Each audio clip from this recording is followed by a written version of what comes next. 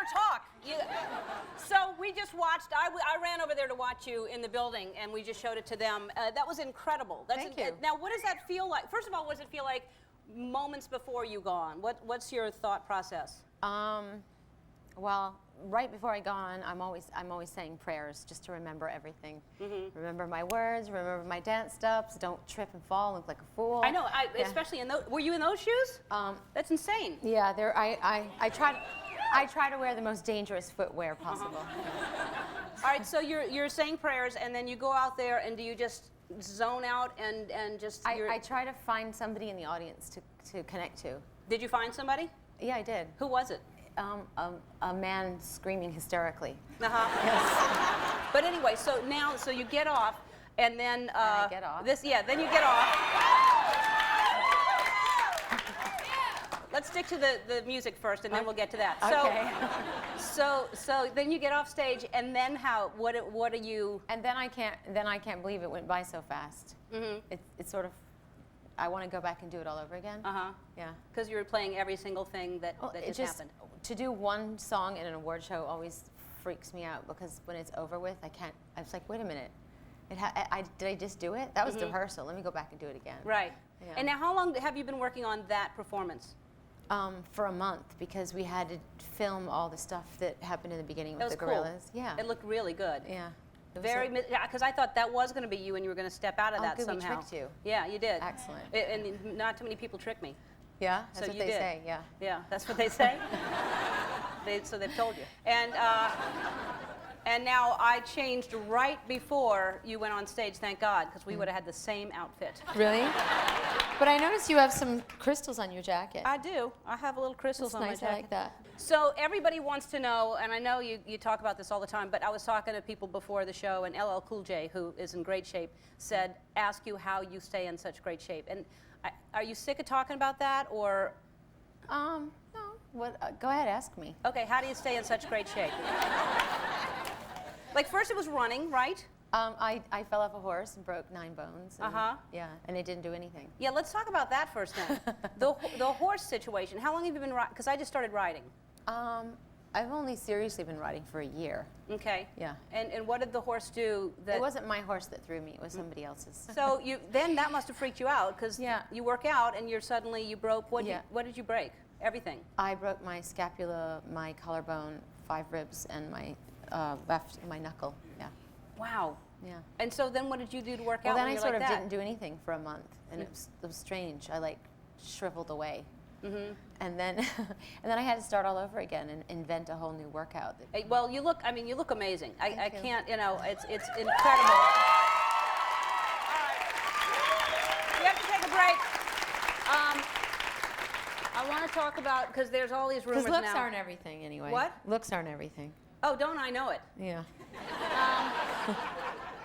We have to take a break. We'll be right back with Madonna. Madonna was just saying that, she doesn't watch television. She was saying she's never seen the show before.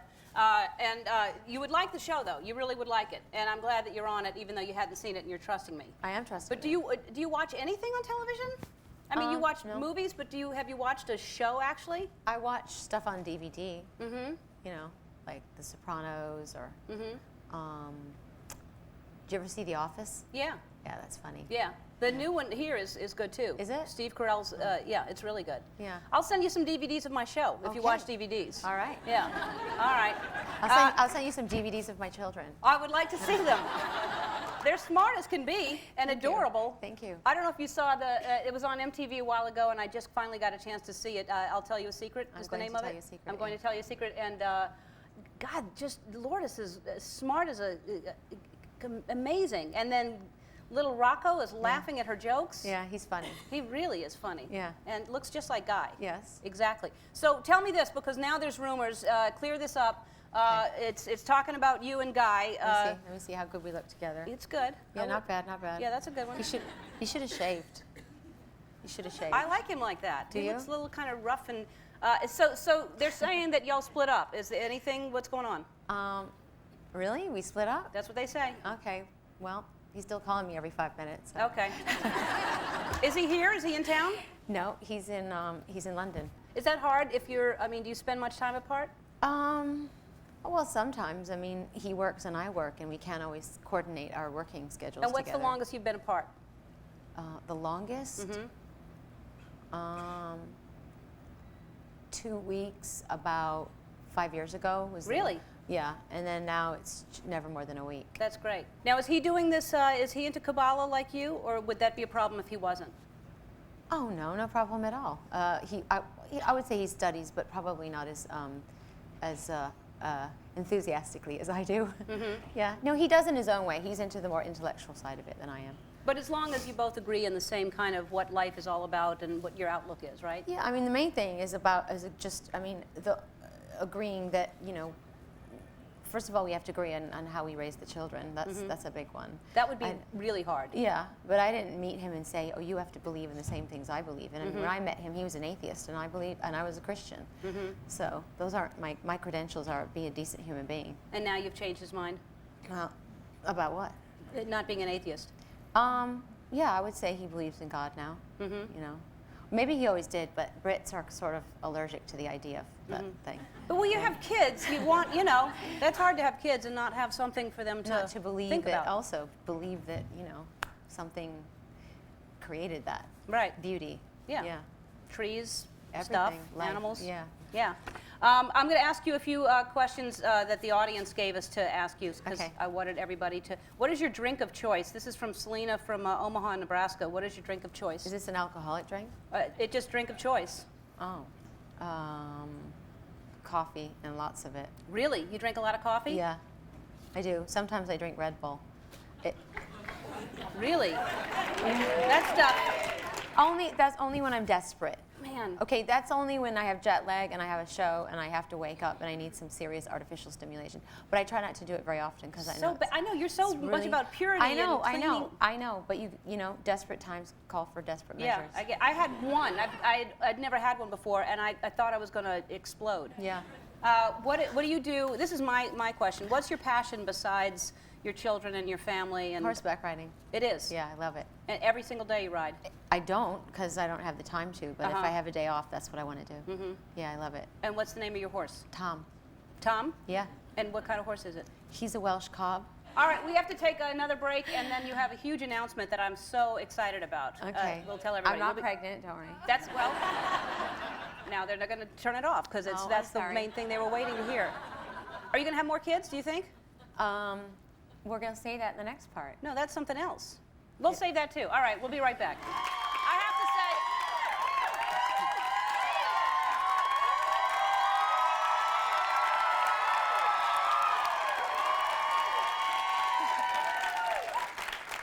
We're back with Madonna, and I say that just in case you aren't noticing the jacket. It's Madonna. And I love that it's amazing how people have followed each and every step that your journey has been a very interesting one, and everybody has been with you every single step of the way. And I'm grateful for that. It's great Yeah, it because is. you have not you're so pushing the envelope all the time, and I think obviously people love you for it, people hate you for it, but more people love you for it because you take chances. Well, I think pushing the envelope is. I think if you decide that you're going to do that, you also have to accept that sometimes you're going to ruffle a few feathers. Yeah. That's okay. It's good Yeah. to shake things up. Well, it's great. I mean, Yeah. it's what forces, if you don't do it, nothing's going to change. If I don't do it, who's going to do it? Yeah, Right? that's right. Let's tell them the big exciting announcement. I think it's great. Okay. Are you guys ready? Okay, I can't hide it anymore. Waiting to see what you're going to say. No, I'm going on tour this summer.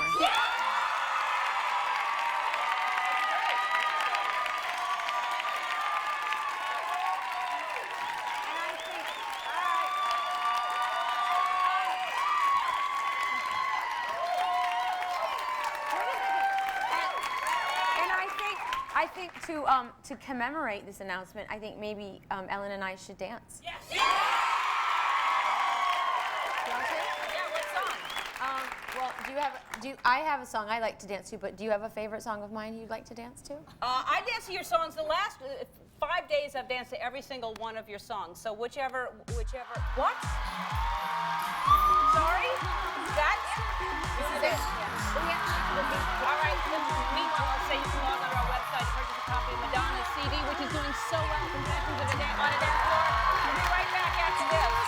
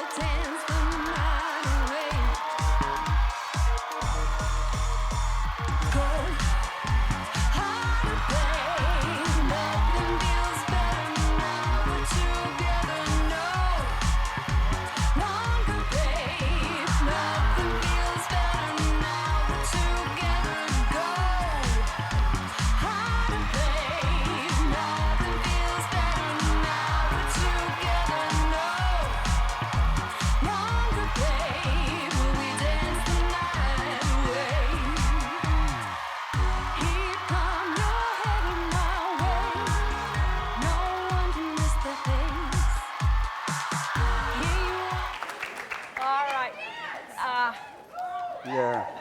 He just told me that he's metrosexual, so that's, yeah. Not really. I just bathe. Uh-huh. I've never had one of those. You haven't had a pedicure? No, because it's. I thought it was a sexual thing, and I was just trying to hold off on one thing. I see.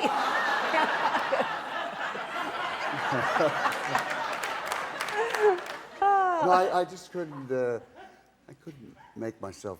It feels really good. You get a little massage, and Really? they moisturize your feet. It keeps them soft. It's I'd like a good that. thing. Yeah, like that. it's a massage. It's lovely. just the embarrassing part if one of them's turned blue or something. You know? Yeah.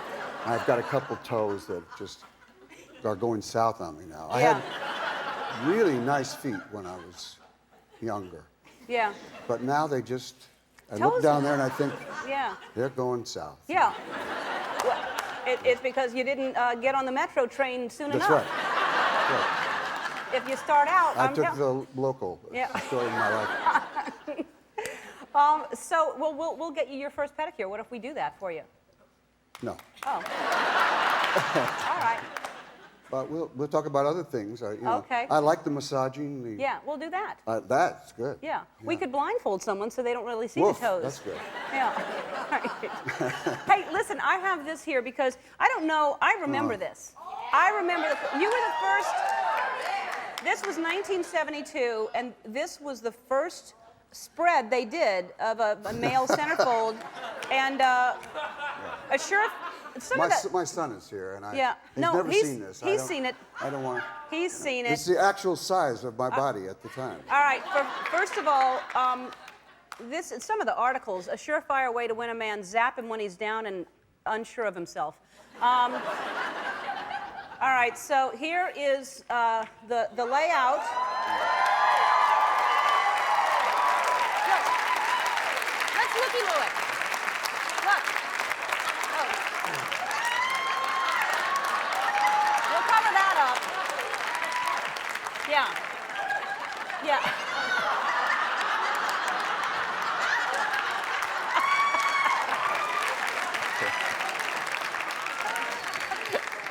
All right.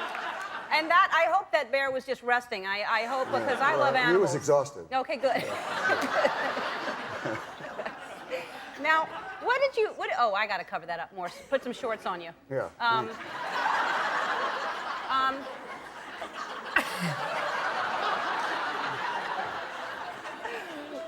All right, let's just be safe. All right, let's just go all the way down there. All right, so what did you feel like when you were doing that? How were you? I was very drunk. Really? I was so afraid, scared I was. And I went in there, and they didn't make me feel more comfortable, because they were just, well, he was a very famous photographer. And Who shot that? Scavullo. Oh, yeah. And he was used to, you know, people who were very open and all that. You know? Right. And I thought, well, we'll have a couple of drinks and laugh. And he had no drinks. Oh. So I sent somebody out for something, and then I wouldn't come out of the, because it was cold. I thought, this is not good for me. And so could you warm the room up a little, and then I could have a couple of drinks, maybe some music or something. And I wanted to look, because the whole idea was it was a send-up on guys having all that silicone on the refrigerator that their wives had to look at, and you know. Right. So Helen Gurley Brown had asked me on the Tonight Show, I was hosting the Tonight Show, if I would do it. I said, there's no way I would do that. And actually somebody else did it. Who else did it? Well, that's a good piece of trivia. Somebody else Was did it Joe Namath? No. Joe. Didn't he do it? He did a spread, but not for, if you'll pardon the word, spread. He did one of these things, but it wasn't for Cosmo. It was John Davison. John Davidson? John Davison, yes. Really? Yes. And Jim Brown. Before you did this? No, after. But before I did it, James Coburn did it, and they wanted more of a laugh from Jim. And I thought, well, I'll do it if I can just send it up, you know. If on the back, when you turn it over, and it does on the other side, I just picture me shopping. Right, right. You know how they have that always on the Playgirl. Yeah, well, you have, and you're with Dinah Shore, and you're with the puppy. Yes, and they said, what do you want to be? And I said, a priest and all that Yeah, stuff. right. It's great. We have to go to commercial because I want to talk to you. You hosted The Tonight Show 100 times, which is amazing. That I don't know if people... I remember you doing that. You were hilarious. Thank you. We'll be right back. We'll be with Burt. We are back with Burt Reynolds. And so I was mentioning right before we went to commercial that you hosted The Tonight Show 100 times. That is incredible. And so the first time, you have a great story about the first time you were on Carson as a guest. Well, I'd done... Merv actually was responsible. I'd done Merv, and he had me on 7 nights in a row. And Johnny saw one of them and asked me on, and I was a huge fan. But they had these rules that they said, don't touch him. They told me about that, you too, but I didn't care. And they said,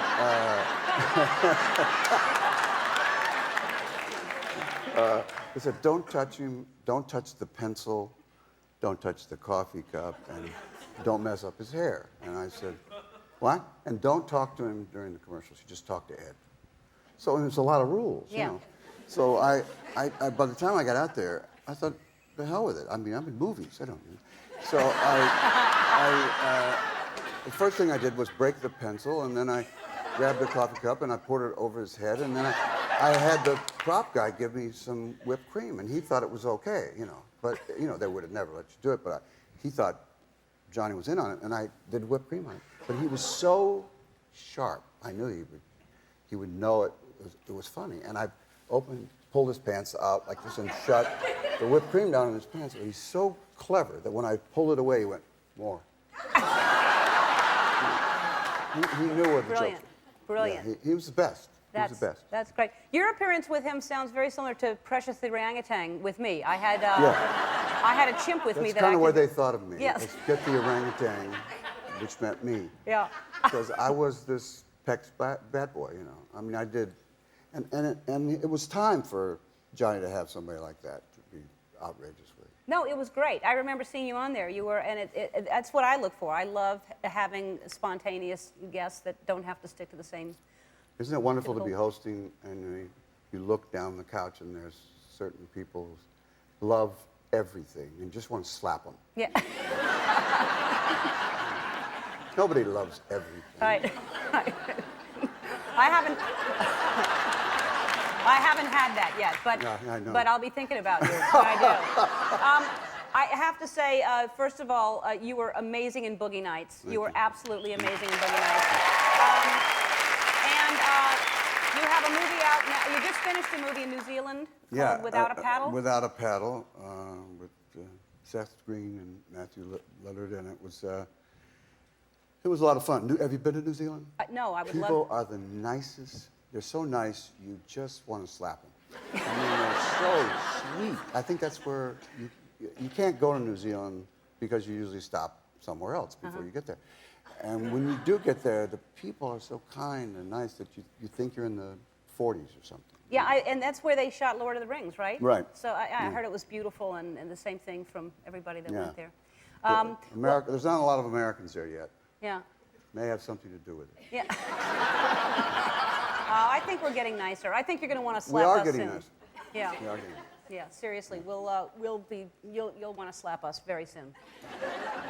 All right, listen, thank you for being here. I love being here. I asked to be here because I'm very big. In the 70s, I was here.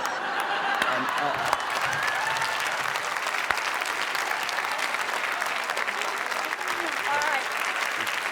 Thank you, Burt Reynolds. We'll be playing the most difficult game on daytime television after this. Don't go away.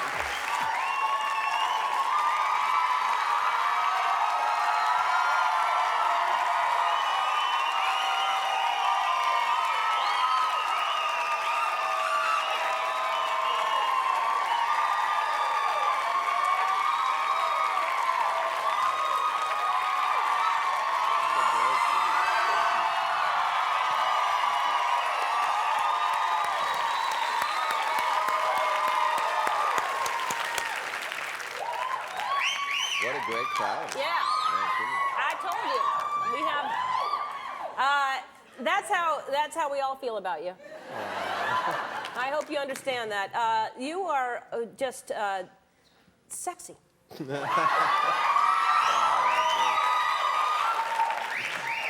are. And that was it was an amazing performance. That was unbelievable, your performance. And we have more. You're wearing ear bling, which is a whole new, I've never seen anything like that. Ear bling. It is ear bling, isn't it? Yeah, I like that. I like it. Yeah. It looks good. You want to try it on? No. No. That's now, did you have those made? Yes. Now, that's the thing. When you're always dressed so well, and I've never seen anything like this in Bloomingdale's. Do you own, like, shorts? Do you ever wear a pair of shorts, ever? Not usually, but I think I'm going to have to start. I saw a little present in my dressing room. You gonna wear the underwear? What's that?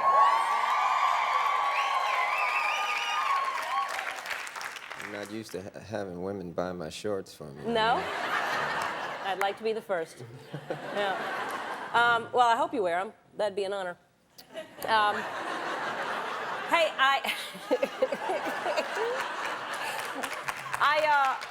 your performance at the Grammys with Beyonce. Hang on. What happened? Never mind. I was just getting over them shorts. There's a pair of boxer shorts in my dressing room with the name Ellen going around the waistband.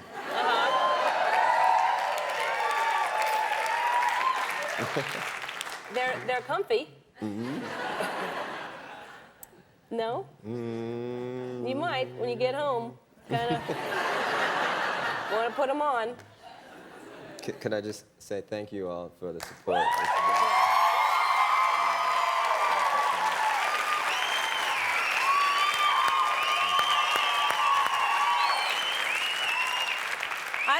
I've been a fan, and I'm not going to, first of all, I'm just going to say I'm wearing a Prince thong, but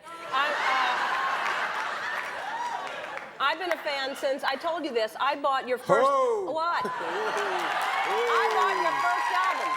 All right. Do you remember this?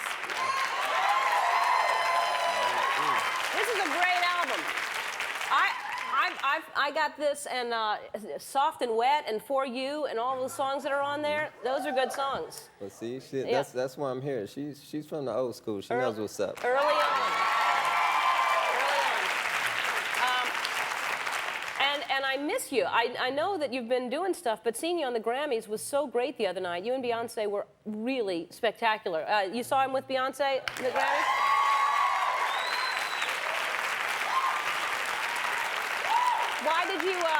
Why did you choose to do that? I'm sure they ask you all the time. Yeah, they ask all the time, but this time they had a lot of musical guests on the show, and I just wanted to be a part of it. I'm a big admirer of Beyonce's as well. She's an admirable talent, for She's sure. great. Yeah. And who else do you listen to your, it must be weird, I mean, because we listen to you. Do you listen to you? Yeah, but I tend to listen to new things. I make music all the time. When I want new music, I make it. So, that's a great thing to do. I'm in the mood for some new music, so I'll just make it. I won't go buy new CDs, I'll just make more. Now, you must have, like, if you stopped writing today, you probably have, how many songs do you have just laying around waiting to come out? Well, thousands. Really? Yeah, I never count. So. Do you write every single day? I'm thinking about music every single day. Are you thinking about music right now? Am I inspiring anything? Really?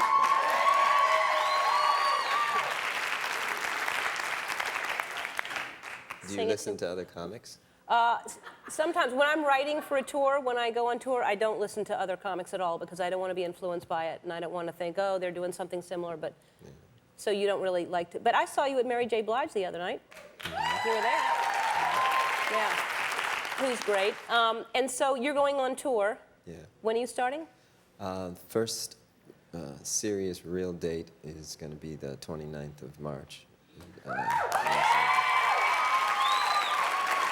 Well, and you start here in Los Angeles. Yeah. We actually start, I believe, in Reno. There's some warm-up dates, but those are going to be more like jams and getting used to the new stage. It's going to be in the round, so every seat's a good seat.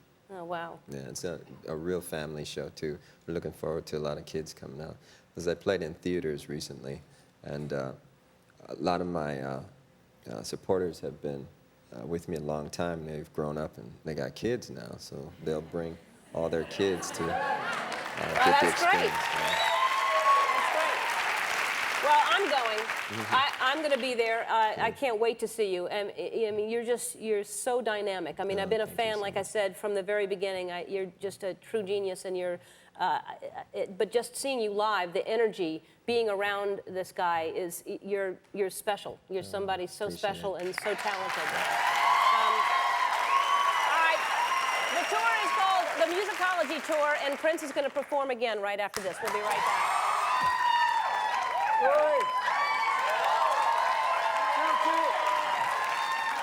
He's got my favourite football jersey there.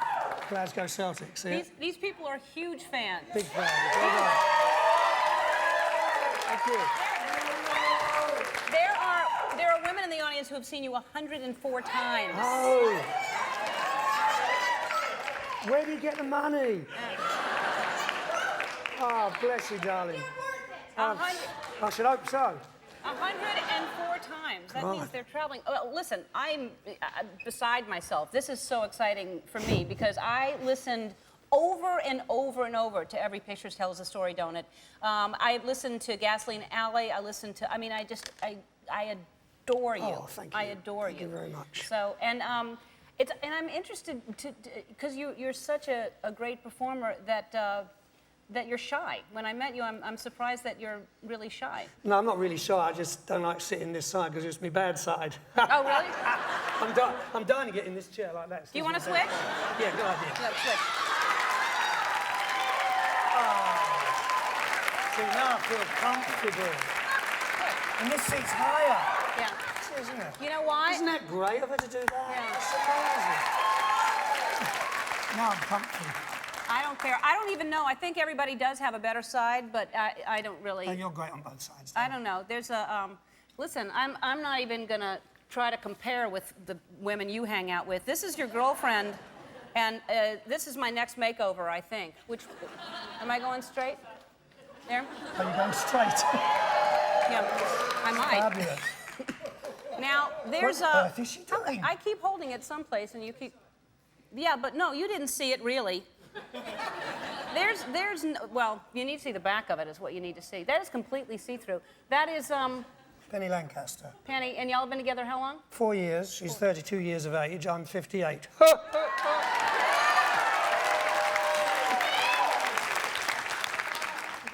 You look really good. Oh, it's the tablets I take. Yeah. Well, you need to sell the tablets then because you look really, really good. Now, what's going on? Do you have giraffe money, by the way? What's that? Steve Giraffe Harvey. money. Giraffe money. Could you buy a No. giraffe if you wanted to? Could I buy a giraffe? Oh, I should hope so, yeah, if I Yeah. knew how to get hold of one. Yeah, you could. How'd you get hold of a giraffe? I don't know. Michael Jackson can. We just heard about it. Really? I thought he was broke, Yeah. Michael. No, he just points and goes, woo, like Look at that, and he gets stuff. He needs a new nose. So I come to think of it. You know what's funny is that people just point out, I was in Palm Springs, Palm Beach, and Yeah. you have a house there. I certainly and do. people just drive, someone was driving me somewhere and they said, that's where Rod Stewart lives. Yeah. And I was like, well, The that- yellow house with the 4 lions on the gates? yes. Yeah, that's And me, mate. Lucky little bugger, aren't I? Yeah, but you don't want people pointing that out, do you? I don't mind. These don't are the care? people that bought it for me, Yeah. so why not? Nice. Now, and you and Elton are good friends. What's going on? Y'all in a little feud right now, you and Elton John? We always have feuds, you know. It's I really seriously think he's got to lose a little bit of weight, you know, because he's looking really large, and that's all I said. And he always has a go about my nose and hair, so we just bitch now and then. And I also had to go about Paul McCartney, because Paul McCartney's missus, she's like the same age difference as between me and Penny, but no one gives him any grief or stick, and I get all the trouble. It's only because he's Sir Paul McCartney. Yeah. I mean, he's a great bloke, and he's a wonderful artist. That I was just pointing out that little minuscule fact. Right. Well, you like kind of digging into people. And Sting, what did you do to Sting on the plane? Well, he was taking over a plane on a tour after I'd finished with it for 3 months, and I just carved in the coffee table something similar to that. Sting, you're a miserable old sod, or something like that. So his revenge was he went round to my Beverly Hills house, him and a few of his mates, and chained up my front gates, and I couldn't get out. So we've had a little bit of nonsense between each other, but we're good mates. It's all fun. It's all No, it's it's all not. fun. Yeah. It's hilarious not being able to get out. Yeah. How did you get out? I don't know, we called the police. Like you do when you're chained in. Right. If you had a giraffe, you could have just climbed right over. Could have done, yes. All right. You're going on tour February 6th, right? Yes, yes, And, Florida. All right, and I'm sure those women will be there. And when we come back, Rod is going to sing for us one more time. Don't go away. He'll be right back. They can't believe you're here. I can't believe you're here. I am such a huge fan, and they didn't know this until today. I was telling my producers that the very first time I was ever on stage, when I was 18 years old, I was a background dancer for Proud Mary. I was No. Yes, I was. I swear. And I had the slanted skirt that was slanted down, and it was hilarious. It was Really? Yes, and if I could find footage, I would have had that today. I actually just was reminded of it. But Well, anyway, I'm impressed. no, you should be embarrassed. But and then I always tried to sound like you, like what's love got to do with it? And when you do karaoke and it seems like such a I can sing that song. And your voice, you're so good, and you look amazing. You're 65 years old.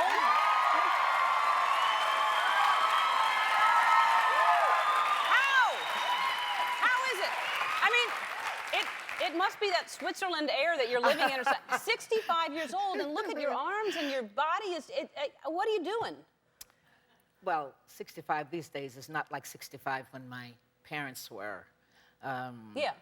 About and around. We've been given more time because of fashion, hairstyle, makeup, way of life, the way we think even. So that helps. I mean, I could easily wear an older style dress, an older style hair. It's not.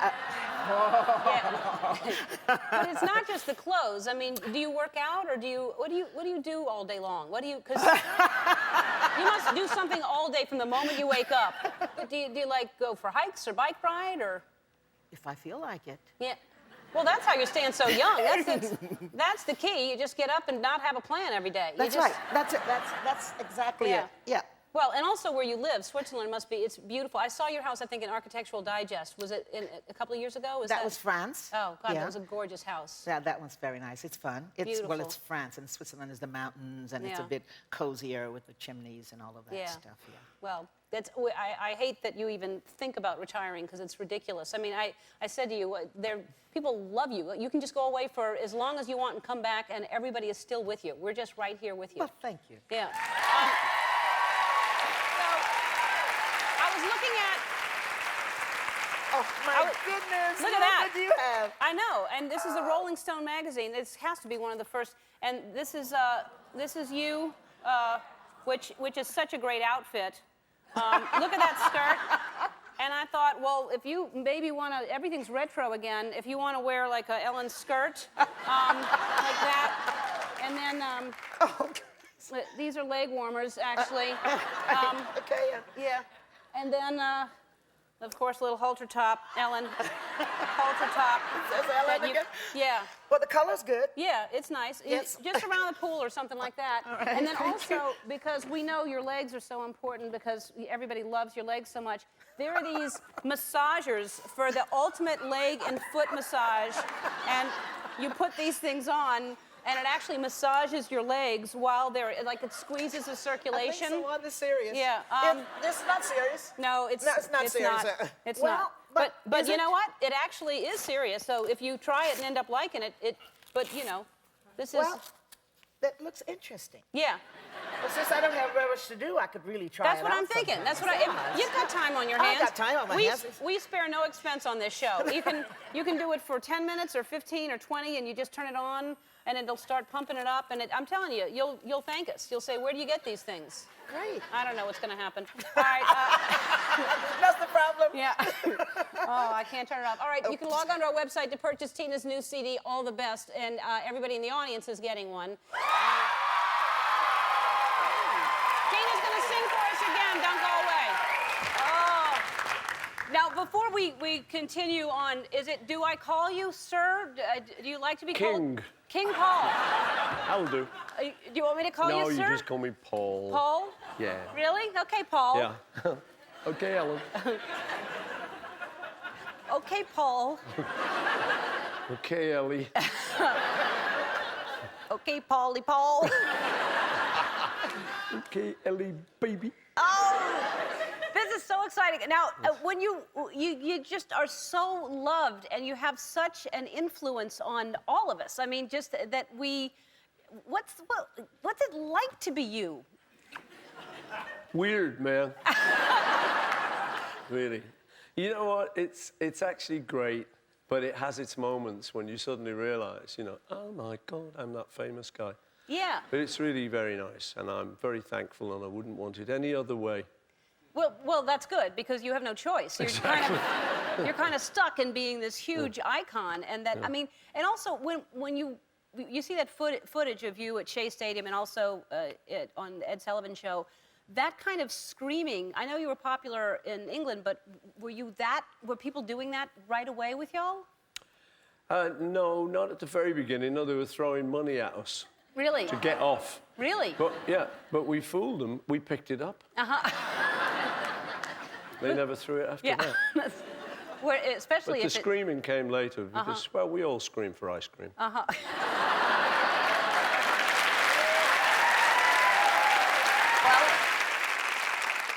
you're the cute one. Everybody was crazy about you, so everybody was like, it was so many.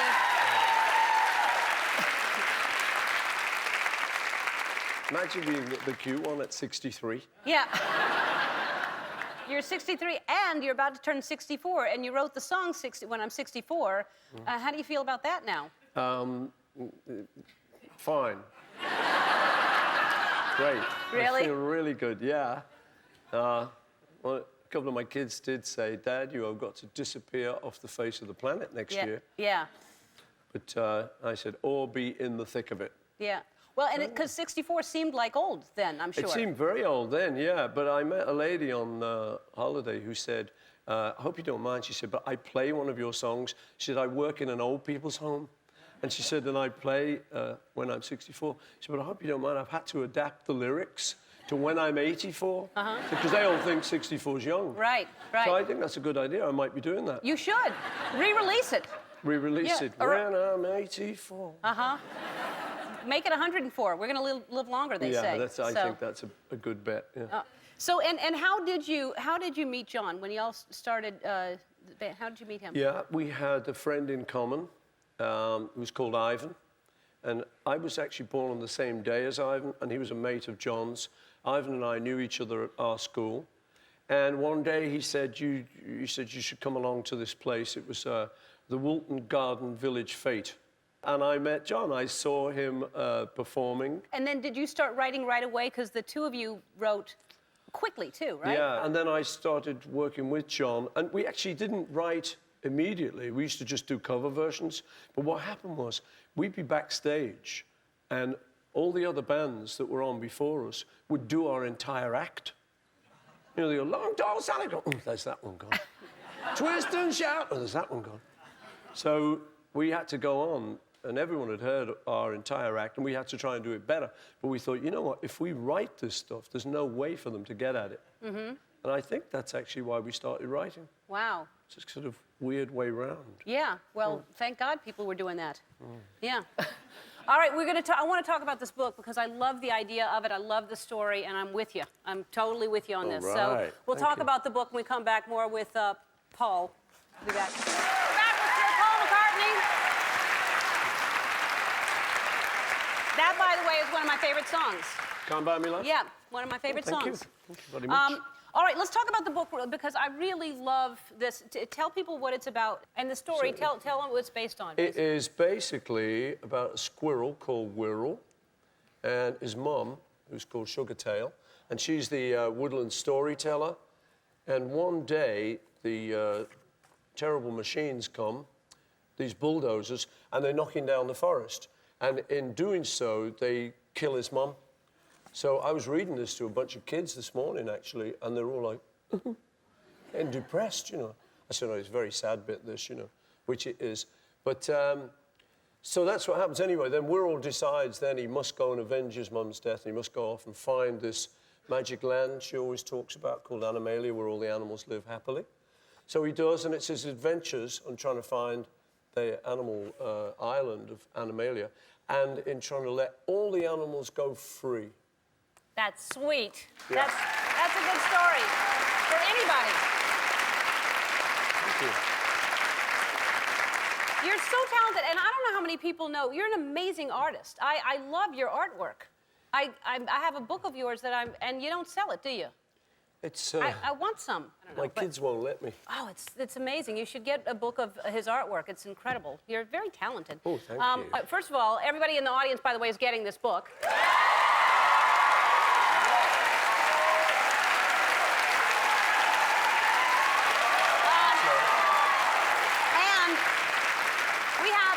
Huge fans in the audience. In the line when I surprised them and said that they were going to get front row seats. Sharon is right there. Sharon has a question. Is it true that your wife Heather didn't know you sang "Get Back"? That is actually true. Yeah, she, her younger sister knows all the Beatles stuff, but Heather she just sort of missed it. I don't know why. I mean, how can you miss the Beatles? I don't know. You can't. I don't know. She was doing something at the time. Yeah. But no, she's like AC/DC and ELO. She knows all about them. Really? Yeah. So then how'd she figure out you wrote that? Well, it was playing, and she sort of said, "Is this you?" And I said, "Yes, darling. It's a song called Get Back." It's very famous. Wow. All right, and Karen is next to her. Is it true that you wear fake nails when you perform? You have to go and tell everyone, don't you? A nationwide telly. I actually have got one fake nail, and this was Heather's idea, because when I play my guitar, mainly when I do the song Blackbird, I've got a sort of funny finger-picking style that's not really the correct style. But anyway, I strum the strings. So at the end of a tour, I wear this nail down, and when I got to the blood and the skin, I thought, this is maybe not a great idea. Heather said, you should put an acrylic nail on that. I said, acrylic what?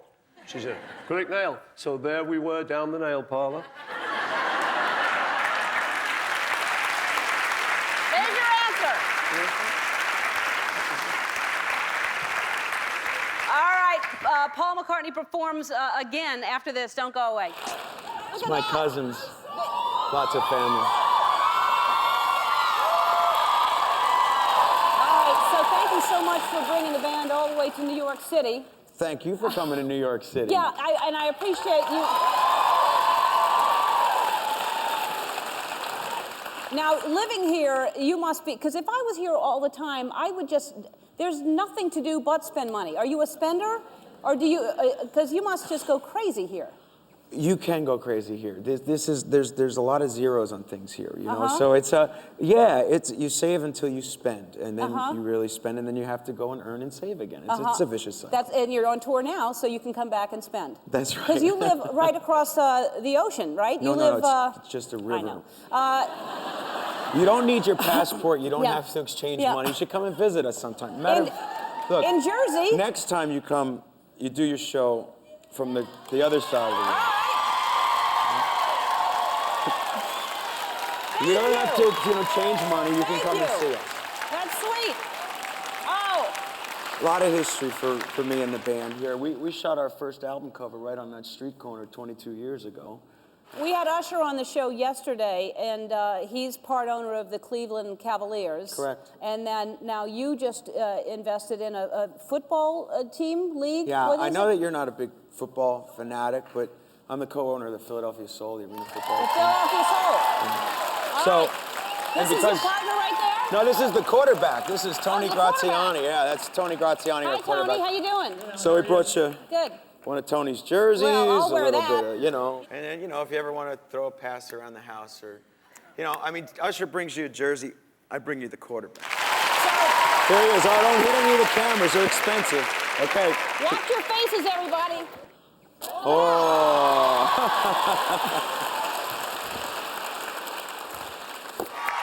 They like you. You're dancing.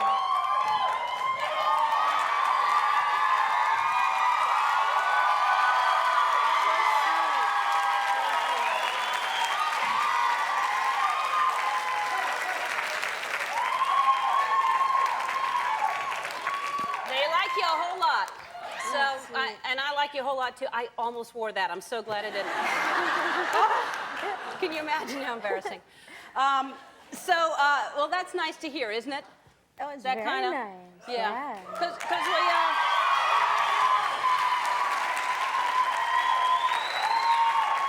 we don't get to see you that much. I don't know. I haven't seen you in a while. What you been up to? What's going on? Anything?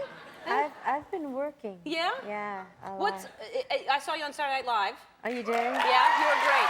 Thanks. You were great. So, and you're such a good actress. That's what I was mentioning that people forget. And Poetic Justice, you were great in that. But you were great on Saturday Night Live. Thank you. Now, I don't know how many of you saw it, but it was probably a great thing to just vent and probably once and for all get the thing out of the way, and vent in a way with, pardon the pun, Condoleezza Rice. Right? Yeah, it was fun doing the show. I had done it before, just as a performer. They wanted me to do a couple of skits then, but I just wanted to concentrate on the performance, so I didn't, and I was nervous. Now, because I've done it before, and it really is, it's such a fast-paced show. Did you enjoy doing it? Were you nervous doing it? Or? I was very nervous. You were?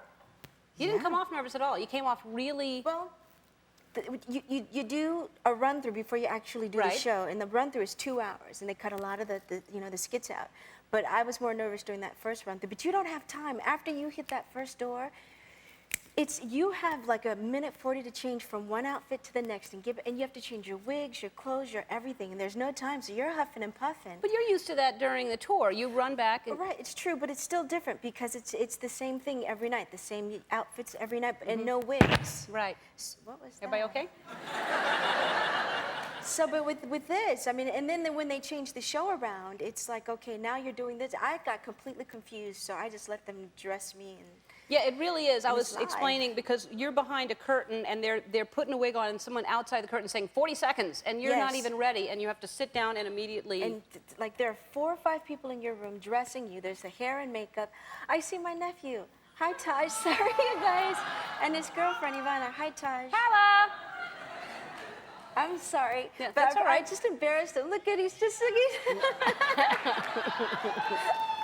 How you doing? Don't show me to be embarrassed. Yeah. Well, you did it. I know, right?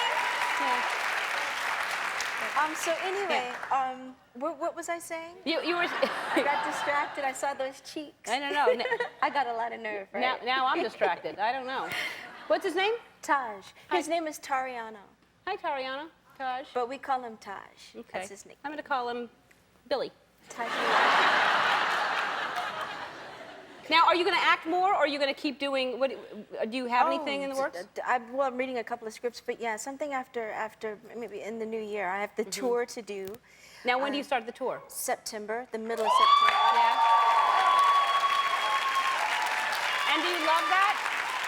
Yeah. You love touring? Kidding? I love performing, and it's fun because every night you never know what to expect from the audience or from the people, and you know some nights it's a louder crowd than other nights, so just to try to get them to that place where you want them to be. And there are times when you're kind of dragging your feet and they push you along. I find that too. I mean, I think that the audience doesn't understand how much input they have into a show. That sometimes people go away and go, wasn't that good? It's like, well, it's because we feed off this energy that we get. Exactly. So, what's... Is it me or her? Oh, something's hitting your mic. What kind of bling you got going on that you're hitting your mic? I don't know how it could possibly... No, is her hair? Your hair's hitting your mic. Oh. Yeah, sorry. Sorry, guys. All right. Well, those malfunctions happen. But, sorry, I had to say it. All right.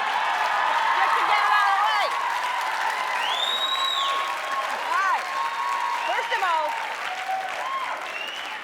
my question is number one, where are you starting on tour? I don't know. I think our first show is Vancouver. Which is a great audience. Don't you find them great? They're wonderful. We're actually going up there for production rehearsals for like 3 weeks before the first show, so the first show will probably be I love Vancouver. We did that last time. Oh, that's great. Okay, can I be a backup singer? That's my second question. Can you sing? Not really. Can I dance with you? Can you dance? Yeah, can I dance with you? Yes? So after the break, well, there are two things I want to do with you while you're here. Okay. One thing is you have an amazing set of abs. Is it a set of abs? It's a set of dishes, and it's a six-pack of abs. You have a good stomach. And so when Britney Spears was here, I did sit-ups with her because I try to pick up new tips. And I wanted to do sit-ups with you. That's one thing. Because I know I'm sure you work out like crazy. I work out. Okay. I used to work out like crazy. All right. Well, you can teach me how you worked out like crazy. Okay. All right. And then I want to dance with you. We have to take a break. We'll be right back right after this. We're back with Janet Jackson. And that's Jermaine Dupri right there in the video with you. Who is your boyfriend, or maybe, who knows what he is? What's this gigantic thing you've got on your finger? It's called a ring. It's a ring? Look, and he gave you this ring? Wait, why do we have to get all into this? We don't. Okay, good. I'm admiring it and saying that he was here on the show and he's sweet as can be. Yeah, he is. Yeah. I missed the show, though. We always try to catch each other's We'll give you a performances, copy. and I He was was great. working that day, so.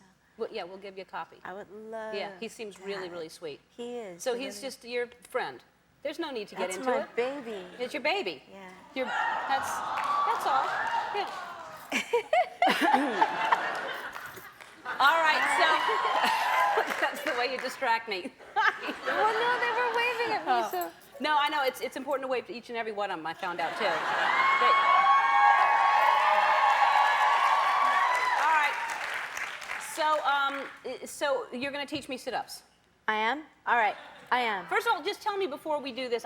What do you work out every day? No. I worked out yesterday and the day before. And I used to work out 6 days a week. But my schedule's been really, really crazy, so I haven't had I have a wonderful trainer, too, Tony Martinez. I've heard of him. You have? But I haven't been as dedicated as I normally am with my workouts. Okay, so tell me, run through your workout for me. You work out for an hour? Yeah, sometimes longer than that. Okay, how much cardio? 40 minutes, 45 minutes. On? The beach, running. Oh, running on the beach. You actually run. Soft sand, not hard sand. Okay. Which is harder. Yeah. Yeah, because you kind of sink and you're using Yeah, all you dig, and he'll make me like if the waves have pushed the sand up and it creates like a little cliff, he'll make me run up and run down and run up and run down. Yeah. Okay, and then so you do that, and then you do just a lot of different weight stuff and all? Yeah, we'll do. It all depends upon what day it is. We'll do upper body or back, chest. abs, legs. Do you work on these balls thing like I do? My balls are bigger than that. I got really big balls. They are. I got really big balls. Those are small balls. Well, you heard it here. So, all right, let me. Here. Which ones do you do? Because I'll show you what I do. These things are amazing. These balls. They're so. What do you do? Well, I do a couple of different things. One thing I do is I do the thing on the back like this, and then come up, or you can turn when you come up, or you lay down and you put it between your ankle. You do that one? I've done that before. What's the matter? What do you do? No, because you're too cute. Yeah, but I don't really do the ball. You don't do the ball? Yeah, you said you had bigger ones. I do, but I do this ball for my back to loosen up my back. Like oh, to just hulas. stretch it? Yeah. Look, do the ball. If you put it between your ankles, right, and then you lift up, I've done and then that. you lift up from there, right? That's not. Come up. When you come up, try to come straight up. Try to straight up. Yeah. All right, you try to come straight up.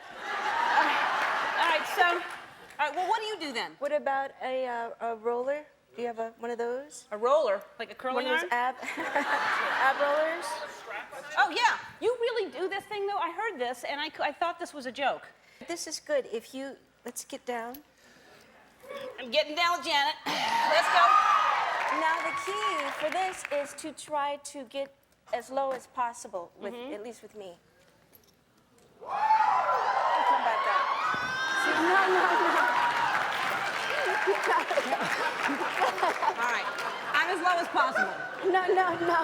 I am. You're cheating, though. All right, yes I am. So if you keep doing that, I mean, you really feel it in your abs, and you start to shake. You keep going. So Wow. that works. That's amazing. I think I'm going to pull my back out, but I mean, seriously, I didn't think they sold these anymore. And what's actually really nice about this is because, see, and you feel that? Okay, wait. All right, seriously, we have to go to the hospital, and we'll be right back. And I'm going to hurt tomorrow. I'll tell you that right now. All right, so. No, because I'm curious and also I love your dancing, so I'm going to just pick your brain about all the things that I love. I don't know if you caught a few of the moves that I was throwing out in the beginning of the show. I saw that. You've got rhythm. Yeah, I'm part of the Rhythm Nation. So there's a lot of, I don't, and there's the hip thing that you were doing. There's a lot going on, Very intricate. Yeah. Yeah. And so I'm thinking if we dance together, it'll kind of rub off on me. I'll pick some up and I'll be able to learn some new moves. Well, I would love for you to come out with us while we're on tour and come out on stage and yeah. I'm serious. I am too. Yeah, I'm not. Yeah. Get me a nice little outfit, and look they're laughing. Yeah, they don't understand. I'm they very don't really, serious about that. what kind of little outfit I'm talking about. No, it's worth it I don't know if you were planning on going to see her in concert or not, but I would love that. All right, so you brought your choreographer, Gil, with you, and I thought if the three of us go out there and maybe we had some people in the audience that want to, can we go over here and learn some stuff? All right, let's go over here. Y'all are coming down. He's so giddy already. Gil, how's it going, Gil? I'm good. All right, Gil, Janet, Gil. All right. Nice to meet you. Hi. Hi, Chris. Hi, Chris. How you doing? Good dancing shoes. Oh, you've got four. Cindy? Orly? Christine. And Janet, everybody. Hi, all right, and Gil. Okay, so I guess the most important thing to do is limber up, everybody. I'll just start. I'll just show them too. All right? Great. Okay. All right. Hula. And then let's see what y'all want to do. Here we go. I'm going to say 5, 6, 7, 8, then go. And then I'll go 9, 10, 11, 12. 7, 8. Good. Good. Now? Hold on, I got to be next to Janet. Come on. Okay. Now we're gonna get low. All right. Here we go. 5, 6, 7, go. I kind of did it. Yeah, I did it a little bit. Go ahead, let's do it.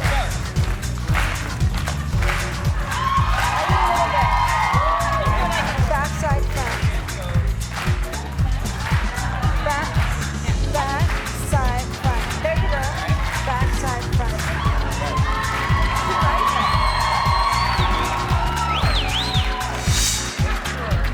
I've never felt older in my life. Thank you for being here. Thank you. And now, New York must. What is your favorite memory of New York that you have? That when you think of New York, is there one specific thing, or it's just everything? There's a lot of great memories. One of them was, I've been touring with Elton John for a couple of years now, and Elton and I sometimes are in town, even when we're not working together. We ran into each other. We were on Fifth Avenue, and the rule in New York, I don't know if you've gotten this yet, if you keep walking, you're okay. Like somebody like you, somebody like me, people go, "Hey, Billy, hey, how you doing?" And you wave, and you just keep walking. But if you stop, all bets are off. Yes. I learned that, yeah. Keep moving. Yeah. So Elton and I ran into each other on Fifth Avenue. Said, hey, how you doing, how you doing, how you doing? And we completely forgot who we're supposed to be. And we're just chatting and talking about touring, and 5 minutes go by, and we turn around, and there's like a couple of hundred people in this circle around, and the cops are coming over, and the sirens are going, traffic is honk, honk, honk. Catch you later, man. So stuff like that happens. Yeah. Wow, that must have been unreal for people to just see you two just chatting on the street. Well, it was just him, and it was just me to him, and me, and hey, how you doing? And suddenly it's a couple hundred people. Yeah. We should charge for that. Yeah, exactly. And then you split, and everybody's got to make decisions. Who are we following? Which one? We find out who your real fans are. That's exactly right. It's a good test. Well, you look fantastic. You look great, and congratulations. It's your 1-year wedding anniversary, is that right? Is it 1 year? A little more than a year. A little over. A little over a year, right? And your wife and your daughter are in the front row. Katie and Alexa, hi. How you doing?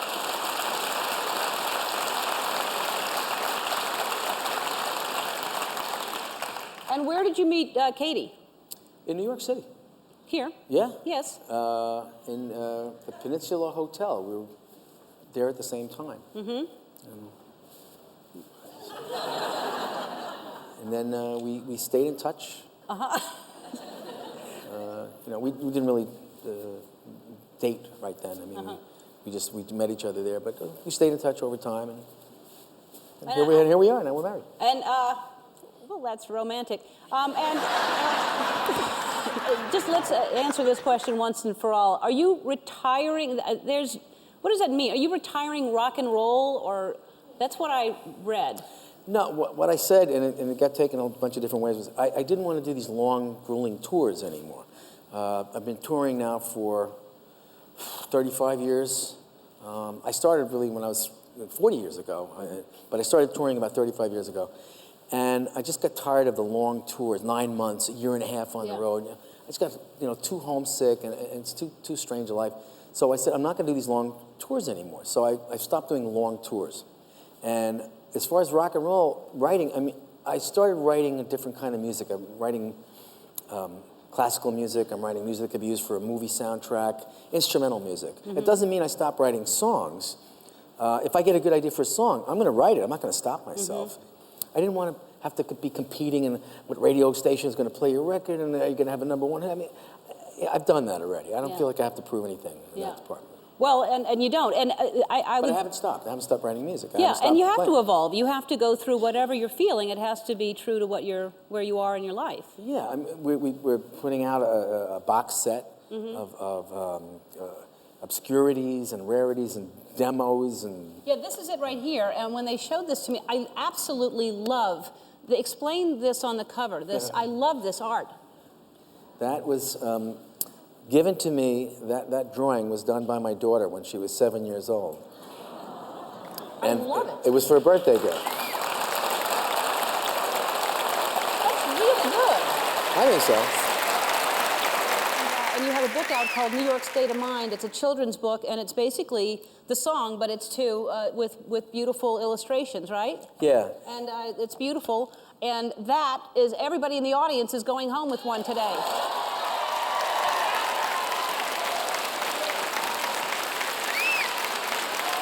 You can log on to our website to purchase a copy of Billy's new CD box set, and the name of his book is New York State of Mind. He's going to perform once again a little later. We'll be right back to play Spend or Save. Thank you so much, Billy. Well, Stevie Wonder, finally you're here. I've been asking you to come for so long. Thank you so much for being here. I told you it was coming.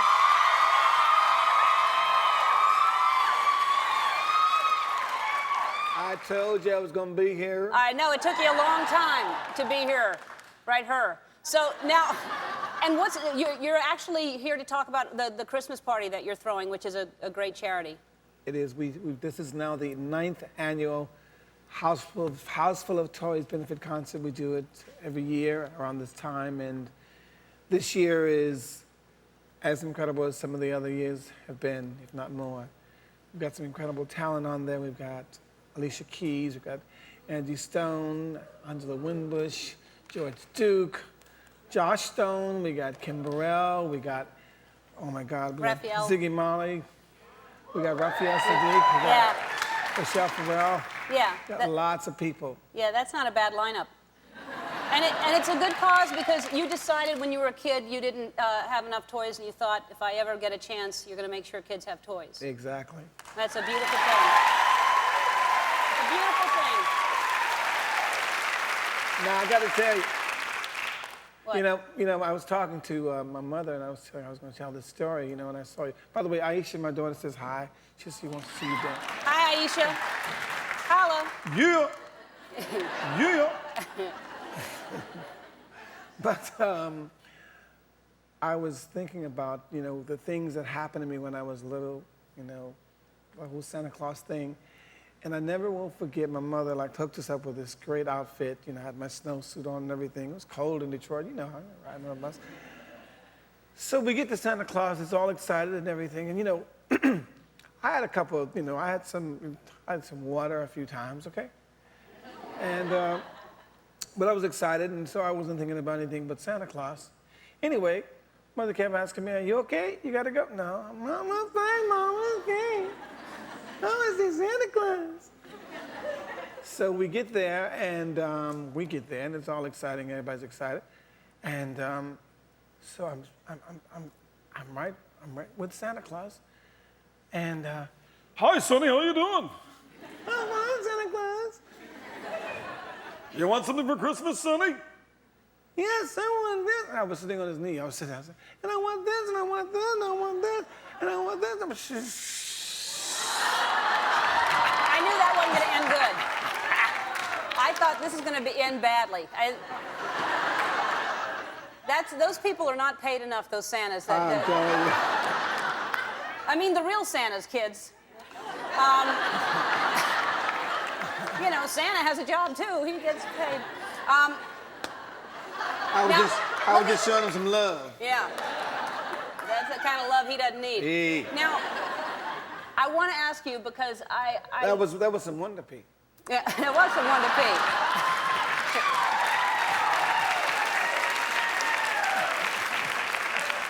You know how much I love you. You know that I love all of your music, and I have since, I mean, I started listening in '74 to Intervisions and just every album since then. But I mean, I know it's a bigger question and answer than this, but the way you paint, the words paint such a picture, and how you describe things, does it just come to you poetically like that? How do you come to write these songs? Well, obviously, I only saw if for a moment when I was very little, when I was first born, but I don't know, I have, I think, a pretty vivid imagination of what colors I like, and so with me associating what I've known with what I feel, I write, based on that. And why have we had to wait 10 years for this album that what's taken so long, Stevie? Shall I tell the true story?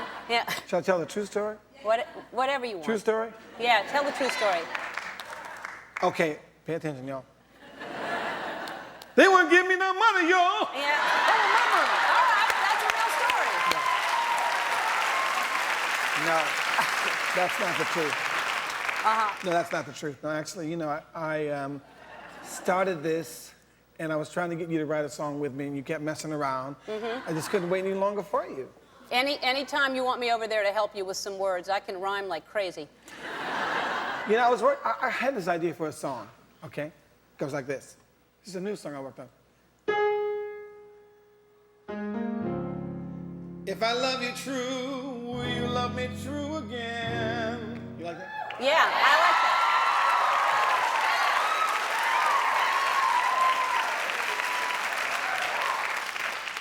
that. You think it's different? Yes, I do. I like. What about As? What about the lyrics in As? Do you know that song As? What you mean?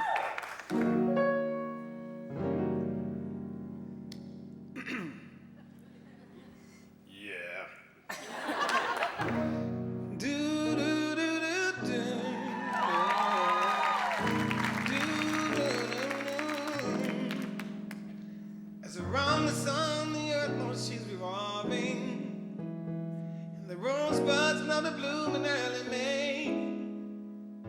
Just as hate knows love's a cure, you can rest your mind and sure that I'll be loving you always. You know, that song actually, That's beautiful.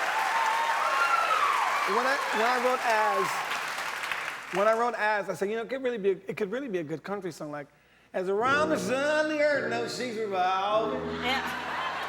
Could be really, right? Yeah.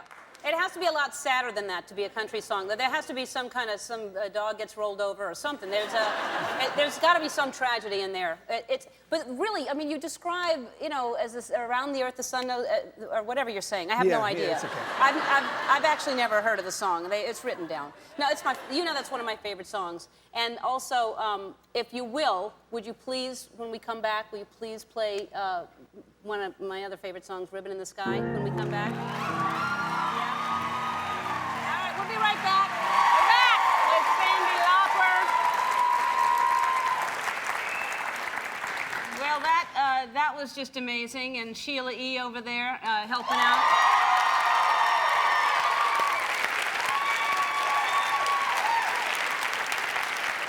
So that was, we came in on you. What was that? The 80s, I would assume. Yeah, that was Money Changes Everything. Money Changes Everything, and it do. It does, And, yeah. So how do you think music has changed tremendously since the 80s? And who are you listening to now? Oh, I listen to a lot of strange mixtures. I listen to very old music, and I just got a Pavarotti CD with Jeff Beck playing on it. Really? Yeah, it's very interesting.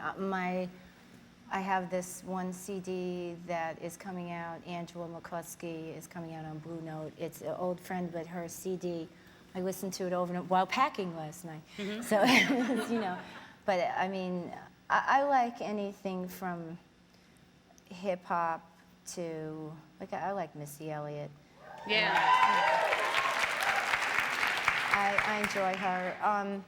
And I like Annie DeFranco. Yeah. Yeah, I find myself sometimes listening to a lot of women. Mm-hmm. You know, I think it's exciting. I just happened to see a dog in a T-shirt over there. That's Forbes. It is? Forbes is.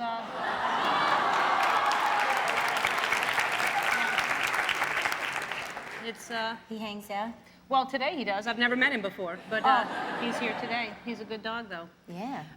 Do you have pets? You have a child. You don't have time for pets. No, I have a 6-year-old. And a husband and 2 Labradors and an old black cat and a housekeeper and a nanny and an assistant. It's everybody. It's a sitcom. We need the dancing bears, but we don't, not every day. But I bet you don't have a skunk. No. Now, what's up with the skunks? I don't know. And can I ask you a question? Have you asked Lucy how she feels?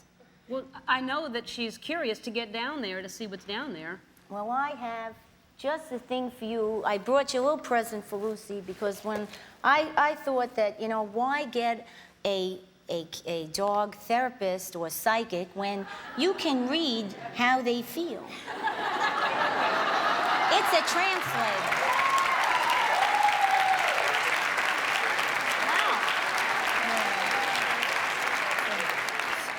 When they bark, it translates into what they're trying to say? Yes, yes. Like it says on there, I need a hug. Yeah. Or I need a dog bone, or hey, you sure you want to eat that pizza alone? Yeah. Do you have one of these? I have one on order, yes, but my dog is, she's a little kooky, so I have to make up crazy stories when people come in, so they're extra nice to her. She needs more love. Yeah, well, I have one of those animals. Some of them need just a little more love. Yeah. Or especially, especially? It's special. That's a special species. Especially if they're rescues. So I was trying to combine those two words, a rescue if they're rescues. Yeah, I lie and tell everyone that my dog is a rescue because the truth is she's a pedigree and has been to the finest schools, but she's, you know, needy. She has issues. What kind of dog is it? She's a lab. She looks like Forbes a little. That's what, I had a lab that looked like Forbes. Those are good dogs, labs. They're sweet dogs. She's a great dog. But yours has issues. Well, she needs a lot of love, and she always comes to the door with your shoe or a toy in her mouth. Mm-hmm. So I had to tell somebody she was rescued from a farm, and she was holding the chicken, and then the chicken died, and she's still holding the chicken. And then they give her all the love. I would think that if you really think that's a dog with issues, there are a lot of dogs with issues, because a lot of dogs have things in their mouth all the time. They're like, that's what they do. They chew on shoes all the time. She doesn't chew on it, she just holds it. Oh, she just carries and holds it. Oh, it's, tender moments every time. Well, she sounds adorable. She is. She's a sweetie. She has some issues, but I don't mind. I'm glad that you... You know, it's cheaper getting this than the psychics, because I got the psychics, and it's very expensive. Yeah. And then they're a little kooky sometimes. No. An animal psychic? Yeah. Kooky? Yeah. No. You're going to come back and sing a little later. And also, if you want to log on to... If you want to log on to my website, and you can buy Cindy's new CD, At Last, and later in the show, you'll be back and sing one of my favorite songs that you sing. And will you join us and dance with us? Will I? Merry Christmas to you. Merry Christmas to you. That was beautiful. Your voice is so beautiful. I Thank love you so this much. CD. I keep telling everybody. And I want to thank you for that, by the way. It's so good. I mean, I love you anyway, but I just love this CD. Thank you so much. I listen to it over and over again. It's one of my favorites. I wrote the whole thing. It's the first time I've had the luxury of doing that. Really? I didn't know that. Writing all the lyrics, a lot of the music. I co-produced it, so there's a lot of me in there. In fact, all you see is skin and writing. That's the whole cover. Exactly. It's my skin, only the parts you can see. What is that part of your skin? That's my back. That's your back? That's my back right there, this way. Is that what it looks like all the time? And you just... Well, I bathe once in a while and take this off. Okay. Yeah, there, scars and all, there it is. It's really cool. And I love it all. The first 3 songs, though, I really, really love. I love that song. Thank you. All of it. I love it. Thank you. So, and now it's Christmas time. Is that a big thing for you? Big eating time, which is trouble, because you gotta watch it. But Cubans eat. We eat on Christmas Eve, we eat on Christmas Day, we eat the roast pork, the black beans and rice, traditional stuff. Right. And it's always with family. We spend it all the time with family and hugging and kissing, dancing, a lot of dancing. Yeah. I know you love to dance. Love to dance. Gonna show you some moves, hopefully. You're gonna show me some moves later? I would love to. All right, yeah, I'm looking for That way when you dance with a reindeer, you got one up on him. Yeah, well, I hope I had one up on the reindeer already. I hope that he wasn't beating me already. But I need to incorporate some new moves. I'm kind of getting stuck. I'm going to show you some Latin stuff later on. I'll look forward to it. Okay.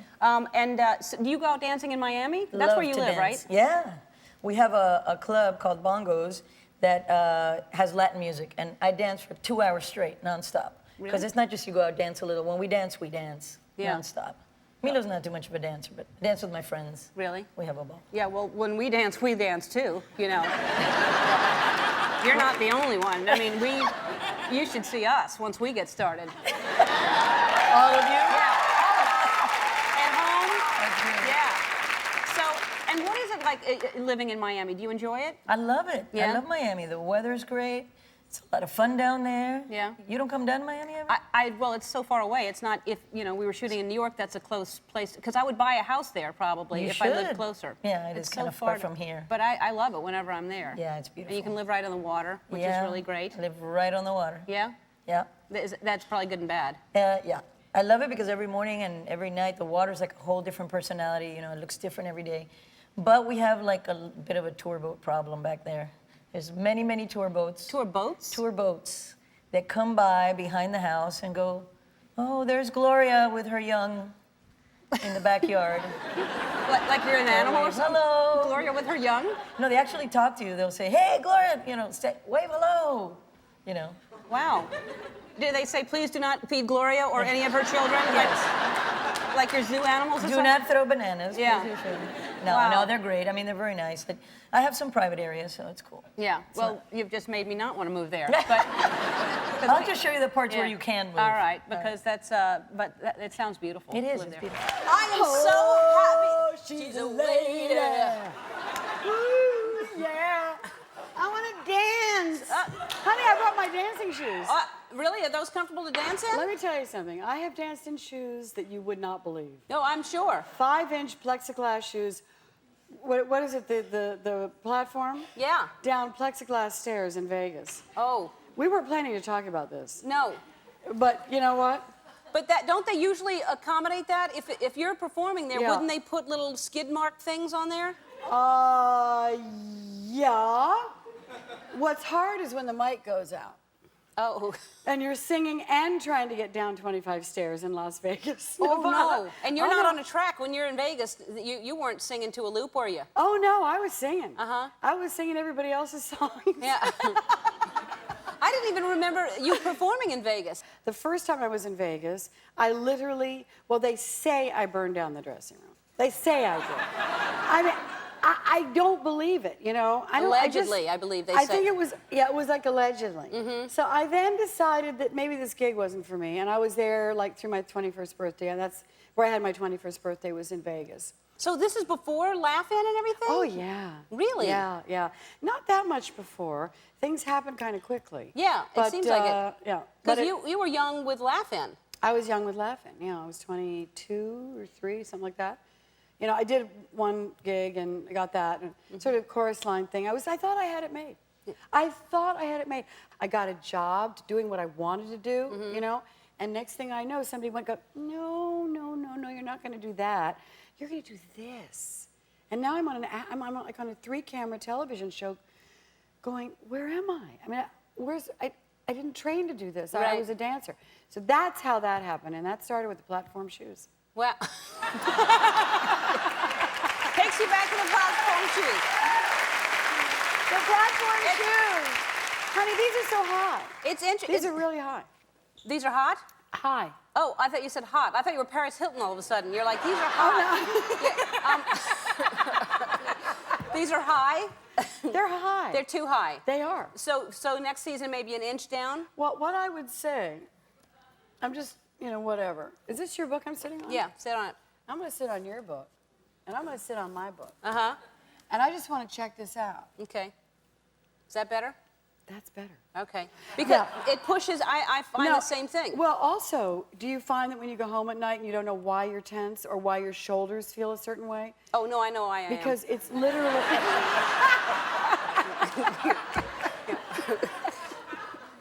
I didn't put it to this, but yeah. So, no, yeah. I mean, it's a hint, you know? Yeah, that's what it is. Hey, I'm sitting on our books. Yeah, you are. That is awesome. We should auction those off. I know.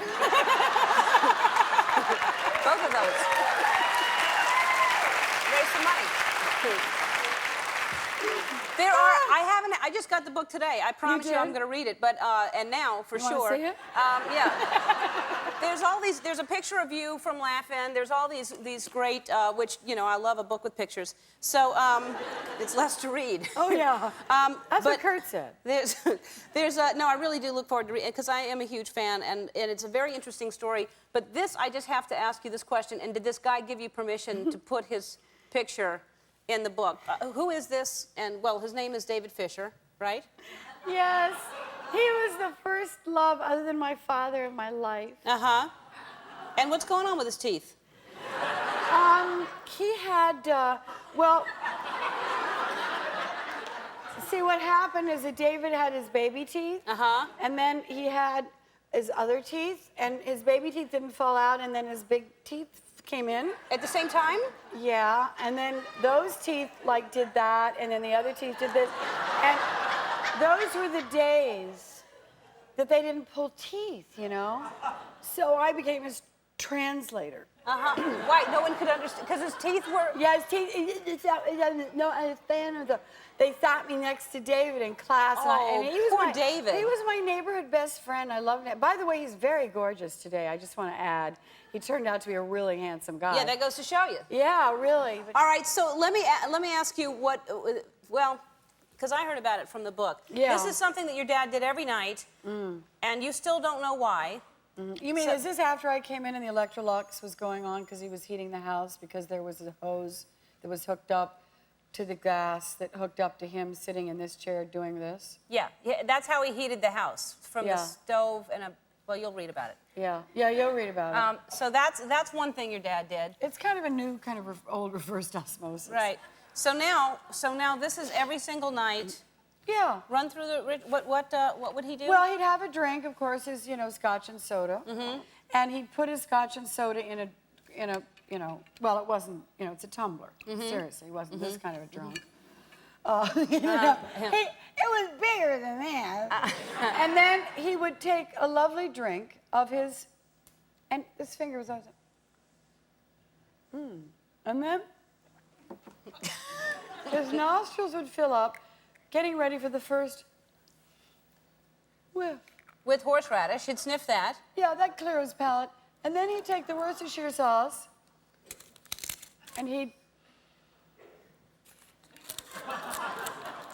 take the A1 sauce, and he would sniff that. And then? So, go. How was your day on a scale from 1 to 10? He would just do that and then sip? Yeah, and it went on through a couple of scotches at the end of his day. And the good news is I had to think about how my day was from 1 to 10. Did he, how long did that go on? Like through the whole drink? Oh, yeah, no, these were staples. These were staples. And by the way, they were all unopened. So, it's not like you had to open it and close it. No, he just took a little whiff and then put it down. I mean, he just was an eccentric. He loved smell. Maybe that's why I have so much perfume on my table. I love smell. Yeah. Don't you? Yes, but not that. All right. Well, that's amazing. And there's stories like that all throughout the book. A lotus grows in the mud is in bookstores everywhere. What? Thanks. Will you dance with me? Yes, I will. Everyone in the audience is getting a copy, and we're going to be right back. Want to dance?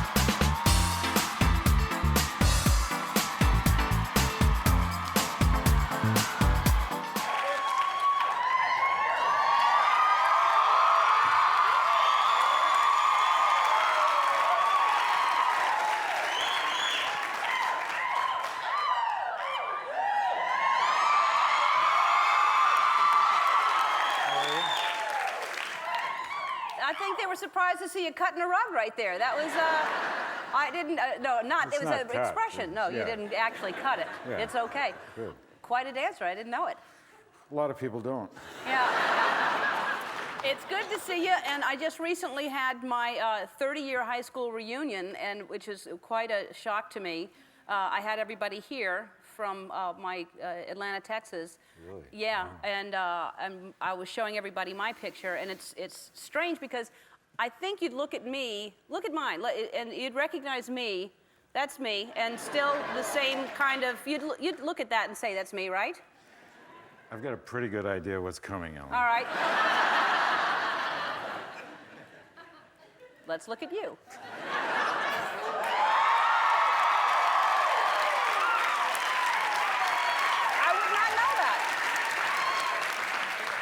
I would not know that. I guess the eyes, maybe a little bit, but, you know. Yeah. Long time ago. So is that when that picture was taken, were you starting cabinetry and stuff? Because I know that that's what you were doing. You were a carpenter. No. Not yet? That was, is that college? That's college. Is it college? I don't know. I don't either. I don't know whether it's college or high school. It's a picture of you, not me, Harrison. I don't know. Now, what happened was I was under contract to Columbia Pictures for a short period of time, thankfully. And then I was under contract to Universal for a short period of time. And then I realized that I was not getting the kind of work I wanted, so I started doing carpentry to pay the bills. Very cool. Well, most people wouldn't do that. Most people would just take the kind of work that even if they didn't want to do that, they'd do it. So good for you. It worked out. You held out for the right things. But you're a good carpenter. I kind of lost my chops. I lost the tool skills. You need to practice. He built this set. I don't know how many people know that. I don't want to brag. I know you didn't want me to mention it, but. You promised you wouldn't. Yeah. No, you're a man of many talents. You're a carpenter, really a good carpenter, and I think everybody knows this, though, a pilot. And he flew me before in a helicopter, and I have never been, it was one of my first times in a helicopter, and it was like, usually when you fly in a helicopter, you can go lower to the ground because it's a helicopter, but he was skimming the water like we were going to fish or something. You were, and how often do you fly? I fly a lot. I fly a couple hundred, 250 hours a year. Really? Yeah. That is a lot. Yeah. And does Callista like it? Is she scared? Yeah, Is she like it? No, she likes it. You and Callista, of course, are together for 4 years now, right? 5. 5. That's great. And this Callista? Yeah. So, because that would be hard if somebody's scared of flying, that's what you do, and you're a pilot. And also, you've probably had some scary things, so if something scary happens, once you get beyond something like that, you're more at ease. Yeah, we haven't had any scary things, but if one had scary things happen. Yes, you have. I have? Haven't you? Well, yeah. But she wasn't with me. Oh, okay. Yeah. So now she knows it's happened because because I heard there was a little tiny crash. Yeah, I was doing doing training and doing what's called a power recovery auto rotation. So we were in an unsuitable place to land. I did put the aircraft down nice and square, but then as I was turning off the battery, the power came back in. So the helicopter went and turned over on its side and killed itself, beat itself up. It's not my fault. It wasn't his fault at all. All right, we'll be right back. Well, thank you. This is... First time on the show. First time on the show. I watch this show a lot, and you're great. Thank you very much. I'm so happy. You make me happy. Thank you. I'm glad I make you happy. You make me happy. But it's been 3 years, and your wife has been here, and you've had a lot of time off, I guess. I've taken 3 years off before this picture in the Sentinel. I had 3 years off with the kids. Now, what do you do with the kids? Do you take them to the park? Well, first of all, I just savor it. I never anticipated or expected that I'd be starting another family at my age, and so I got a 5-year-old and a boy and a 3-year-old girl. She just had her birthday, and you hang out, and it's all this bonding stuff. And most every dad, always is guilty about not having enough time with them. And I said, if I'm going to do this, man, I'm going to melt it for all it's worth. Oh yeah. Milk it's expression, not yeah, melt it. Yeah.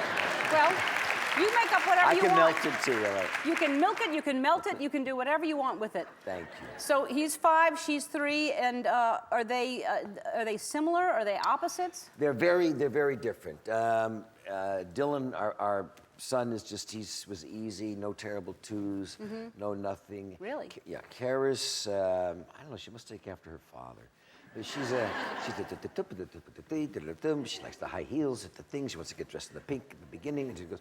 So she's And she takes after her father? Yeah. No, wait. I'm confused. She's a fusspot. All right. Yeah, okay. Yeah. Not the heels or the pink. You just you confused me just now. That's all right. All right. You know, so it's good. All right. So your wife was here, and she said that she actually is a very tough parent. You're easy, and I couldn't believe she said that. I mean, I couldn't believe she is the most. She's gone 2 days. I'm the disciplinarian. I don't know how she could have said that. Really? She's gone 2 days. She spoils them rotten. Really? Yeah. Yeah. No, I don't. I'm gonna have a little discussion with her about that one. All right. Yeah. Yeah. So you're the disciplinarian. I'm the disciplinarian. She's great and wonderful, but she's away, at least 2 days, and it's open season for whatever you want. Yeah, well, you feel bad being away from them, and you got to make up for it. This is adorable. This is a expansion of your family, and I can't get over this. This is the mother, the white. That's the mother. So this white lab had 10 black puppies, and the father's is chocolate. So it's and we said, so we all bet puppies when they're babies they're dark, they're going to turn lighter. They're just the same. Wow. That's them. And are you keeping all of them? No. Listen, no, we kept 3 of them. We kept 3. We gave the other ones away. You know what's really interesting? Beside the point, but we take all the shots, get all the things, and we just said, look, you can have the puppies.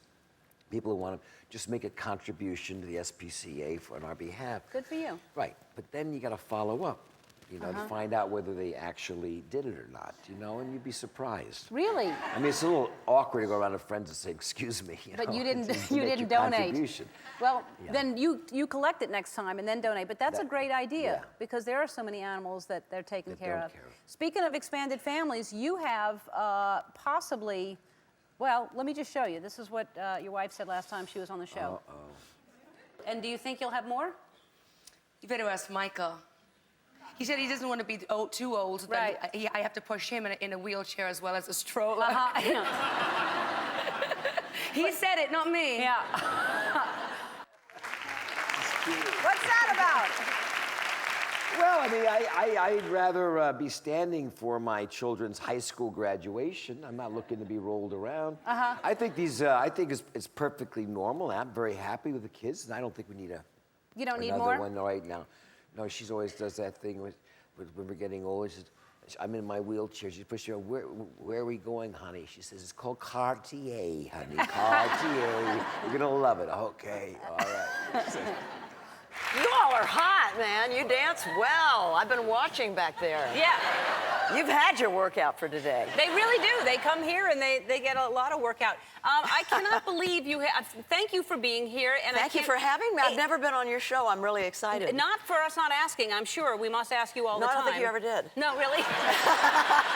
I wondered about that, We actually. have to look into that because, I adore you, and I'm do so glad. you? Yes, I do. Oh, thanks. Yes, I'm a huge, Likewise. huge fan, and I think I like your hair. Thank you very much. It's really good. Thank you. I like your hair. Yeah. And you're doing very well, and I understand that you were recently diagnosed with breast cancer, and they caught it in time and got it and everything? Yeah, non-invasive. Good. Thank you. It's, when they say, come here, I got to tell you something. They've done the biopsy, and then they, and you you think, oh my God, and then they say, you got cancer. There's that moment of scary, and then I felt like I've just become part of a huge family of women survivors of breast cancer. It's a lot of us out there, but it was non-invasive, and they got it out, and I'm fine. That's and I'm really lucky, yeah. Yeah, yeah. And have you had any serious? So that's the first time you'd ever had anything serious like that? No, no. I remember when they told me about 5 years ago that I needed to have my hip replaced. And it was like, what? That's not my self-image, but it's genetic. My dad did, my brother did, and so I have a bionic hip and knee. So that side is much stronger than the other side, that means? Yes, actually. Faster and everything? Yes, totally. Can lift better leg lifts and all that stuff? You can, Yeah. Because you really do, you take care of yourself, right? I do. I work hard. I did my therapy and everything. I mean, I can kneel, which was important because I was in a new relationship right after.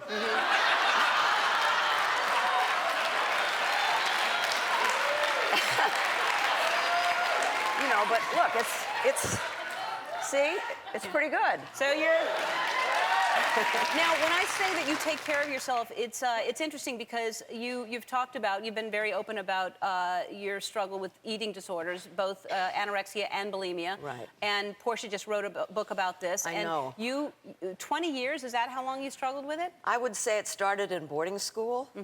When I was about 15, it often happens during adolescence, and it lasted into my 40s. Wow. It's a terrible addiction. You can get rid of booze, you can get rid of drugs, but you got to have food. Right. And so to have an adversarial relationship with food is really hard, and it's a secret addiction. Right. Yeah. And yet at the So same no one time, knows. you were working out and you were promoting health. No, I hadn't started that. Oh, you hadn't started that yet? That was part of my healing. Really? In fact, was the workout.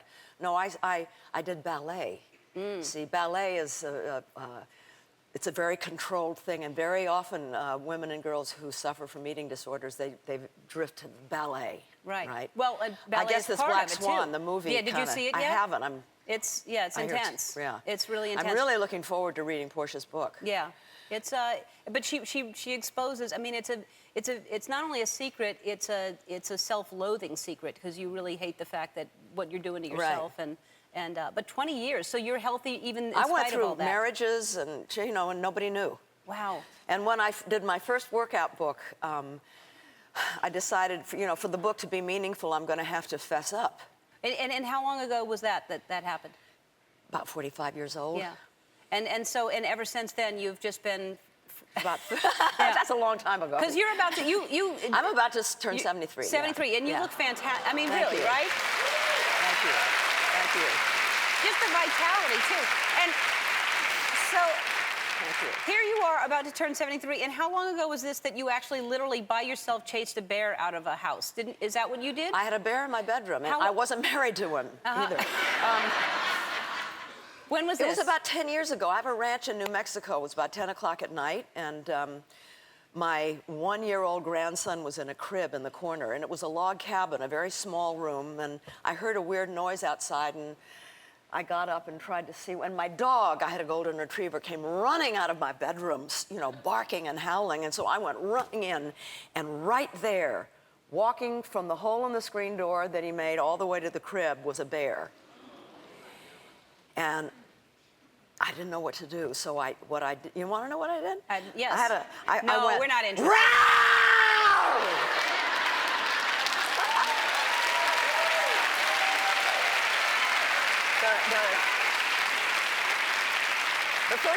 The first time I told that story to my granddaughter, she said, "Don't ever do that again."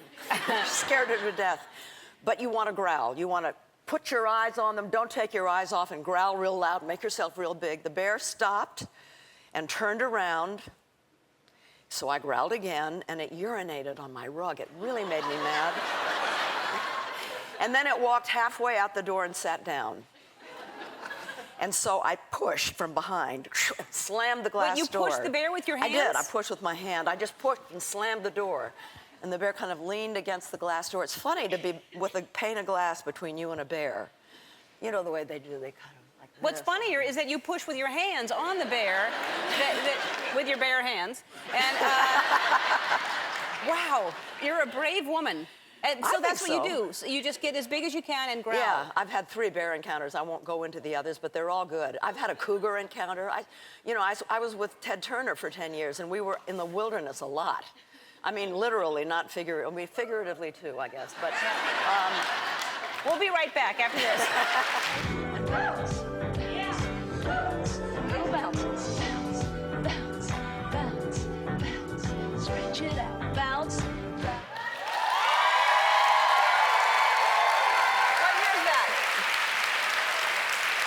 was, I think it was like 1980 or 81. Yeah. You know, I mean, I couldn't do that now, but when I look at it, it looks kind of pornographic.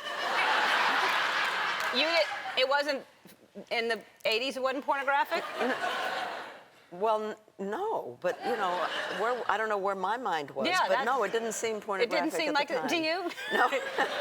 Maybe you didn't watch it back. I was married to the wrong person, probably. I see. All right, so now, did you have any idea, because, you know, you're a respected actress, and all of a sudden you do something like this, and you have, like, the best-selling workout video of all time, right. and you're still doing it. Did you have any idea? No.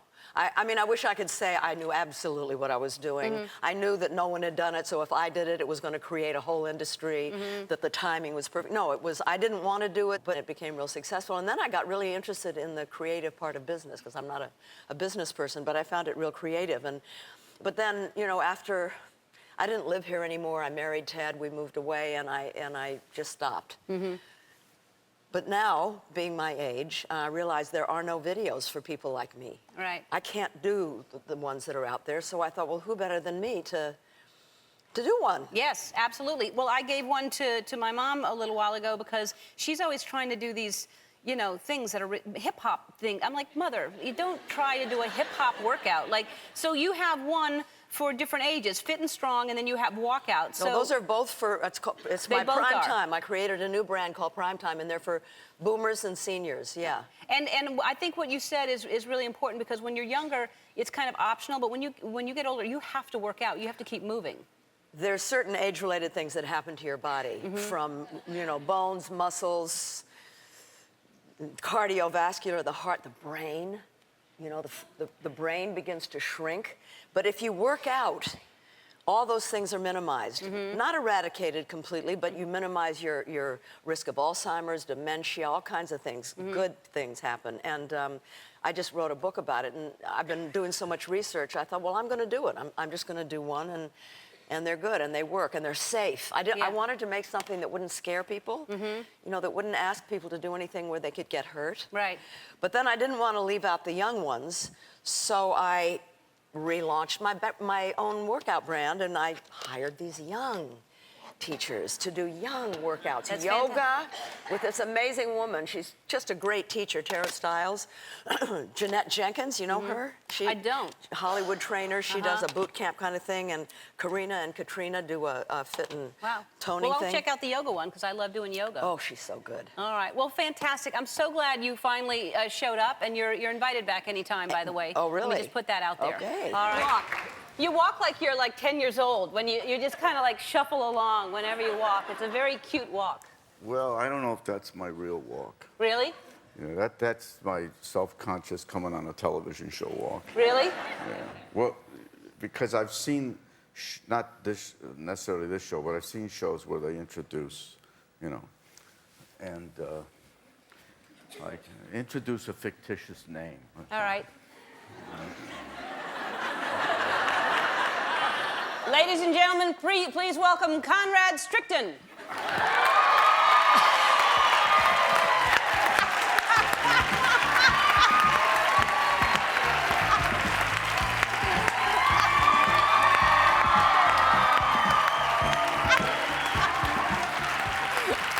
Oh, that's a great character. I'm afraid I don't want to be associated with Conrad. No. And hopefully that's not a person. I just made up that name. But maybe you're just tired because what did you have a huge New Year's? Try to remember it. I hate to admit how many times I've missed the new. You know, at a certain point. All right, I'll bring you into it. How many people here pride themselves on going to bed before midnight New Year's Eve?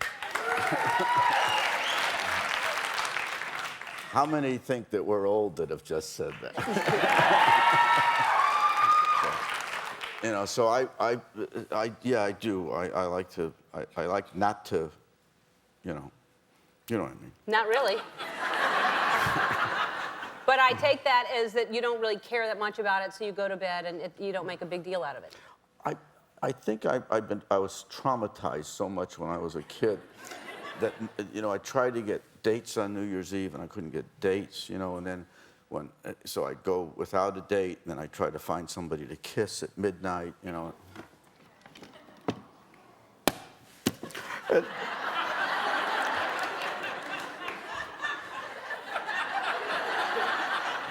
can I ask you the last person that broke down on this show?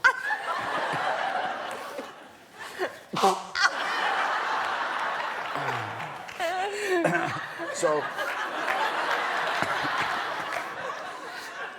Look at those socks. Those are some fancy socks. They have ducks on them. You noticed them. Yeah, or seagulls. Are they seagulls or ducks? Well, there's a third choice, which is pigeons.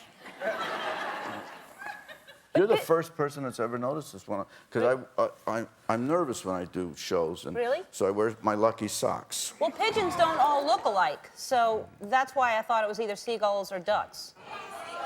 They're seagulls. Okay. Yeah. What? Yeah. Pelicans. Yeah. No, they're a little squatty. But anyway, so they are like your lucky socks. Yes. So far, they're not working. Yes, they are. Are you kidding me? No, but Happy New Year. Happy New Year to you. Do you make all the? Do you care about making a new start and saying I'm gonna change this behavior or that or? I've made New Year's resolutions ever since I could write. Mm-hmm. Okay. And do you follow through, or do you make them and then you just say, oh, never mind, the next year? I really try. It's like every year when I started school, you know, junior high or high school, I really want to be a good student, so I get a new notebook and I, you know, get the dividers and I have really good penmanship, and then you could see by the second or third week my writing would get worse and worse until it would just kind of fall down. So my New Year's resolutions tend to be as unsatisfactory as my school years were. Yeah. So I've made the same New Year's resolutions probably for the last 35 years. I'm going to learn a foreign language. I'm going to enjoy regular kind of swimming because I don't know how to breathe very well when I go like that. So I always swim like that under the water. I'm going to... You're going to learn how to swim? Is that your New Year's resolution, to swim properly? Are you an insensitive good swimmer? Is that why you're asking No. that question? Are you going to compete? Why do you, I mean, do you need to, isn't it enough that you just are safe and you can be in the water and not, why would you need to learn how to breathe properly? Because I like to look good when I'm in a pool. Oh, I see. I see. You know what? Yeah. You want to do that whole thing? Yeah, I don't understand how to do that either. It's hard, you know, you go like that. Yeah. And then they say when you do it, you're supposed to take and when I do that, I gag. And then they say, no, you just take a little bit. You go, yeah. You know, No, that doesn't look good. And then the stuff goes up in your nose when you're, Yeah. I get it backwards. So I've had that resolution, it hasn't worked. Mm-hmm. Every year I say I'm going to be a more sensitive person. Mm-hmm. That hasn't worked. No. I love that you went all the way back to junior high to start with your New Year's resolutions. What about you? I mean, it's not about me today. It's about you, Dustin. We have to take a break, and then we're going to come back and talk more about you. You're not going to tell me one No, New Year's not one. We're back with Dustin Hoffman. Oh, that looks so hilarious. I was looking at this list of you were in actually probably most of my favorite films you were in. The Graduate, Midnight Cowboy, Kramer versus Kramer, Tootsie. One of my favorite films of all time is Tootsie. Rain Man, Lenny. You're so, and not only are you said you're trying to be more sensitive. I think you're not being truthful. You saved somebody's life recently, so you can't be not sensitive and save someone's life. Well, can I correct the media's interpretation? Yeah, tell us what happened, because Okay. most people would be too busy to take time to notice other people in trouble.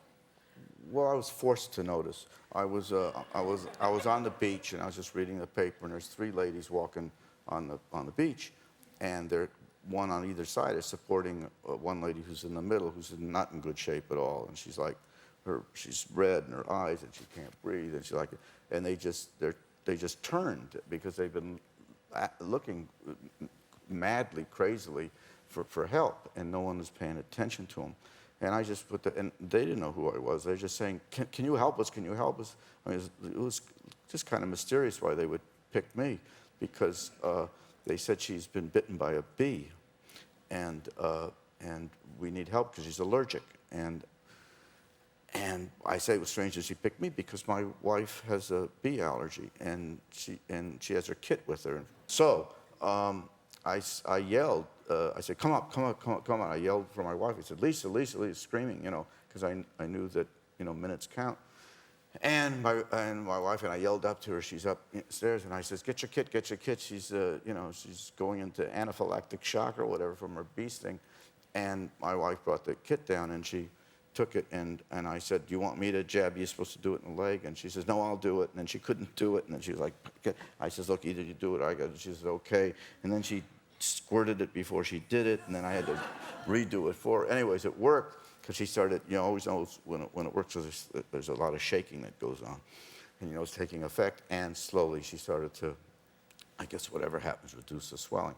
Anyways, it got on the headline news on whatever it is, CNN, on a roll that I was a hit. That's not being a hero. I mean, that's being selfish, because the alternative would have been to let her die, and that's a lot of work. Yeah. It's more work. Yeah.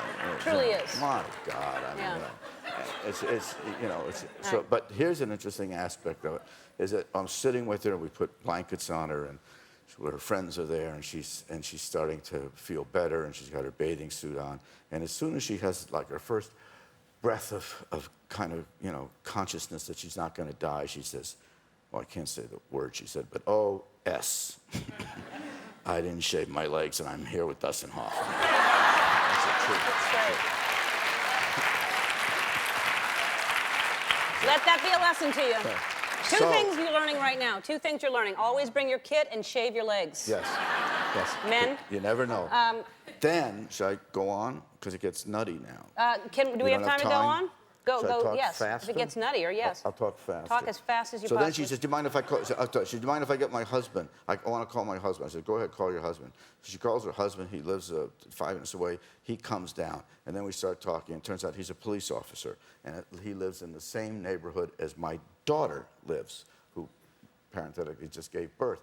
And he says, "Oh, well, tell me where your daughter lives, because that's a neighborhood I have a beat on, and I know there's been some robberies there." And I said, I'll keep a look at it. I said, "Okay." He says, "What's her address?" And I give the address, and the woman with the bee sting looks up and says, "What address?" And I say it, and she says, "I grew up in that house." That's the truth. That is the God's truth. And everybody has sat there like this. Isn't that amazing? That's amazing. You were supposed to meet her. We have to take a break. We're going to come back, and there's something you've always wanted to do that we're gonna make it happen for you today. What is that? You'll see. We'll be right back right after this. We're back with Dustin Hoffman. We like to make dreams come true here. We always, whenever somebody wants to do something, we make it happen. Dustin loves infomercials. He loves to sell things. He said he'd be good at it. We have Ellen underwear that we sell on our website. So I want to see how Dustin would do trying to sell our underwear. Dustin.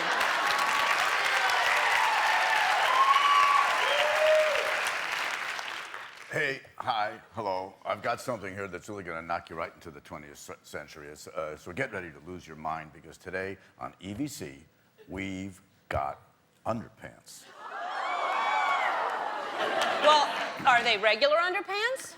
No, ma'am. These are Ellen DeGeneres boxer/briefs. Oh, Dustin, I'm skeptical. How can they be boxer and briefs? Well, I know it's crazy, but so are we, Ellen. I think anybody would be crazy not to take advantage of these. Well, I couldn't agree more. Dustin, what are they made of? They're made of 100% cotton Ellen. Cotton, Ellen. I love cotton. It's the fabric of our lives. Now, Dustin, what color do they come in? Oh, black, night black, light black. Which is very slimming. Yes. And dare I say sexy? You may dare. Sexy? Yes, in fact, I'm wearing... No, I'm not wearing mine. Wait a minute. I don't like to lie to the audience. Don't do it on a step. Help me, Ellen. Well, you got the smallest ones.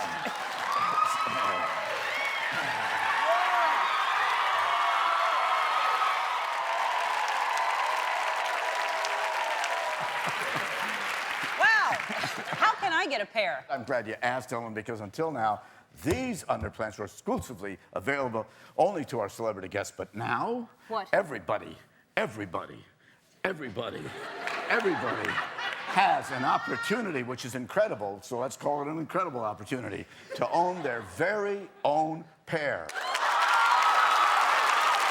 What celebrities have worn them? You want to see some photos? Well, there's Justin Timberlake, Josh Duhamel, Martin Sheen, Robert Downey Jr. Yes. It's like being in a celebrity's underpants in a way.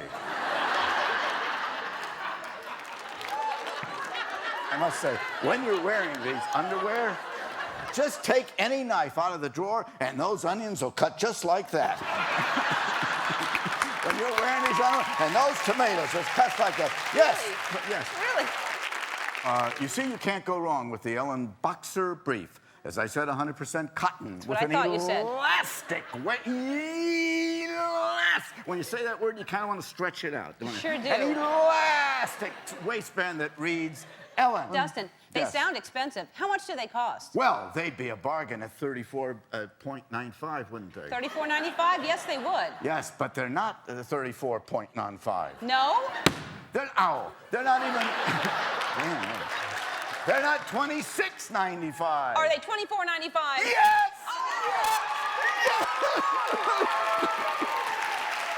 And if you act right now, the first 10 people to order through our website will also get this amazing donkey ass dispenser free.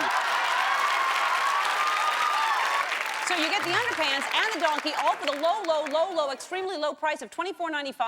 Think of the fun. You'll be wearing underwear. But the donkey won't. Buy yours today. Order now. You won't be sorry. Thanks very much. I think they'll sell. That's one right there? Go ahead. Meet the Fockers is in theaters nationwide. Carmen Electra joins us next. Don't go away.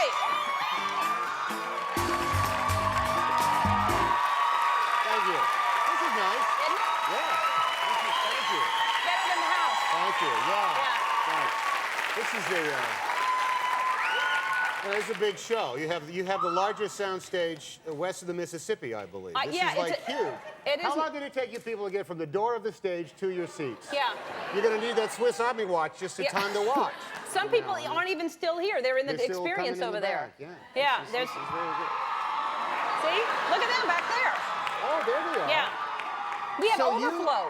You have an overflow. Yeah, we don't turn people away here. So if there are people who get here, I didn't want them to have to go home, so they're in there. Those people are, they're being, obviously they're being punished. They're On their, no, on their own will, they're there. Do they get the same freebies and the same shots at the stuff back over there? Are they essentially the ugly stepchildren of the Ellen? Well, we'll take Not a look. that stepchildren are ugly. Oh, there no, they are. They're on little pedestals. Yeah, you know. No, I'll take you back there later to see them. Why don't you just put up a super that says riffraff over there? Yeah. Just riffraff and the thing. Hi, folks. All right, Glad we're separated by a Yeah. set. We actually will take you back there later. They'd love to touch you. It's It's like a petting zoo back sometimes I love to be touched, but not by those people. You don't know that yet. No. So how have you been? I haven't seen you in a little while. We saw each other recently, but I'll be damned if I can figure At out a when party. it was. Which one? At the Brian's. Brian. Right before the Oscar thing, and Brian. it was you and George. Oh, okay, yes, Yeah. one of those late night parties. Yeah, it was a late night thing. That was a late night party. See, there's parties in Hollywood, and then there's late night parties. Yeah. But here's the thing: at both parties, everybody pretends to know each other, and I think that's. You meet people that you've never met, Right. but they're, it's like, hey, John Depp, how you doing? Yeah. I've never met Johnny Depp in my Yeah. life, but you pretend you know him. There's, all the Sophie Loren, you are a kook. Sophia Loren, but everybody calls each other by their first name. But we know each other. Yeah, we so do know each we other. said how But we it is a weird club when you see people at restaurants and you kind of wave and nod across the room. But I don't think I'd ever say Sophie. I'd be scared. Well, her name is Sophia, so. Yeah, I know, but Sophie sounds even. I figure I'm just such a cool, nice guy that I can get away with it. You can, So and you are. You know you are. But that was a late night. That was a long part. That matter of fact, we're still kind of hurt from that whole. A lot of people were hurting from that party, but it was a big. It was George Clooney and Julia Roberts and Catherine Zeta-Jones. It was like everybody. They were there. Yeah, they were there. You were talking to them. No, I guess. Yeah. You know, that was also one of those parties that, can somebody please just give me a chair? It was a stand-up party. I never sat down. No. It's a stand-up thing. It's a little too crowded. There's a little too many people there. We wish we could have a room for the riffraff like you have. Yeah. Back here, so they, like them, see? But Every time I call them riffraff, even they, oh, hey, there it is. There they are.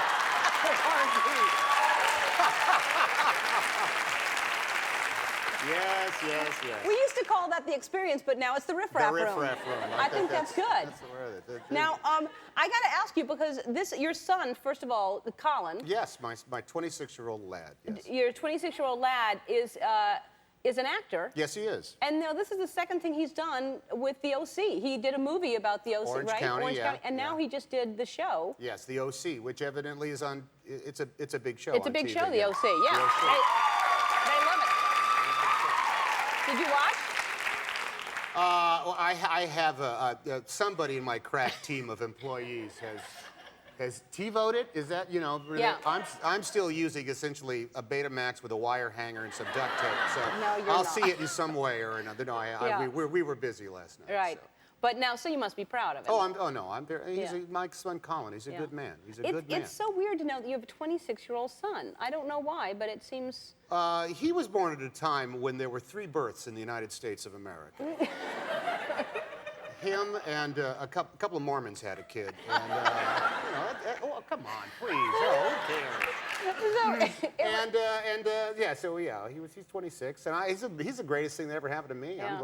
I was happy to have a kid. Yeah, second to Rita. Well,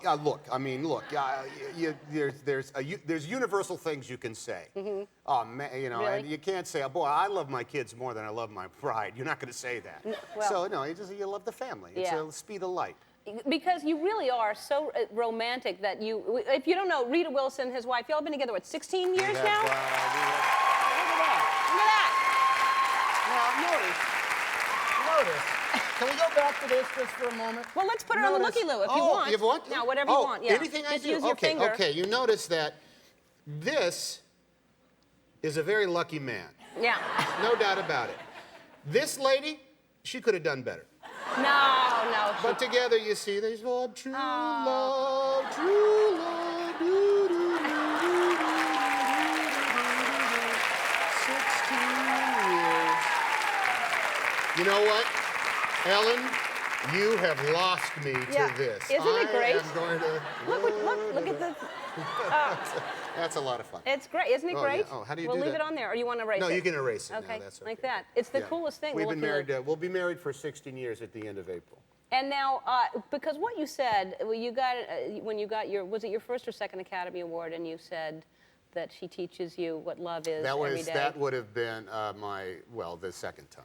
Or the fourth or the fifth, Oh, or which one was Stop it? First of all, it was a long time ago. It was a long time ago. It wasn't last year. That was sort of a line from the movie, and you go when you make you almost always connect the work you're doing to what you're going through in life, and there was definitely a lot of stuff that was wrapped up in our family that was in that movie. You're a sweet guy, and y'all are a good couple. I'm a lucky man, Ellen and when she's a lucky woman, Tom Hanks. We have to take a commercial. We'll be right back right after this. That's the 20-year anniversary of Splash. Yeah. 20 years ago. 20 years ago. That's amazing. It is amazing. Yeah. It doesn't seem that long ago. If you told me 20 years ago I'd be sitting here with Ellen DeGeneres on her own show, I would have said, oh, pshaw, that's not going to happen. I would try to rescue that mermaid, by the way. That was a great experience. I look at that and I remember it was 3 o'clock in the morning down in front of the Biltmore Hotel in Los Angeles when we shot that. And you and Ron Howard directed it, right? Ron, yeah. Ron had this way. He'd come up to you, and he still does, because I made some other movies with Ron, and he says, whatever he's going to say to you, he says twice. Okay. Or, that was good. We'll do it again. We'll do it again. Like that. We were on that. We shot some stuff underwater, which was I thought was the greatest gig in the world. You've got to go to the Bahamas and leave the hotel in a Speedo and a pair of flip-flops in the morning. And you go off, you dive down, and you make the movie. But we were into like 30 feet of water. This is all the stuff when Daryl was swimming by or she was dragging me off in the suit. And they had this underwater phone booth that you could have a conversation in. And it was a dome of air, and you'd swim underneath and come up, and then you could have a conversation underwater. And Ron came over to me one day. He was diving. He had he looks ridiculous. He's wearing socks with his flippers and stuff. And he came over and he had this little white board and he wrote a thing on it that said "More Wonder."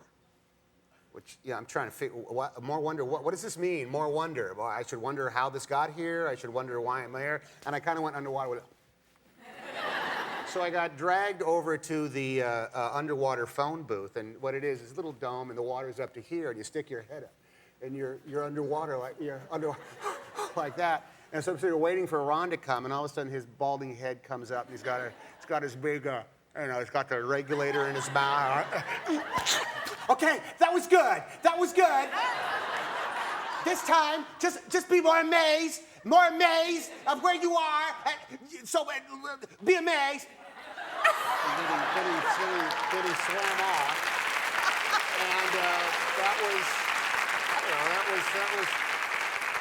and and I thought, well, all movies will be like this. Yeah.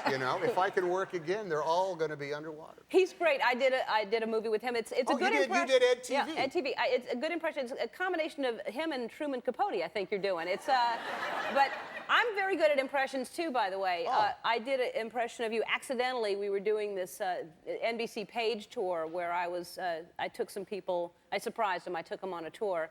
And I did the box of chocolates thing, and that would be from the Forrest Gump film, yes. Yeah, and take a look. I think you'll be flattered by this. This is from the famous NBC movie Forrest Gump, and remember, a box of chocolate. Who wants chocolate? You want a box of chocolate? So that's I don't know. I've seen a lot. I've seen the best do that imitation. I can't help but wonder, what would Kitty think of that imitation? What would Kitty think? All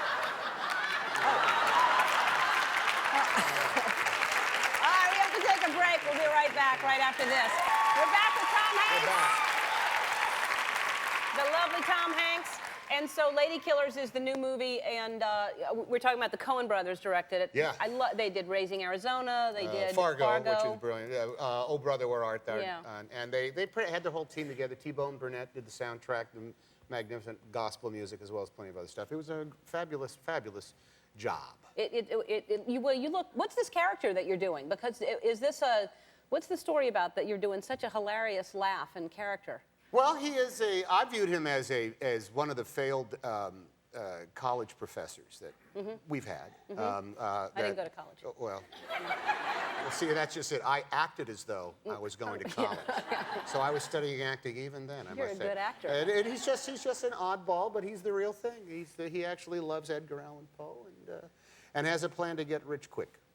Now, do you kill ladies? It's Lady Killers. Do you kill? Let me. You know what? There's supposed to be a humane society disclaimer on the film. That, no ladies were killed in the making of the Lady Killers, but because it's illegal, it turns out, even in most states it is. Most states it is. And it's a great cast. Who's in the movie? Marlon Wayans, J.K. Simmons, Ty Ma, Ryan Hurst, and please, the lovely and the true star of the Lady Killers is Irma P. Hall. Yeah. Irma P. Hall. Irma is getting well. She was in an accident. She's in Chicago. She has literally missed out on every single one of the screenings premieres of the thing. We feel so bad. Is she okay? She's doing very well. She has good days and bad days. She's got some but she's an indomitable spirit. If the Titanic was named Irma P. Hall, we'd be riding it today, back and forth That's great. across the ocean. All right, well, She's not in this clip, I don't And think. we love you, Irma. Yes, we love you. She's not in this clip. So that being said, But let's show this clip, which will make them this want is to go one of the few scenes of the movie without Irma P. Hall in it. I think that's what's extraordinary. We discovered something bad about our plans to get rich quick, and we have to convene at the nearest place where it's possible for us to think clearly and talk about our problems. And now I understand why I received the gift that you sent when I saw this. So let's take a look. These are 3 great truths. Yeah? Waffles help you think. I didn't know that. Waffles help you think, and a box of chocolates, as you probably just said. And by the way, I wonder, what would Kitty think of a box of chocolates? No, she doesn't like it. It's like, no. She doesn't like it. But you know what she's Can you go to the Kitty well too often on this show? No, you no, cannot. I can't see You that cannot. enough. It I don't think we cannot can be ever done. get enough of Kitty. Oh, I said you. First of all, welcome. It's a pleasure to meet you. Thank you. It's wonderful to have you here. Now, I said that you've done 100 films and broken just as many bones. Really, how many bones have you broken? Do you know? Yeah, just not every bone, mostly bone. You know, I cut nose 3 times, face burned, tooth is gone, shoulder crack, broken, crack, shoulder, you know, all over. Almost everything. Be easier to ask what you haven't broken. It would be a shorter answer. So, and do you have a high threshold for pain, or is it something that you just get used to, or every time you break something, does it get easier? It's not easier, you know, that part of my job. Everybody's saying, oh, Jackie, you're so brave, you're Superman. No, when I'm doing stuff, my heart was beating. I'm gonna die, but I'm gonna die. But I just, every time I hear the camera rolling, then I forget everything. I gotta do this, I gotta do it. Sometimes I just find I'm so stupid. Yeah. Yeah. When I come to America, I just find out, wow, doing a stunt so easy. Why I'm risk my life jump like a 20-story building? Yeah. In America, they can do just that high, right, and jump 20 feet. Looks like 100 feet. Right. That's when I said, wow, I should learn something. Right. You know, I remember first time when I see Spielberg, you know, a big fan of Spielberg, you know, with him at a meeting. And I said, how can I have a conversation? And think about it. Oh, okay. As soon as you walk in, I said, big fan of yours. And how can you make the dinosaur with people together? It's amazing. But Jackie, it's so easy. I said, why? I just push the button. Yeah. Then I want to ask you, Jackie, how can you jump from the building to the building? I said, that's more easy. Rolling, jump, cut, hospital. Just that easy. Now, do you? I would think that you would be hard to insure. Are you? No. They don't insure you. Especially in Hong Kong and in Asia, all the insurance company blacklist Jackie Chan. Yeah. Second, blacklist JC team, Jackie Chan team. Because we don't care about ourselves, or we really do something for the movie. We risk for the company. Yeah. But in America, it's different. Yeah. You know, there's everything. I remember first time come to the U.S. Rush Hour 1. And the director with me, nobody else. Went to location scout, walk around. Oh, Jackie, you think how you get into the window? I said, there's a tree. Can I jump up the tree to the window? Can you? I said, yeah. Then I just back up, boom, boom, boom, boom, boom. He said, oh, Jackie, be careful. I said, look, just that easy. Good. Can you show the producer tomorrow? I said, okay. Then tomorrow again with the producer, stunt coordinator, myself, and everybody. Then, you know, the director's so exciting. Look, Jackie, do it again. I said, boom, boom, boom, boom, boom. The producer, oh my God, don't do it next time, okay? I said, okay. That's a good idea. Let's do it. The day we're shooting, I was waiting. What are we waiting? Oh, they have 2 mountain guy cross the building and use the safety wire to make sure the window is safe. and they have like a fireman and standing by, and have the apple box with all the apple box. Take 5 hours. Then I said, I've been doing 2 days ago. Right. No, that's American Jackie. Your life is so worse. I said, no, just do it. Yeah. Yeah, it's so easy for me. It is. I said, give me the money. I just do it. Yeah.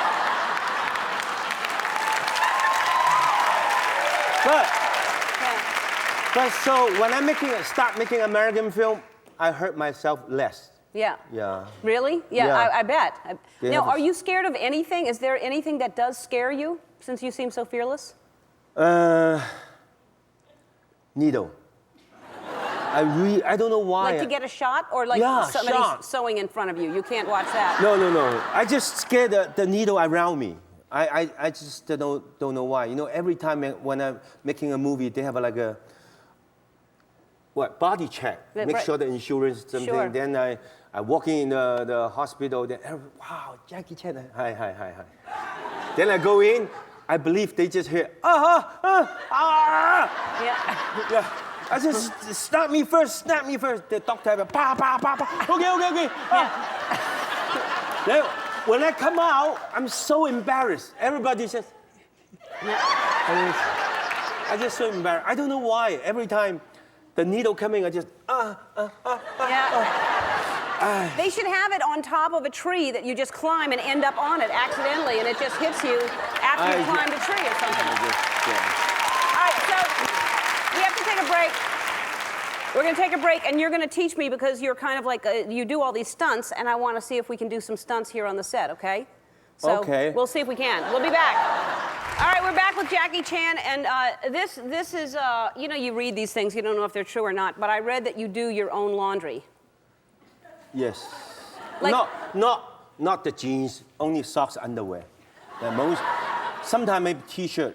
Yeah. When you're on the road, like in a hotel? Yes. Even in the president's suite, you know, everybody goes in there, all underwear, socks, everywhere.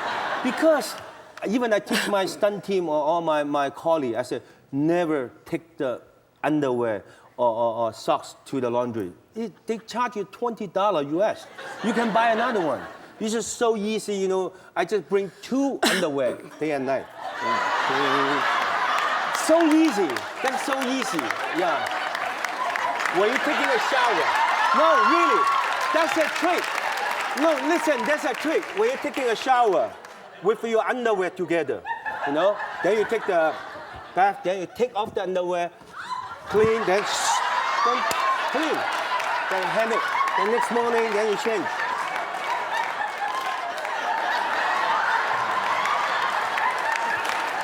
You know, what? You're making a lot of money, Jackie. You have money that you can, but so I heard that, and I didn't know if it was, I'm giving you enough Ellen underwear, you're never going to have to do laundry. Ever. That's for you.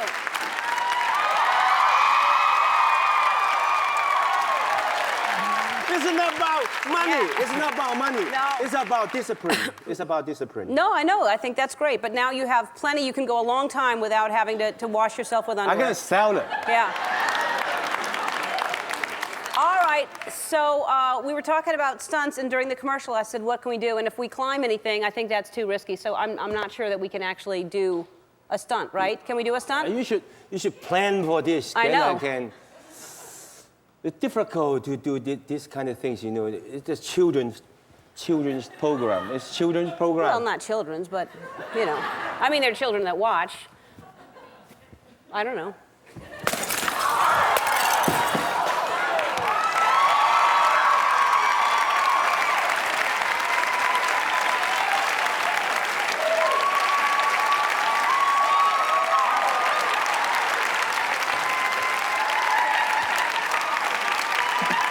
Don't do it at home.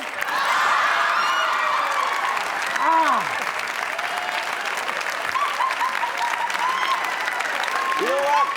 Now you can join my stunt team. That's my little gift T-shirt. Oh, thank you. That's a JC stunt team. Thank you so much, Jackie. That's fantastic, and I love this color. That's Jackie Chan. The Forbidden Kingdom opens in theaters everywhere Friday, April 18th. 6-year-old Jalen Testerman is going to dance for us after this. Thank you, Jackie. Thank you so much. All right, what have you done with him? Is he in a closet somewhere back there? He's in a float.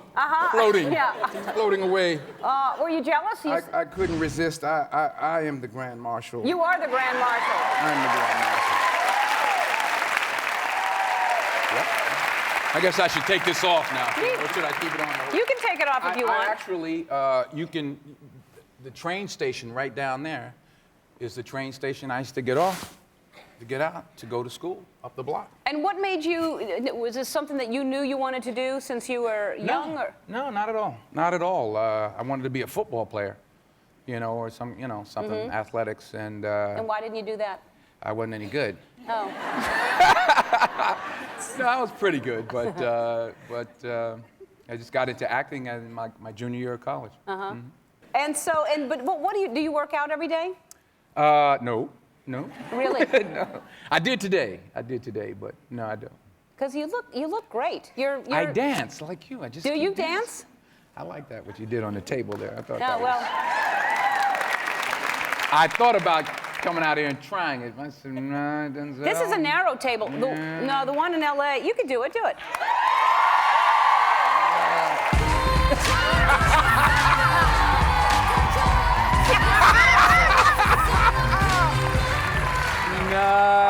Might make a soprano out of me. It's a narrow one. It's a narrow table, yeah, But you're talking about your dancing. You keep in shape because you and your wife probably still 22 years. That's a wonderful marriage. We've been together actually longer than that? Even longer. In fact, my senior year of college, which was 1977, graduated. That summer we met. We were doing a television movie together. Mm-hmm. So I've known her since, what is that, 29 years? That's what I was going to say, yeah. Yeah. Waiting for someone to do the math. Right. But that's great. And what do you think it is? I mean, I think a lot of people... I do what I'm told. Really? That's the key. She's the boss? That's the key. That's the key. And tell us about this book and why you wrote it. I love the reason that that I see, but tell me why you wrote it. Well, for the last 14 years, I've been the national spokesperson for the Boys and Girls Clubs of America. Mm-hmm. I grew up in the Boys and Girls Club. In those 14 years, I'm happy to say that we've doubled the amount of clubs that we built and the amount of children that we serve, almost 5 million children now. So they came to me and asked me to put this together to raise money for the club. I'm not taking any money for it. And we interviewed about 70 some odd people, from presidents to plumbers. And it was really a celebration of the people behind the people. You know, the role model is phrase thrown around, easily, or you're a role model, But really, it's those people who inspired you, those people who said, Ellen, you can do it. You can do whatever you want. So this book just celebrates the people behind the so-called famous That's people. great, because it really, and you have no idea what one person's, statement is going to mean to a kid, to tell them they can do anything they want, or just to be an example. I think that's great. Yep. That's a beautiful thing. Thank you. All right, did you bring enough for the entire audience? Because I brought enough for the entire Everybody's audience. going to get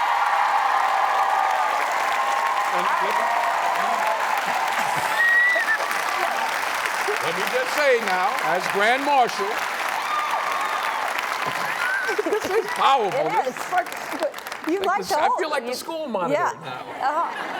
As Grand Marshal, I did bring one for everybody, but it is your job now to buy at least one for a friend. It's a great Christmas gift, and knowing that all the money goes to the Boys and Girls Clubs of America. Absolutely.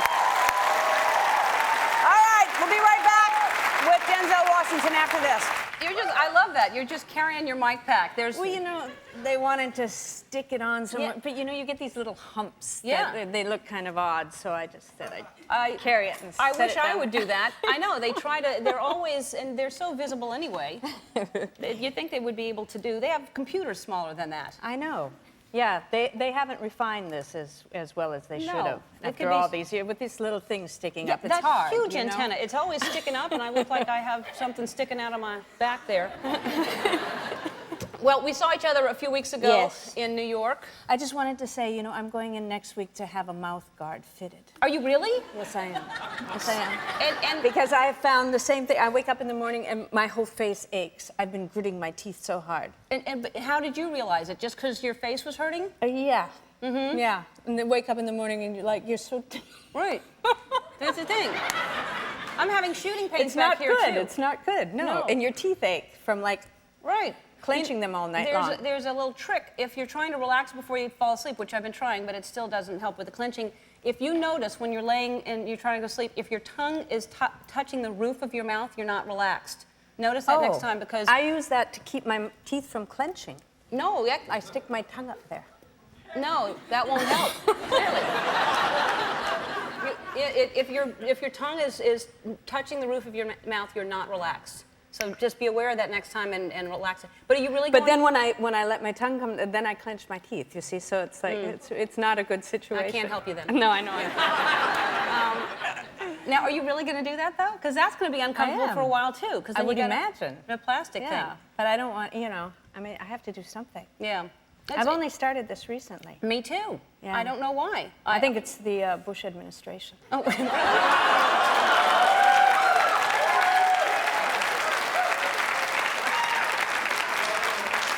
Put it down to. Okay, well, we'll check into that and see if that's true. I certainly wouldn't have any kind of comment on that. But so anyway, I saw you in New York, and you look amazing, and as always, and everybody's excited that you're here. Everybody was going.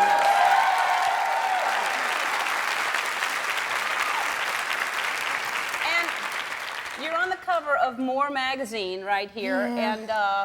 This is, you have a tattoo on your wrist. Yes. And what is the tattoo? What is it's that? a Celtic knot. Mm-hmm. Yeah. And I'm surprised they didn't airbrush it out with everything else. Yeah. I'm so glad you said that because it is, but you look absolutely beautiful, but it is so...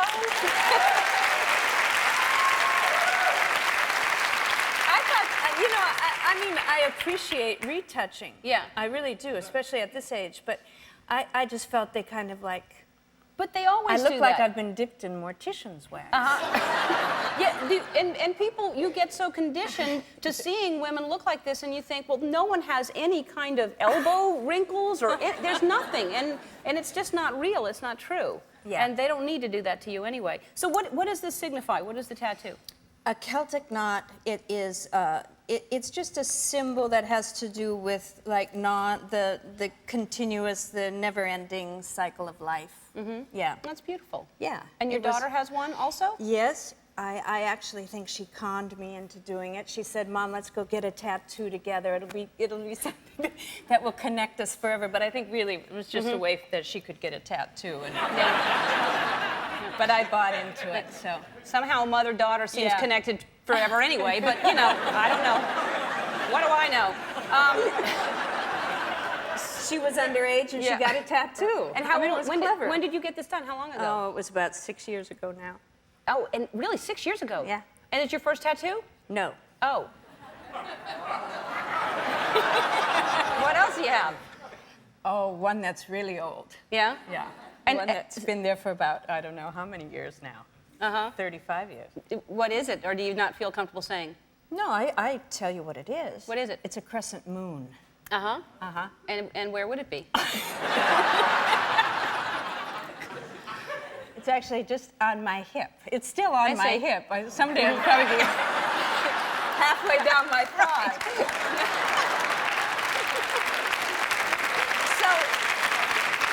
So it obviously, it hurts. I mean, you know, it must... This one didn't. No? This one didn't, because I don't think you have a lot of, you know, fleshy nerve endings here. So, but Yeah. I suppose other ones in other places. Yeah. I wouldn't know about that, but Yeah, I would not want to have that done. It's beautiful, but I'm just, Thanks. you know, and then I'd always be, you know, a crescent moon, you're not going to regret that ever. But some people have things put on. Well, you know, the crescent moon, it was like, it actually was, the first night I arrived in Paris, I was 19 years old, and I went to Pigalle, and which was at that time like a really rough neighborhood, a lot of, you know, sailors and stuff.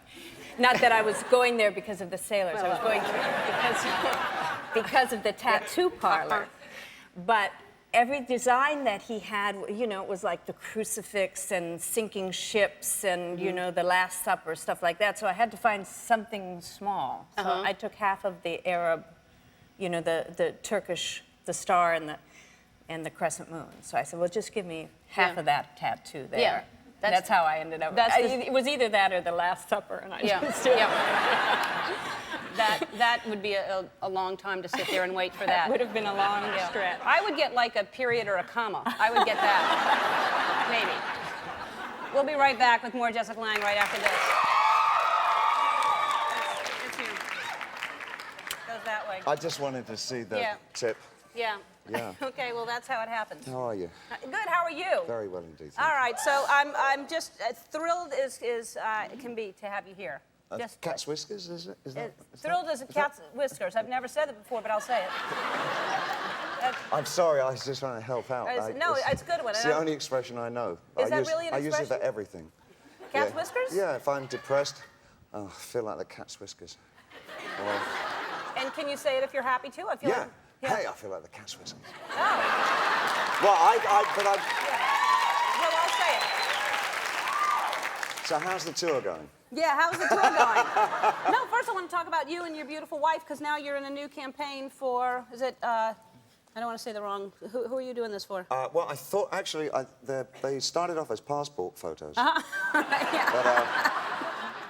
I think Tommy Hilfiger liked them so much that he asked if he Tommy could use Hilfiger, them. that's what I thought. I suspected something when we turned up and there was a hotel room and a bed involved. I thought, this isn't all passport photographs. That was fun, I bet. Yeah, it's a treat working with the wife. And how long have you and Iman, your anniversary's tomorrow. Actually, you know, well, which one? We got two. Okay, well, what do you want to talk about? Tell us all of them. No. Well, I'll tell you the second one was June the 6th, and that was in Florence, in Italy. That was our wedding anniversary. The wedding? Proper. Okay. But it was a contractual one while I was living in Switzerland, so that would be tomorrow. But that was like paper, you know, and no friends. Right. We learned to get friends after that. And then, yeah. Then we had a proper wedding. Because then you get gifts that way when you have friends. That's it. It was a great idea. Yeah. It was, my mother told me to do that. She said, get friends, get gifts. Right. It and out. so, tomorrow, will you still celebrate? No, even though it'll it's be a June the paper thing? 6th. You'll wait till June. Yeah, All right. yeah, that's the best one. But we've been together now for 40 years. 40. Wow. That's amazing. Yeah. It is a long time. And you have a little baby together? We do. We have a wonderful child called Alexandria, but actually Lexi. Uh-huh. And she's just 3 and 8 months.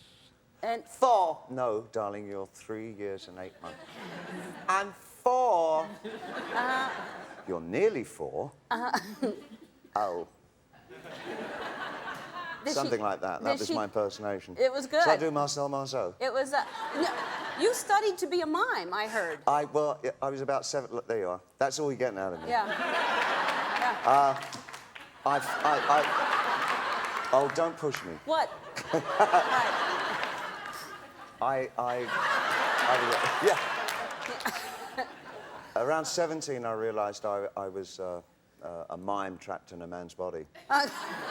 So, I mean, this is really quite embarrassing to talk about. You know, anything to do with mime in America is embarrassing to talk because you get killed by clowns over here, don't you? Yeah. According to Bob No, but there's Goldthwait. some good mimes. You probably would have been a good mime. It was kind of a revolutionary company that I was with, Uh-huh. and because they spoke. Well, that's not a mime. That's why they were revolutionary. Now, wait, and also you studied to be a monk? Yeah, I realised one day when I was around 18 that I was a monk in a mime's body.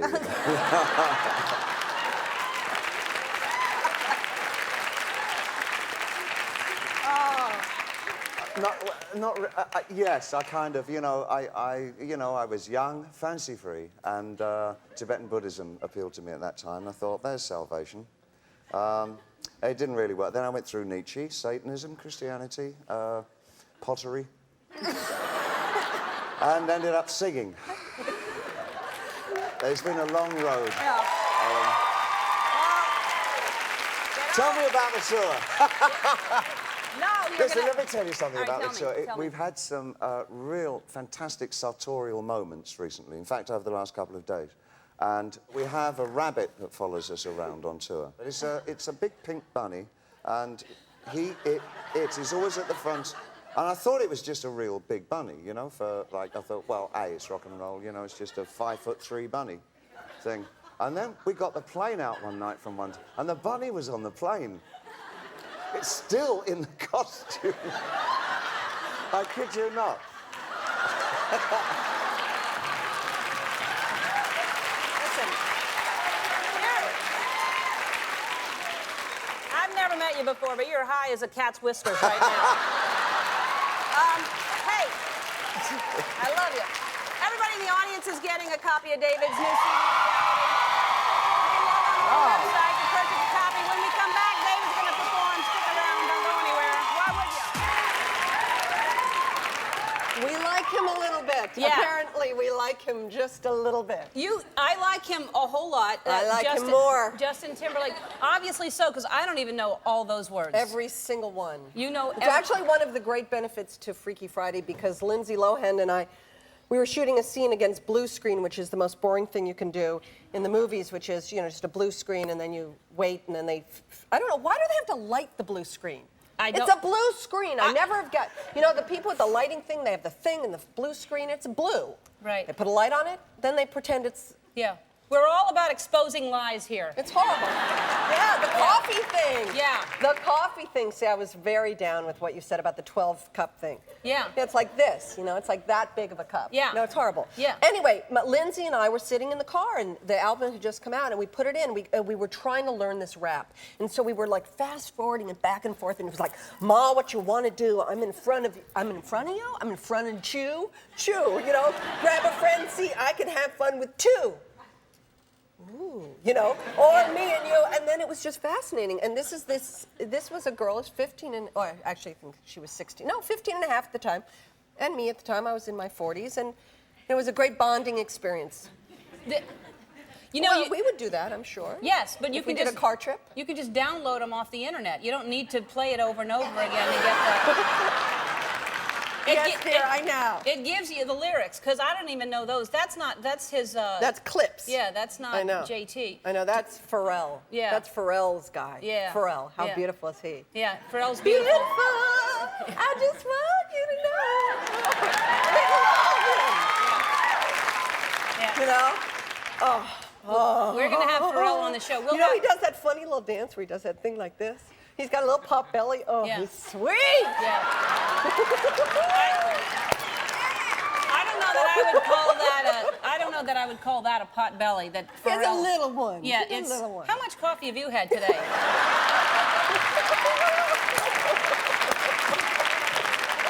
Darling, I've been sitting back there watching you and Sting. Yeah. Yeah, so I'm just waiting. You know? But you're always like that. The first time I met you, I didn't even know you. I was at the Golden Globes, and I'm excited. It's my first time at the Golden Globes, and I'm sitting there, and Jamie Lee Curtis, who I'm excited, there's Jamie Lee Curtis. Next, she runs over and sits on my lap. I didn't even know you. Well, my family likes you a little bit. Yeah, I know your My dad's. daughter likes you. Yeah. My dad, I don't even know. Yeah, Does he he does. like you? He likes you. Your dad's come up to me. He didn't sit on my lap. My Actually, he did. husband, my husband likes you. I love your husband. Christopher husband Guest likes is your you. you know. And I'm your father.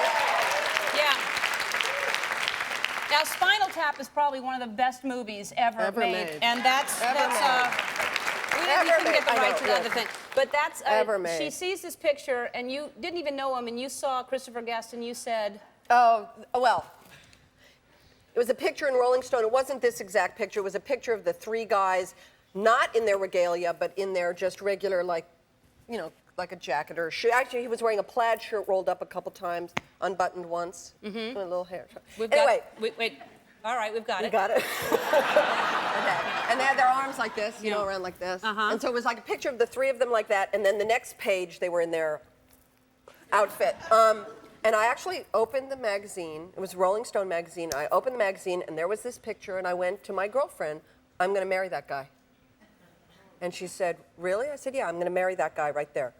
Never heard of him, never had seen his name, never seen a movie, blah, blah, blah. Then obviously I turned the page, I was thinking, okay, this is weird. Then I saw the movie, blah, blah, blah. Anyways, long story short, I had actually called his agent and left my number. He didn't call me, he's very shy. Have you met him? No. He doesn't speak much. No. No, he's kind of quiet. I've never met him. Mute would be a word. Uh-huh. He's kind of quiet. Yeah. And he didn't call me, and then I dated somebody else, blah, blah, blah, blah. 4 months later, ran into him at a restaurant. He was sitting at, 5 tables away, and I walked in, and he looked at me and did that thing like this. And I went to my friend, oh my God. Actually, it was Melanie Griffith and her then husband, Steve Bauer. But we were sitting there, and I went, oh my God, there's this guy. I called, and then he got up to leave, like a second later. And he said, he did that thing like this. And I went, and he left. I was like, oh my God. And he called the next day. That was June 28th. I saw him at the restaurant. He called June 29th. We went out July 2nd. We got engaged September 16th, and we got married December 18th. And we've been married 19 years this week.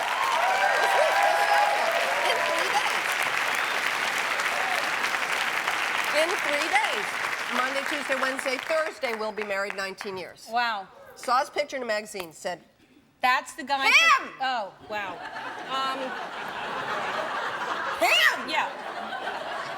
I need some coffee. We're going to take a break. We'll be right back with Jamie Lee Curtis. We're back with Jamie Lee Curtis. We had to convince Jamie Lee to sit down. She was dancing like crazy to Justin Timberlake. And you stopped it right at the good part. I know. Look what I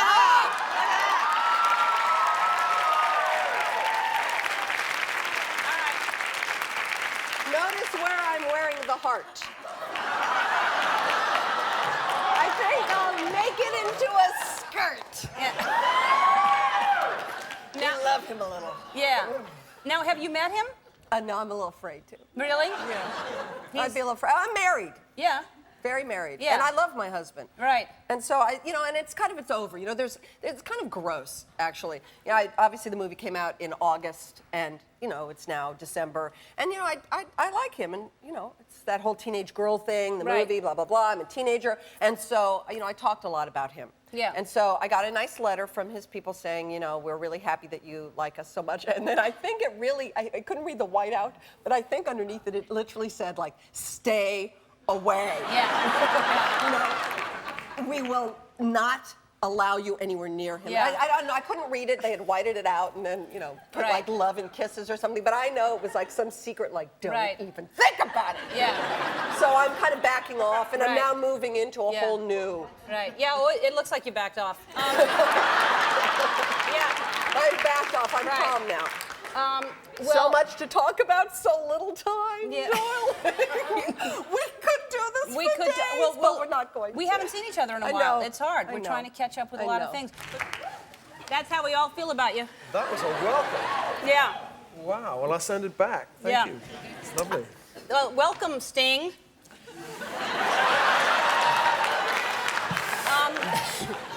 Can I call you Sting? You can call me Sting. Is that your name, or what do people call you? Everybody calls me Sting. Okay. Although recently I've been made a commander, so I'm.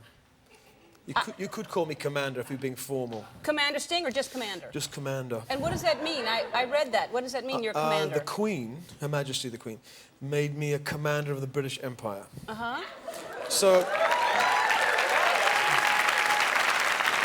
I can't command here in America, no, because it's not the British Empire anymore, is it? You don't have the power, no, to command here. No, I don't. No. So I'm not commanding. No. Well, no one here has that title, so you're next in line, so you could command here. I could. Yeah. What does that do for you to have that title? Well, it's the same honor as James Bond. Really? Yeah. He's a commander He's also? Commander Bond. Who else is a commander? Elton John was a commander. He was, and he Yes. lost it? No, he became a knight. So you can't be both? No. Oh, you have to sacrifice being a commander for a knight? Yep. Is that better? Do you trade it in? Can you trade up? When you get to a certain age, you can be a knight. I see. I see.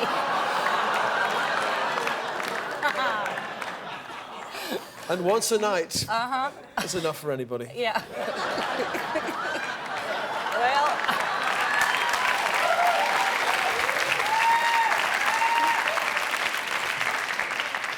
All right. Well, we had Elton John, and I know you two have a little rivalry. We'll get to that. No, I have no rivalry with Elton Well, John. it's a friendly one. No, it's not. Well, I love Elton John. yes, and he loves you. Absolutely. Yeah, so you just play little practical jokes on each other. No, you're mixing him up with Rod Stewart. Oh, you're right. Yeah, right. You see? Yeah, you didn't do that to him. You didn't do anything bad to him. Not then. to Elton, no. Okay. Never. No, all right. But to Rod. Well, we have this thing. Mhm. It's all friendly. Yeah. It's all funny. All right. Well, we'll let it go at that. What does he have a title? Is he a commander or a knight or anything? No. Nothing. No, he's not actually. No. Sad. He should be really. Yeah. Yeah. He's a great guy. We love Rod. having him on. Yeah. Yeah. Now, you and I have something in common, which is that we both love animals. And I wish I had as many as you have. You have an enormous amount of animals. I have 10 dogs. Uh-huh. And 6 cats. And they all get along? No. Well, the cats rule the house. The dogs are terrified of the cats. Really? Yes, because they gang up on a dog separately. You know, the 3 of them will attack one dog. They'll wait, ambush them. It's like that movie, Cats and Dogs. It's Right. exactly like that film. Wow. But I thought you had large dogs. They're huge. They're Irish Wolfhounds, they're Labradors, they're Springer Spaniels, and they're terrified of these little cats. I think that's good. It's pretty good. And do they all live, because you have, how many houses do you have? 8. 8 houses? Yeah. All in a row? No. No. So do they all live in the one house, or do you have them around in different... I'm talking about one house. They're all in one house? Yeah. So when you travel to another house in another state or country... We take them. You travel with all of them? They have passports. Really? Yeah. They do. Really? You don't take all of them? We do. I love that. You actually take them to New York or to Malibu? No, we can't take them to New York. So you just take them... We can take them to Italy. Yeah. Because it's all part of Right. Europe. Uh-huh. But I can't bring them over here. No, I they'd would. be quarantined, probably. So then you should Exactly. buy some animals or rescue some animals to keep here. Maybe I should. I think you should. There are a lot of animals that would love to be your pet. What about that deer that came through here before? You want the reindeer? The reindeer is cute. That reindeer is high maintenance. No. You don't want that reindeer. Okay. And thank you for not. You know, we have a lot of guests who show up like right when the show's starting, and or you know we're waiting for them. And I love that you're punctual as I am. That I'm never late. You're always on time also. Well, I've been here for 2 days waiting for this. Really? I hate to be late, so I'm always early. I hadn't seen you wandering around. I wish I would have. I was disguised as a reindeer. Oh, I actually. see. So what is that about you that you are always on time? You know, my daddy was a milkman. He Mm-hmm. delivered the milk, and everybody wanted their milk at a certain time for the cornflakes, you know. Mm-hmm. So we got up at 4:30 in the morning, and we had to be on time. So I've sort of kept that. And I hate to be late. I don't like people being late for me. I don't like to waste time. I like to work and do things in a... You're looking at my hands. I like to do things in an You were order. mesmerizing me. I couldn't stop looking at your hands. Yeah. But that's good. I like that because a lot of people get to a certain place, they let people wait for me, and I hate that. I like people who are on time. Yeah, I'm on time. All right, and I have to go to commercial so that we're still on time. I'll be right back with Sting right after this. And Sting, what did you do to Sting on the plane? Well, he was taking over a plane on a tour after I'd finished with it for 3 months, and I just carved in the coffee table something similar to that. Sting, you're a miserable old sod, or something like that. So his revenge was he went around to my Beverly Hills house, him and a few of his mates, and chained up my front gates, and I couldn't get out.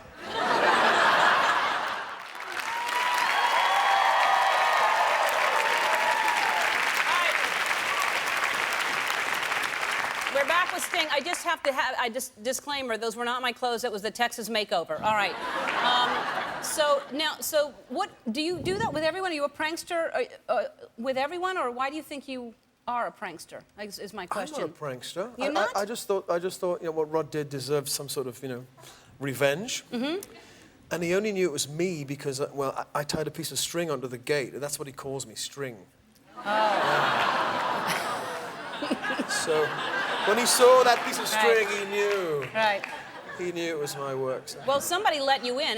You can't get through there without being on the list, so they let you through those gates to get... No, we were outside, and he couldn't get in the house. No, I know, but you have to go through gates to even get to where he lives, in his area.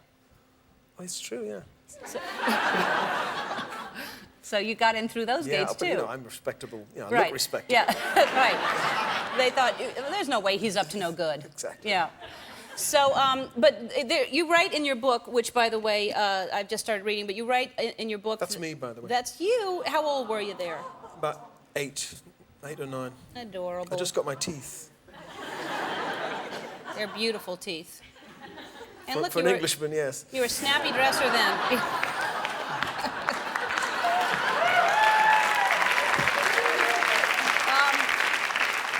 All right, so you have some great stories about, it's all kind of leading up to making it, right? It's really about, it's about my early life, not the part of my life you could read about in People magazine. It's a very intimate and personal story you could only hear from me. And you wrote every word I of it? wrote every word. Because it's all true stories about you and leading up. I don't know about the truth, but it's certainly all right, stories about me. What you remember of the truth. Yes. All right, everybody in the audience is getting a copy of Sting's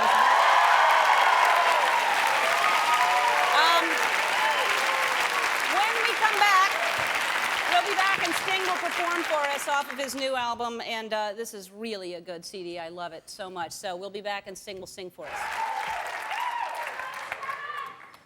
Hello, Kevin. Hello. You look lovely. You look great. Thanks. You were upset that we gave you girls' clubs in the elevator. I don't know where we got those from. I don't either. Yeah.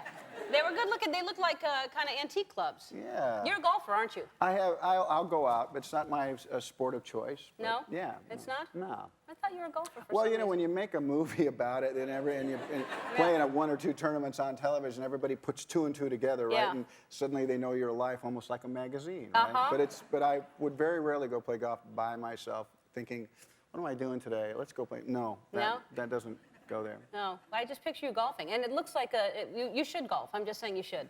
I would golf more if they would let you like do it barefoot. You know, it just seems like a great place to just hang out. You know. We'll do it. You I can do know, that. I guess. I mean, don't go to those snooty clubs where they make you wear all the fancy clothes and everything. Yeah. Just go to a public course. Yeah. Yeah. Avoid the snooty. Yeah, exactly. And congratulations on just getting married. Thank That's you. very exciting.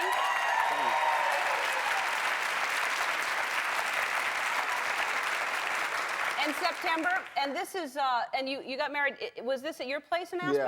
Yeah, it was up in That looks gorgeous. Colorado. Beautiful. Beautiful. And then... you just come on TV and just do your own home movies, I guess. But this is, I mean, really, this doesn't even look real. This is, this looks like you took this at Sears at a background, like you just... Yeah, I dreamed that spot when I was little. I actually, our first vacations were in canvas tents up in the high Sierras, and I think that when you take someone early, that whole feeling of being in the mountains was something I really never got out of my senses, and I'd been looking for this place my whole life, and I found it about 10 years ago. It's beautiful. Yeah. And it's just so romantic that you get on a canoe after you get married. I mean, I assume it was right after. She's still in the dress. We took some, yeah. It wasn't like the next day or anything. I had her like that all night. Yeah. Just all night. Stop right there. No, we just taken pictures, and I looked down at the canoe and I said, "You want to take a ride?" I said, because there was our family, and you've all experienced, there was a whole bunch of people, and I thought, you know, let's get away from the noise for a second. And we just went out in the lake. We kind of like talked about the stuff that you feel like, you know, and it was good. It was 20 minutes, all of 20 minutes, but it was nice. Now, how did you meet Christine? We met actually on a golf course, and I know. I just said. You know, I feel like you're trapping me. Yeah. You're just so good. You know, you're so sweet, and she just chomps down on it. Gotcha there in that lie. I was at a place that had a golf course. I went over there to kill some time. I saw this young lady. We talked for about 15 minutes. She was 20, and 6 years later, she came back up to me and said, "Do you remember?" And I said, "Kinda." And we've been seeing each other ever since. Well, you're more than seeing her. You live with her now. Yeah. Oh, how deep do you So want to now- go? Go ahead. I don't know. So now, so she's 26 now, I assume. No, she's 31. We dated for about 5 years. So she's 31, and you just turned. You're not 50. You just turned 50. You look great. Thanks. You look really good. Are you excited to be 50? You care? I don't care. Yeah. Yeah, I really thank you.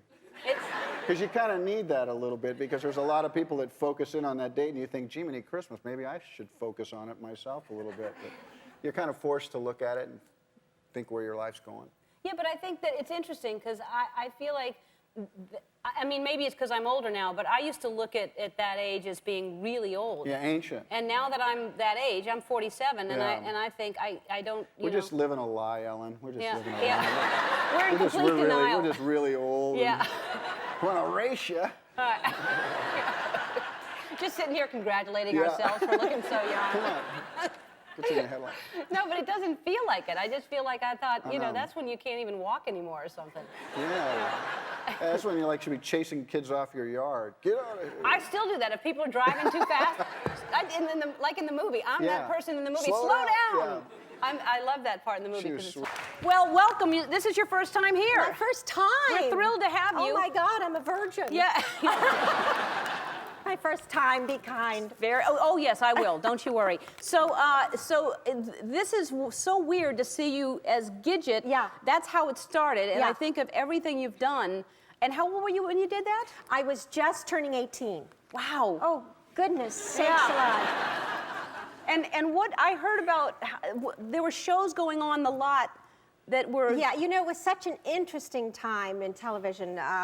We were at the old Gower lot in Hollywood, so our sound stages were all lined up, and it was The Partridge Family, I Dream of Jeannie, Bewitched, The Flying Nun, and The Monkees. Wow. All in a row. So it was a very eclectic group. And you got makeup done in the same place? Yeah, you know, makeup in those days, it wasn't done in your individual trailers, it was done in the makeup department. Wow. So everybody would come to the makeup department, men, women, they were all there, you know. It would be Barbara Eden singing early in the morning, la la la la, you know, I was like, come on, can't someone tell her to shut up? Yeah. It was a very interesting group. And so this is you, and how much after Gidget was the Flying Nun were you... Well, let's see. The Flying, I guess, was about a year and a half. Gidget was first, and then about a year and a half later was the Flying Nun. Whose idea was that? Who thought this Not is a good mine. idea? It was not mine. I mean, what a weird thing. That must have been horrendous. It was horrendous. I mean, that's no offense to the people who liked it, but I was 19 years old. I did not want to be dressed as that. And I mean, it was, you know, it was 1969, 68. Everybody was, you know, running around naked and eating granola. And that was me. You know, I was the Flying Nun. So it's like my whole generation was moving on elsewhere, and I was like, hi guys, can I come too? You know. And then you go on. I think that's pretty amazing. You go from that, which I think would be hard for anybody, to go to Norma Ray, to go to and to Sybil. I mean, I think you were just brilliant. I mean, in those roles, just brilliant. Thank you. And to overcome that, you know. Yeah. You know, that was climbing Mount Everest backwards. I mean, that was not easy, and especially in those days, because those days they did not value any sort of built-in, you know, audience you might have at all. And it was really just a matter of saying to myself, if I wasn't where I wanted to be, it was because I wasn't good enough, and that I just had to get better. So I studied like a mad fiend. I studied with Lee Strasberg for years and years and years. And I think, you know, you have to look at adversity in some way as the good part. You know, it was that adversity that pushes you to do things that you might be frightened to do otherwise. Because it would be so easy to, because I heard a little bit about your agents and people saying that you weren't going to do movies or that you shouldn't do movies. And like I said, to overcome Gidget and the Flying Nun and do roles like that and win Oscars for it is pretty amazing. Yeah, well, you just have to want it really, really bad. Yeah, yeah. And now, and you're gonna, I know you're interested in moving to New York and doing more theater? Yeah, or? I think, you know, you look at the, like I say, you look at the adversity of your life and the changes in your life and you say, okay, well then what avenues are there for me that I didn't see before? Because now as I'm aging, things change, and I realize where I'd really like to be and what I've been doing more and more. And now that I can, because my youngest son is going to NYU, he will be in September, then I can move to a place that, because stage frightens me more, and so you really have to go into the heart of the dragon. You have to go into what frightens you. Someone saw you in a play, I don't know which play in New York, and said you were amazing in it. Oh, and, yeah, thank you. I don't know which. That was Albie's play, The Goat, which Yes, is a really extraordinary play. Yeah. So you're frightened by it, so that's why you're challenging yourself to do it, because it scares you? Yeah, That's because I great. know that's where the information is. That's where it's new. It's that your reach should exceed your grasp, or what's a heaven for, you know, that it has to be slightly outside of what you really think you're capable of. I agree with that. That's a great way to put it. Where the fear is where the information is, where you're going to some new territory. Yeah, That's yeah. great. All right, we have to take a break. We'll be right back with Sally Field. Whoa, whoa, whoa, she's a lady. I don't know too many people that he plays that for. That's a big compliment that you came out to. She's a lady. Oh, good. Yeah, and you are a lady. And that movie, do you ever like? It was one of the greatest movie characters ever. Do you ever look at it and catch it on TV and just get scared of yourself? No, it's really funny. That scene was the most difficult scene for me to shoot. Really? Why? I couldn't get it. We shut down, the set. We asked people to leave. We rehearsed it. We cut a few lines. I think it was because I felt so vulnerable and so exposed in that teddy. I wasn't used to it. It was very, very vulnerable, and it was just very difficult. And I think also I was feeling what the character was feeling. Well, then you became her, because which is scary. I know, I don't get a lot of dates. Yeah. Yeah, that really is that I had forgotten how scary it was until I just saw it again today. So I loved her, though. I really did. I did a lot of research about that character and a lot of secrets about her that people don't know. Oh, really? Don't tell us. Now, so there's a DVD coming out, and were there two endings originally shot Oh, yes. for this? Well, originally, when I read the script, it was a seamless black comedy. I mean, not comedy. No, that's Stepford Wives. Yeah, yeah. I was looking for the humor just now when you said that. No, it's really kind of a film noir in that I killed myself, and his fingerprints were on the knife, and he went to jail. Oh, that was one of the endings. He should have been in jail, as far as I'm concerned. Yeah. But it was so upsetting to the audiences, and they tested it, and it was kind of a landmark thing for Hollywood, because the testing turned the movie around 180 degrees, and they came back to me 6 months later and said, we're going to change the ending, and I said, you're joking. They wanted to make her into a psychopath, and they did, and they killed me off. They gave the audience my blood, and it made them feel that there was hope for the family, and Wow. Well, then, the good way to look at that is you're a good actress.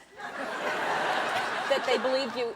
But I did it, the same thing. I did a movie called Goodbye Lover, and we shot one ending where I was killed, and 6 months later they came back to me and they said, the audience doesn't want you to die. We have to reshoot it where you don't die at the end. So it was the opposite. Yeah. Yeah.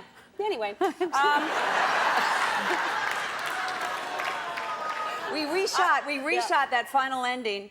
We were kicked out of the studio that we had in New York, and we went to the Unitarian Church in Bedford, New York, and the bathtub scene where I'm blown away with liver bits, coming out of the wall, was in the basement of a Unitarian church. I kept saying, do they know what we're doing down here? Right.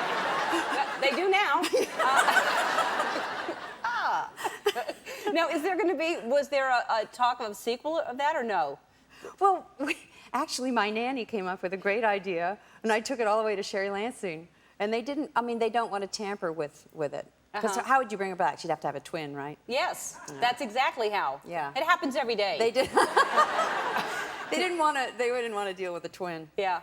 Well, and you really have been in some of my favorite movies, but that upset me because you're not anything the rabbit scene, the bunny rabbit scene is just horrible to even think about, and I don't even want to mention it. But you're a huge animal lover like I am. Huge. And you did something that I envy. You went to Africa on a safari. Yes, a riding safari.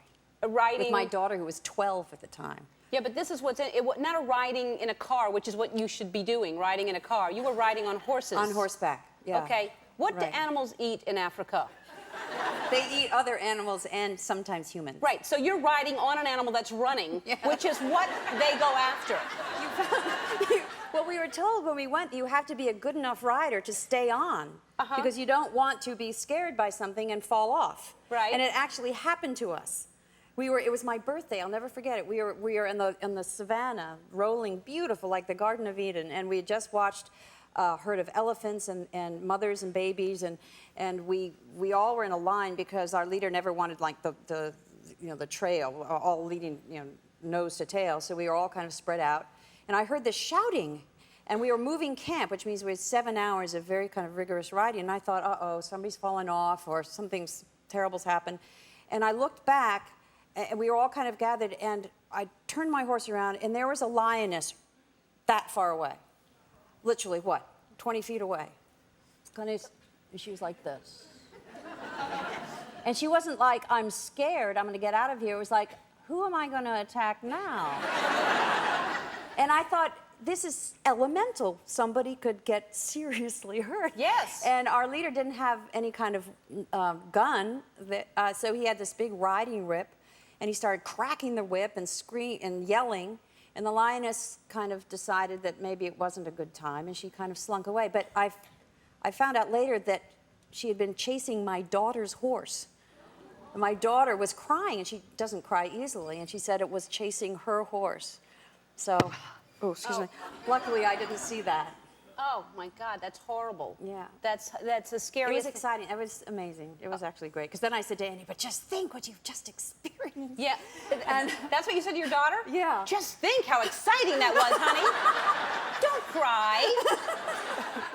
Wow. Well, I envy that experience, but we have to take a break. We'll be back after this. We're back with Glenn Close. Now, did you have a toothache or what was going on right there? It's so good, and you're so amazing in everything, but it's a love story. You can't tell that from looking at that clip, but it is a love story, Well, right? I think ultimately it is, in that it's two people, two towering figures in the 12th century who would find nobody like each other. I mean, they were made for each other. They were an incredible match, and yet because they were so powerful and so ambitious, and so it was, a lot of water went under the bridge in that marriage. And of course, it was his fault. Yeah. He had all those other affairs. Yeah. But then so did you, maybe. Well, I don't think I had as many as he did. No, he fell in love with Rosamund, and it's historically correct. I did a lot of reading, and I'm still reading about that time in history because I'm so fascinated by it. But when he fell in love with Rosamund, it changed the landscape of their marriage. But it's a phenomenal story, phenomenal, and it's so beautifully written. It's extremely entertaining. You're laughing 1 minute and yeah, it's very clever, very witty. Yeah, very. Yeah. It's beautiful sons. I had nice boys. Yes, very nice boys. Yeah. So I didn't realize this. I did a little research myself on you, and one of my favorite movies is World According to Garp, and I didn't know that was your first film. Yeah. That's amazing. That was your first film. You were so It good. was. And Big Chill you were in, which is you're in. It was my second film. Oh, really? Wow. And now. And so, and now what's next? What are you working on? You said Stepford Wives. Stepford Wives is coming out this summer, and a wonderful company worked on it pretty much all of last year. And I haven't seen it. I just hope it's as entertaining as I... And who's in it? Nicole Kidman and Matthew Broderick are one couple. Chris Walken and I are another couple. Faith Hill and Bette Midler and John Lovitz are a couple. Wow. And wait, that was three people just now. Roger Bart, who is so brilliant in The Producers, and David Marshall Grant are the gay couple who come to Stepford. Oh, wow. Yeah. That's going to be great. When's that coming out? June 11th. Good. You look like you just picked that date. June 11th. It's kind of back. Yeah. I think it's June 11th, yeah. All right. Well, The Lion and Winter premieres Sunday, May 23rd at 7:30 on Showtime. Look for Glenn and the Stepford Wives in theaters. It is June 11th. You're absolutely right. Thank you so much for being here. Thank you. And we'll be right back right after that. Oh, I'm so excited to have you here. Well, I'm pretty excited to be here. You're just fantastic in everything you do. I run into you once in a while. I don't know you, but I know. We run into each other at the bar at events. Yeah. Yes. That's where we are at the events. Because you know to get there first, because it gets crowded after that. Yeah, you really do. You learn how to make a beeline. Yeah. But you are one of those people that I just feel like, even the first time I met you, that I knew you. Oh. Which is amazing because you never play the same. People feel like that about me, but I'm always myself. But you're always something else. Well, also, we look like we could be related. Do we? Too. I'm flattered. Don't you think? I don't know, but I think a little bit, yeah. You look like a lot of people in my family. Really? Yeah. That's a compliment. Okay. They're a good-looking girl. Or I look like a whole bunch of people. I don't know. I don't know what that means. Now, well, we should play we should do a movie together then. Yeah. Shouldn't we? All right. That's a great idea. Yeah. We'll work on it. I know. That would be cool. Now, and 13, is that some kind of record? 13 nominations for an Oscar? It is the record, right? I don't. Yeah, I think, but I don't like. I think you know well, it is. I also. It is, right?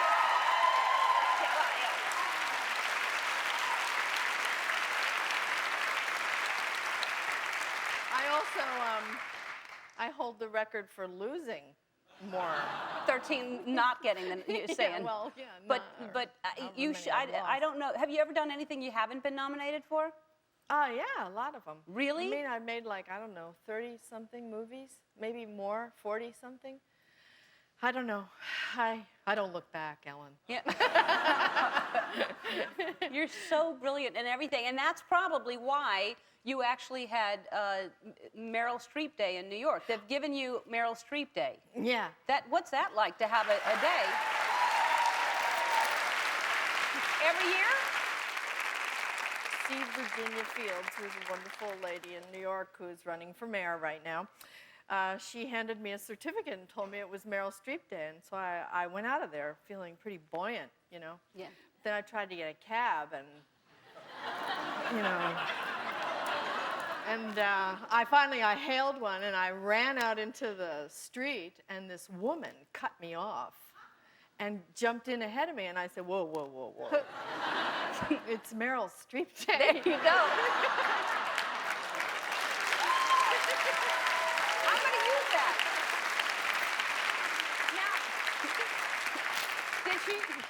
did she just think that you were a little cuckoo? Because, I mean, she hadn't been to the ceremony. She said, yeah, but you're not Meryl Streep. No, she said, oh my God, you're her. And I said, yeah. So I said, let's share the cab. And so we both got in and we started talking and she, you know, she was a perfectly lovely woman and paid my fare. Wouldn't even let me pay. What a great day for her. Yeah. It was a great day for me. On Meryl Streep Day. And also the fact that you think about the films you've done and the accomplishments, and you've been married for 27 years. To be able to do all that and stay married, there's got to be some secret to that. I mean, really. That's so rare. Right? Yeah, well, that's enormous forbearance on the part of my husband, I think, and pretty generous spirit and everything. He's a great guy. Yeah. And so does he ever travel with you and go with you? No, that's the secret of a long I marriage. see. That's the secret. That and separate bathrooms. All right. All right, we have to take a break. We're going to come back with Meryl Streep right after that. It's called Prime. Called Prime, yeah. And it's about an older woman who falls in love with a younger man. You're the therapist, and you know, you're so hilarious. Your timing when you do comedies is just so genius. The one thing when she's describing sex with him, and you're trying to drink water, and the reaction when it's just there's nothing to describe. It's just. It's a funny script, man. I got that, and I thought, oh, I'm jumping at it. But they pitched it to me. They said, you know, it's the story of an older woman and a younger man. And I thought, oh, that might be fun. And then I realized that the older woman was Uma Thurman. Right. And I was the older woman. Yeah. So It's okay. Yeah, it's really funny. It's a great premise, and like I said, you just trying to act like you're not upset is so hilarious in that. Yeah. Well, I'm often trying to act like I'm not upset. Now that's just a New York accent that you're doing, sort of in that, a Jewish. That's a very specific kind of Upper West Side kind of shrink thing. I mean, yeah. You're so good at any dialect. I mean, you know, in Sophie's Choice, and you just are so right on. I'm not really. Oh, no, you are. have to, no, I'm not. Yes. I have to work at it. You know, I have to listen to the specific thing. Yeah. I'm not like Tracy Ullman. She can really do anybody right like that. I think you're Robin. pretty close to that. But what I thought we'd do, because that's sort of what I'm known for also, is my dialects. Oh. So.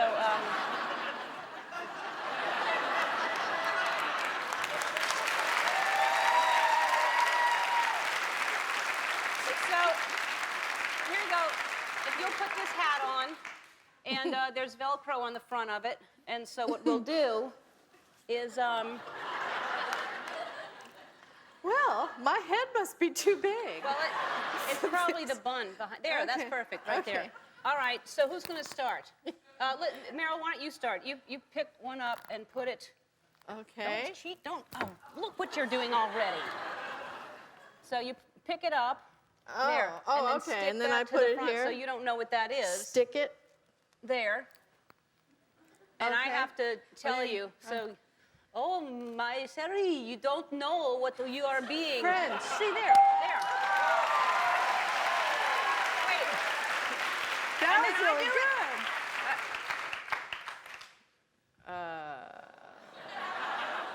good. Oi, gewollte Schmier. Yiddish.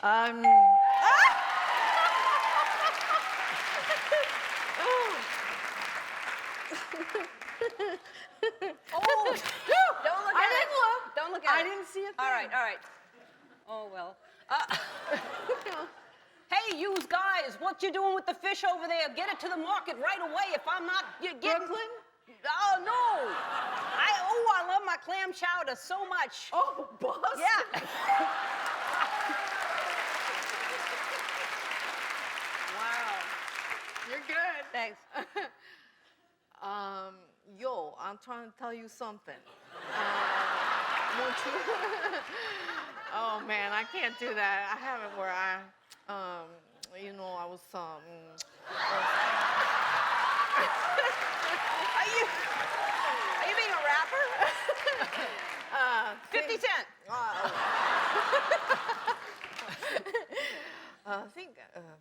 Think uptown, way uptown. Brooklyn. No, Bronx. Brooklyn.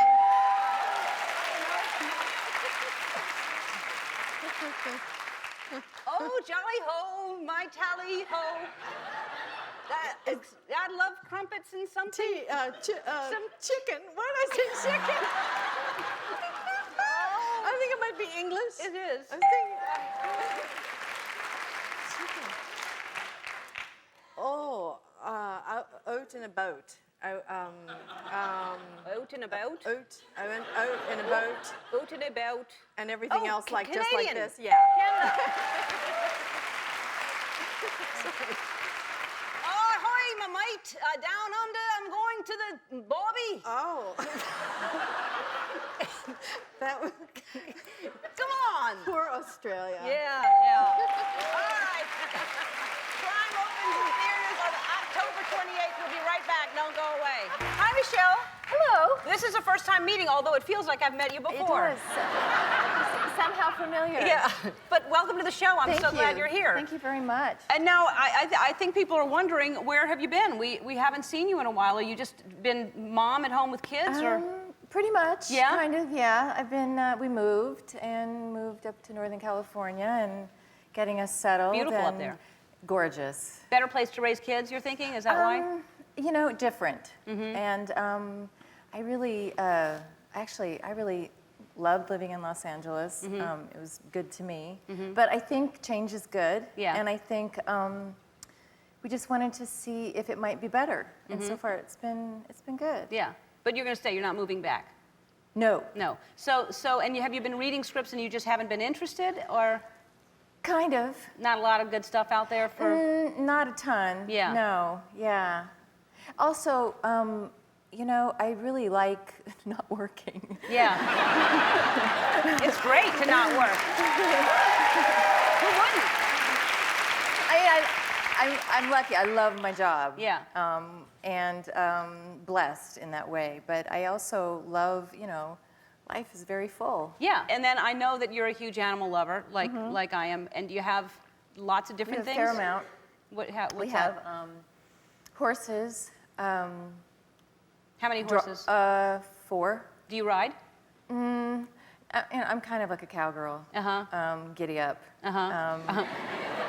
That's the extent of it. My daughter is sort of a serious rider, and she shows and she jumps. Oh, the English all that dangerous rider. stuff. Yeah. Some miniature donkeys too. Miniature donkeys.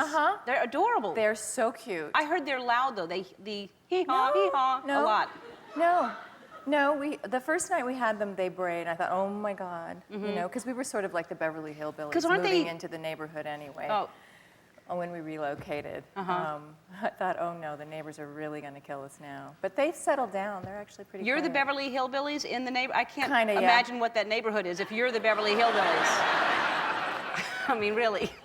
So let's talk about the movie, because this movie you go through, how many hours of makeup for when you're the witch? Lots. Lots. I think it was started out at 6. And we ended up getting it down to about 4.5. Wow. I can't imagine sitting in a chair that long to get to, I mean, that's... It's pretty crazy making. There you are, as the witch. Yeah. And your skin is amazing. It seems like that would damage your skin to have that, and then whatever you need to remove that. Well, that was the other thing, is that it's not like you can say, okay, I really have had enough. I really have to get it off now, because you can get like that. There was one night I had to talk one of the other actresses off a ledge because she was going crazy. But then it takes an hour to get off, and it's painstakingly slow, because you're literally kind of peeling it off your skin incrementally. It's just torture. Now, when you watch it, you'll have an appreciation for it. You feel sorry for me. It's a beautiful movie. So you want to explain what it is? Really, we're not really talking about what it is. You're 5,000 years old, is that? Roughly. Roughly, give or take, you know, a few hundred. Yeah. Yeah, it's kind of a romantic, fantasy, epic, kind of mythological. It's a little bit dark, a little bit edgy, not your typical kind of fantasy movie. Yeah. And I'm one of 3 sisters, and we are all witches, and the way we can, well, I shouldn't give everything away. No. So anyway, well, we saw that you can make yourself younger. I can make myself younger. Yeah. By doing something horrendous. Right. Yeah. Yes. All right. Well, that's all. I do it. Yes. But that's all we should say. Yes. All right. It's Stardust is in theaters everywhere on August 10th, and now when you watch it, you'll go, oh man, now I really appreciate every single moment of that. And here's the thing: we're gonna come back a little later, and you're gonna show us. Remember, I said there was something shocking that she was gonna reveal to us. Remember that, Lillian? Yeah. So. Yeah, I saw that. Yeah. It's gonna be shocking. It shocked me that you do this. I had no idea. It's shocking. All right, and that's later in the show, and it will. I'm serious though. I'm not Ryan Seacrest here. I am serious. And we're gonna meet Lotto winner Wayburn Allen when we come back. Don't go away. All right, we're back once again with Michelle Pfeiffer, and here's the thing: you were champion bagger. In my mind, you worked yes, where? I was. Oh, in your mind. In my mind. Where did you work? Vaughn's. Okay, Vaughn's. And so, all right, we'll have time on the clock, and then whoever gets all the items in the 2 bags wins. Go.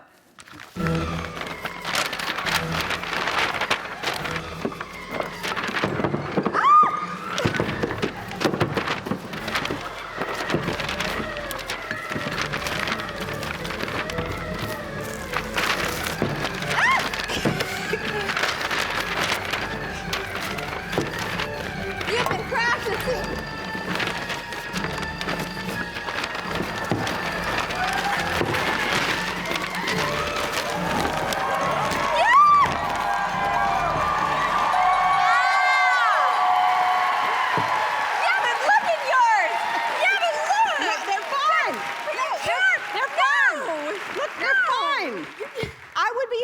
someone bag my groceries that way.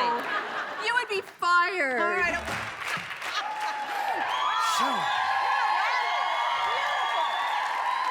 Namaste. Oh, namaste to you. Okay, so let's just talk about this first of all. You got slimed at the next Kids' Choice Awards. What does that feel like? What's it made of? What is it? What is that? It is essentially animal mucus.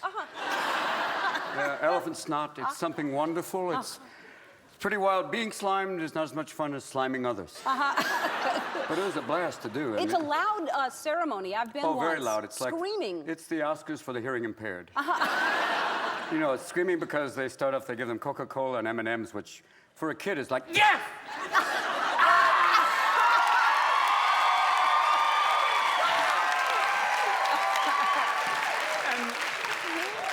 The Oscars, I think, if they had that, I mean, like, if there was a possibility of sliming someone and getting the Lifetime Achievement Award, you know, the Irving Thyroid or something like that. But it was, yeah, it is so loud that after a while, this is a lot of fun! My daughter wanted me to go up. There was a hardcore rap group, and she said, go up and just do a little bit of your thug thing. I went, baby, I want to live. Who was it? I don't know, honestly. It was just some very large man going, I have a lot of jewelry.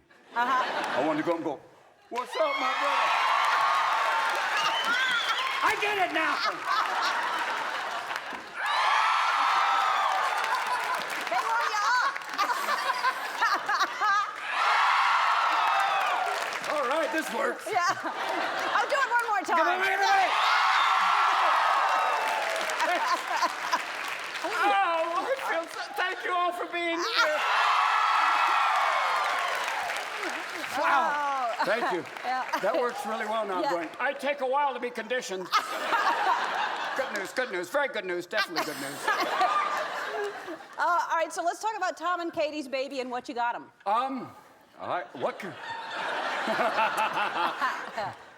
What can you get the couple who's done everything, really? After silent childbirth, I think pretty much a voice again. You know? I think, anybody? Some people go. Any women who has ever given birth is going silent childbirth. Great idea. Kind of like partial circumcision. Way to go. Halfway through, you're going, anytime. You want to finish this up? I mean, silent childbirth. I hope she was allowed to make some noise like, ouch. Yeah. If it's cesarean is like pretty much like a magic show because they put the tent up, baby. Yeah. Baby. But the other, you know, is if it's 8 hours of silence, that's going to be some issues later on. Yeah. Then you have to have silent conception, which is. That happens. Yeah. Well, that's like. Yeah. That's pretty much marriage after a while. Ow! You moved. Ow! It's like, okay, what news? Oh, great. Oh, yes. Oh, that's great. Thank you. Good. And you Well, I don't know what to get them. What were you thinking of Getting him anything? Yeah. Oh, yes. Well, he's on the show in about a week or so I have to give him something. I think you have Yeah. something wonderful, an appliance of some sort. Yeah. He needs so much, probably. I think so. You think of the poor little guy as struggling along as it is. Yeah. I would get him a cozy for the jet. Jet cozy. Yeah, just like that when you park it, just a nice macrame thing that fits over that says Tom. I don't know. I mean, the baby's name's Suri. I mean, that's an interesting name. And Gwyneth's baby, Moses. Yeah. Baby Moses is always a rough one. You know, you expect the next thing where'd you find the baby? In the bulrushes. you know, naming your baby Moses. Oh,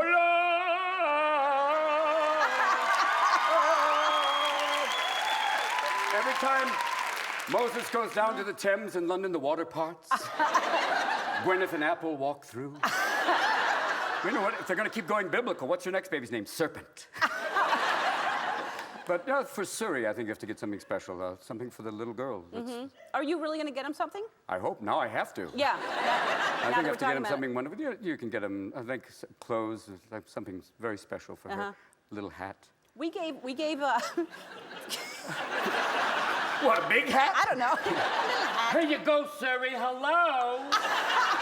Suri, I brought you this. This is a great set of what we call flesh-a-dicky and milk-a-dicky. So you can keep kosher and Scientology. Both. There you go. You know, after the silent childbirth, even the baby's born going, can I cry? Wonder if when the baby was born, the baby went, you're Tom Cruise.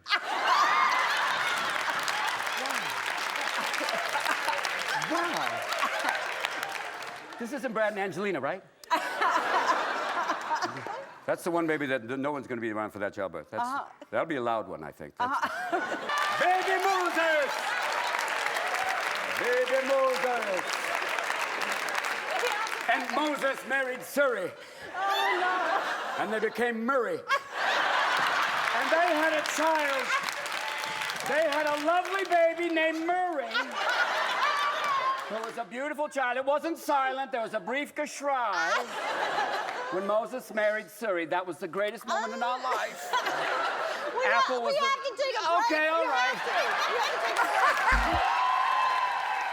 We're back with Robin Williams. Oh my God, you're funny. Oh, good. All right, so tell us about the new movie RV.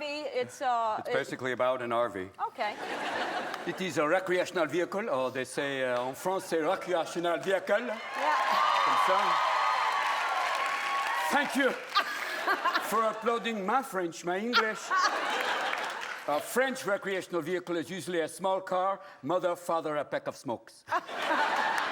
But it's crazy. I should not do the whole movie thing like this, or people will go, what happened to him, huh? Crazy for me maintenant. It's about a family taking a trip in an RV under kind of false pretenses. I say, well, let's take this vacation together. It'll be quality family time in an RV. And at the same time, I'm trying to conduct business with all my mobile gadgets. And We have a clip, I think. Let's see. yes, of me backing up. Trying to drive it. All right. It's a good way to Destroy begin. everything on the way out of the driveway. You're off and running. And were you driving that thing? Did you learn how to drive it? I learned how to drive that, but a lot of rubber cones died that day. Did you, I know you were an only child, did you do vacations with your family or no? We didn't have a lot of vacations. I remember going up to this, you know, it's traditionally like going to the lake, you know, and in Michigan, they're everywhere. Mhm. So you can go, you'd be driving like, where are we going? 5 minutes, a lake. But I remember taking the trips, and, you know, that thing of, you know, before the GPS, you know, do you have a GPS in your car? I don't listen to it, they lie Yeah, all they the lie time. like Yeah. crazy. You know, the ones, up ahead, take a right.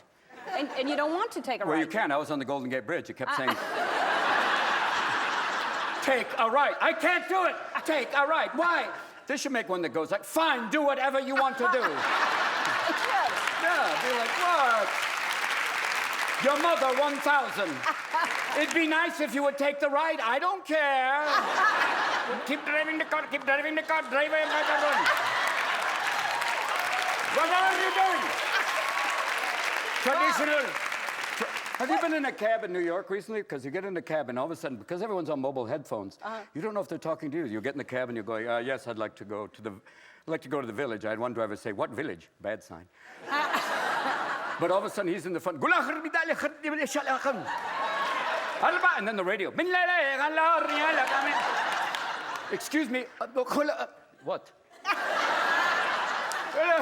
Robin Williams, Mark in the cab. Mark in the cab. No, not Tom Cruise. But it's like all the noise, crazy, crazy tough. What if you were in a cab in Italy? What would they do there? I think for me, a cab in Italy is this. First of all, they want to go. Benissimo. Yeah.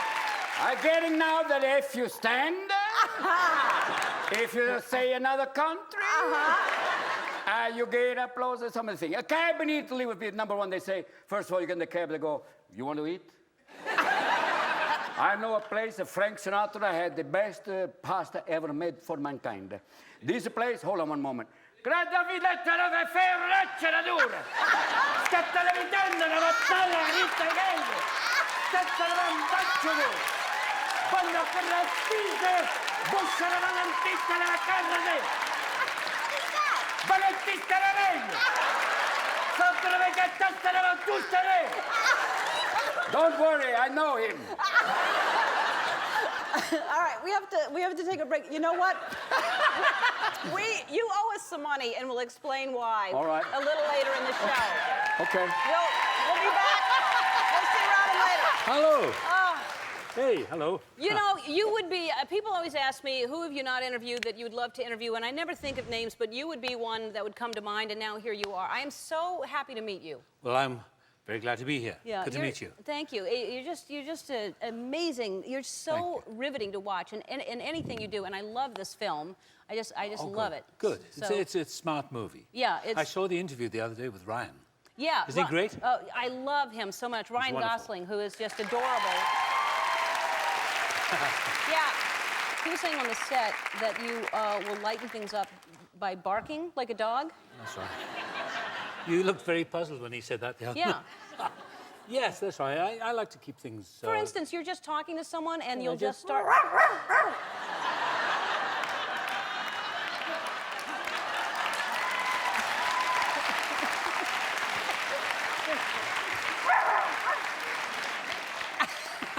See, what's fun, when people get very serious on the set, okay, stand by, here we go, quiet, everyone, quiet. Yeah. Cut, there's a dog somewhere. When we do The Elephant Man, I think, which is a bit of a serious film, that was a long time ago, and they'd say, you know, on the set, they say, okay, roll the camera, okay, stand by, quiet, everyone, quiet. These very serious ladies, quiet, quiet.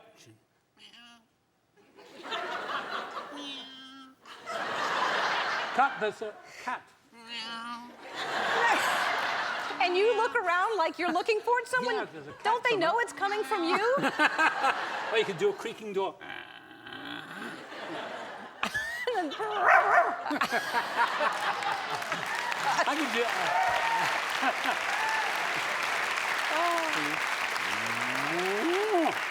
Oh, so it's all animals? I do, yeah. Now, do you...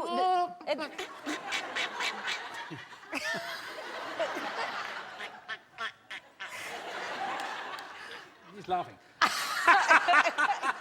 But you I'm just... glad I'm being here. It's a Yeah. lot of fun. I'm glad to... So you see, I don't take anything seriously. Yeah, I like that. I think that's what makes you... I mean, you have such a youthful presence about you, and I think that's what it is. You just still play, right? Thank you. Thank you. I love to play. Yeah, I mean, you just seem like so young and happy. I am young and happy. Yeah, you are I young am and very happy. young.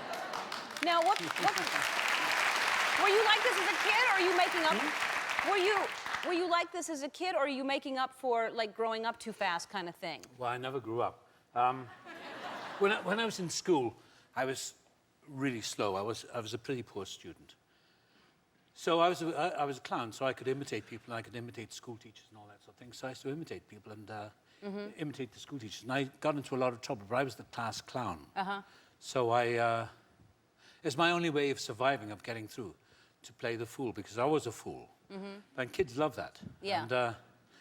And it got me into a lot of trouble, but got me out of trouble. Yeah. So school is so boring. I find it... Oh, yeah. Yeah, I mean, kids at home, it's not, but... Well, it's a shame. It's a shame because, you know, unless you have a really good teacher, it can be. Unless you have somebody that makes learning fun and education fun, it is... I was horrible in school as well. I was bored to death. I wasn't the class clown. I just was quiet, and I just barely got through. But, you know, it's the only thing that, you know, keeps it fun is... It's a nightmare, school. Yeah. That's why I became an actor. How did you? What made? Because you're from Wales. I'm from Wales, yeah. Small. Well, it was a small industrial town, and as I said, I was pretty hopeless at school, and I became an actor. I came from the same town as Richard Burton. I remember asking him for his autograph, and that was the only time I met him. Actually, I did meet him again in New York, in a play in the same theatre that I'd been in a few months before. But I thought, well, he seems to be happy with his life. How old were you when you met him? I was about 15, and I just wanted to become famous. I just wanted to become an actor. I thought it beats working for a living. Yes. So I became an actor, and I haven't done a stroke of work in my life, you know, so that's exactly what it is. And they pay me to do what I do. But it really is like that. I mean, people say, you work so hard. Well, I don't feel I've worked hard at all. It's been a gas. It's been a wonderful time. I love acting. I love doing it. And now at this stage of my life, it's all gravy. Yeah. Well, so I've done everything I wanted to do. Yeah, and then you get to pick and choose what you want to do. Yeah. And you pick great projects. And I've also got hobbies. I paint and I do you really? read and what kind of play paint? What do you do? I do acrylic painting and sell them at galleries. I just sold some paintings in Las Vegas, and I give them money to charities and things like that. What style? What do you paint? Well, I don't know, kind of abstracts. Yeah. And they're fun. I don't know what the hell I'm doing. I just paint these things, and they seem to, and they sell. Oh, I'd love to see them. I'd Oh, love well, to I'll see do your one stuff. for you. Yes, please. They're kind of abstract. And I use lots of color, masses of color. I love that. yeah. That sounds great. Yeah. Yeah, and then I'll make something for you. Okay. I don't have a hobby. You don't live in Ojai anymore, so I don't live in Ojai anymore. No, I have It's a beautiful a place, place near there, but it is beautiful. I love it there. All right, we have to take a break. We come back. This is an amazing. You're kind of like Rain Man in this sense. You know, this numbers thing is crazy. Oh, the number thing, yeah. All right, we'll do it when we come back because I don't know how you do this. It's fascinating. okay. But we'll be back with Anthony Hopkins. We're back with Anthony Hopkins, and I wanted to see some of his artwork. These are easier to see. Look how gorgeous this is. Some of his art. Isn't that beautiful? And then here's one here. So where are these? How do we snatch them up? Where do we get them? Oh, I know. You don't know. Is that mine? No, hey, they look better on paper than they. Yeah. We'll say But sell I've them sold on paper. those have been sold. Those have been sold? Yeah. All right. Well, find out. Well, you know what? We'll go to our website and we'll find out where we can, if you're interested, because I love this. Yeah. I'm going to buy. Oh, good. Okay. I'd like to buy one. All right. Please. Yeah. Right. Okay. So, you're such a. Oh God.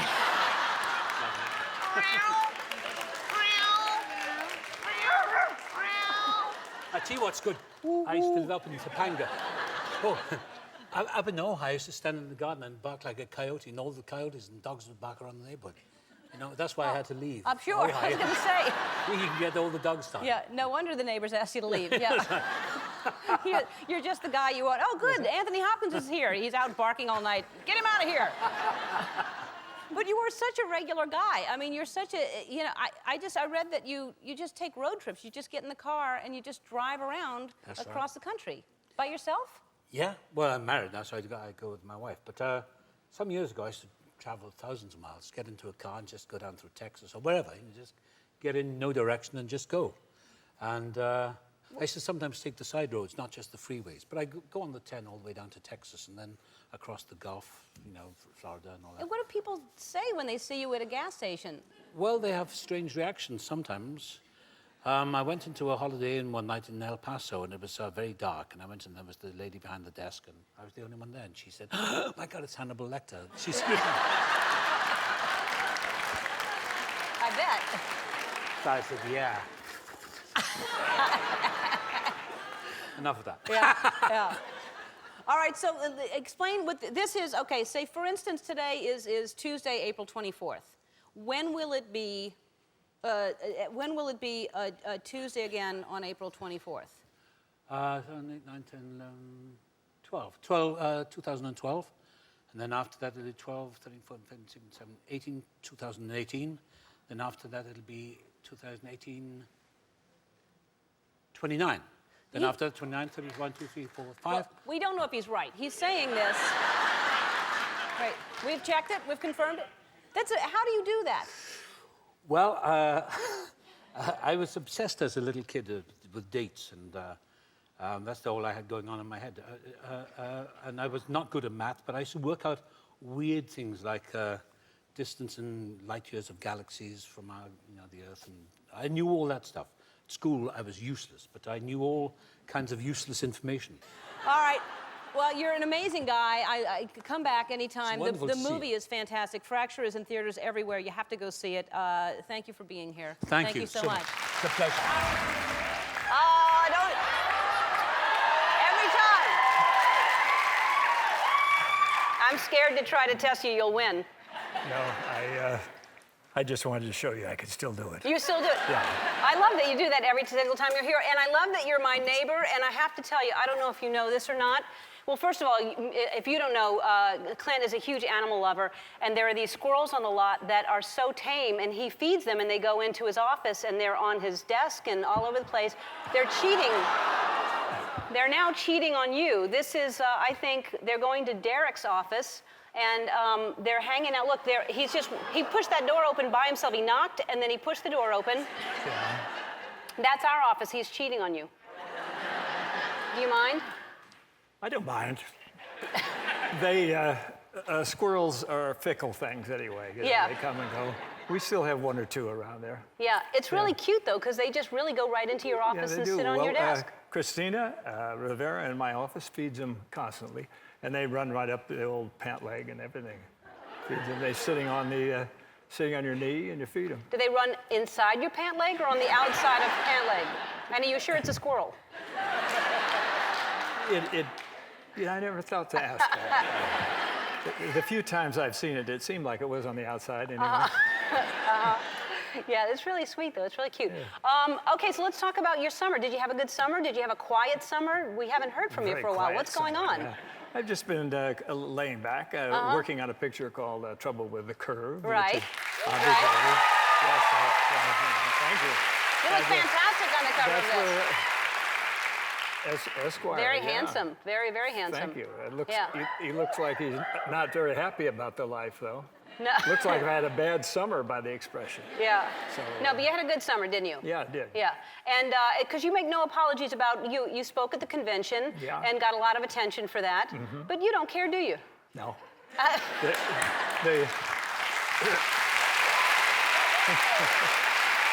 thought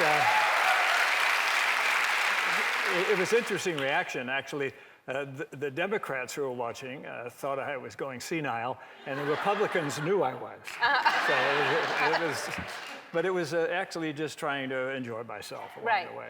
And now you have called yourself a libertarian, is that right? Is that correct? Yeah, well, libertarian values, that's where Republicans used to be when they were saving money and everything. And then, what is that? Explain libertarian to people. Libertarian means you're sort of socially liberal, leave everybody alone. But you believe in fiscal responsibility and you believe in government staying out of your life. And that's sort of, I thought so too. And I thought so too. I still believe in that. And when I was 21 years old and started voting, I sort of became a Republican because that's the way they were thinking. But then in later years, they seem to have, in the last few years, both sides have just spent like drunken sailors. So, not to insult the Navy in any way. Yeah. Just the drunken ones. The sailors don't drink. Not all sailors drink. Unless a squirrel goes up their inner pant leg or something. But I think because, I like your stance on gay marriage is you don't have any problem with that, which I greatly... Part of the libertarian idea is leave everybody alone. Leave everybody... Yeah, that's what I say. Yeah. People do what they want to do. Leave everybody... Yeah. I mean, the condition of society right now with the high unemployment rates and the tremendous debt we're increasing and the government spending, we'd think there'd be a lot to think about worthy of, except worrying about what gay marriage is about. Right. I mean, leave everybody... more important things to talk about. Yeah, exactly. Let's talk about the reality show. Your family is now, and you're you're kind of in the background, but your family is on this reality show. How do you feel about that, and what do you... What are you feeling? I don't feel too much. No? Getting back to the squirrel thing again, I don't really... I don't really feel too much. I mean, everybody, if they want to do a reality show, that's fine. My only request was to please leave me out of it as much as possible. And once in a while, they snuck me in, but I've since managed to run faster. But, do you like it? I mean, do you watch the show? I haven't seen too much of it, really, because it comes And your daughter's boyfriend is someone who is getting a lot of controversy, and yeah, he's an artist, right? Yeah. He's the kind of guy everybody wants to see their daughter bring home. Right, exactly. And so you're close with him. He's lighting up purses and throwing, doing all kinds of stuff like that. You couldn't just bring home a nice dweeb, some guy who works in a... Yeah. I don't think a dweeb would make it past you. I think you would scare any dweeb away. Yeah, well, it needs to be somebody like that. All right, we have to take a break. Finally you're here. I keep 10 years and I haven't been here. I know. And what shenanigans you get up to here? I know, a lot of shenanigans. We're always, I've wanted you on the show for a long time. You're always on the East Coast, so thank you for being here. Oh, thank you. My pleasure. I'm so happy to be here. Yeah.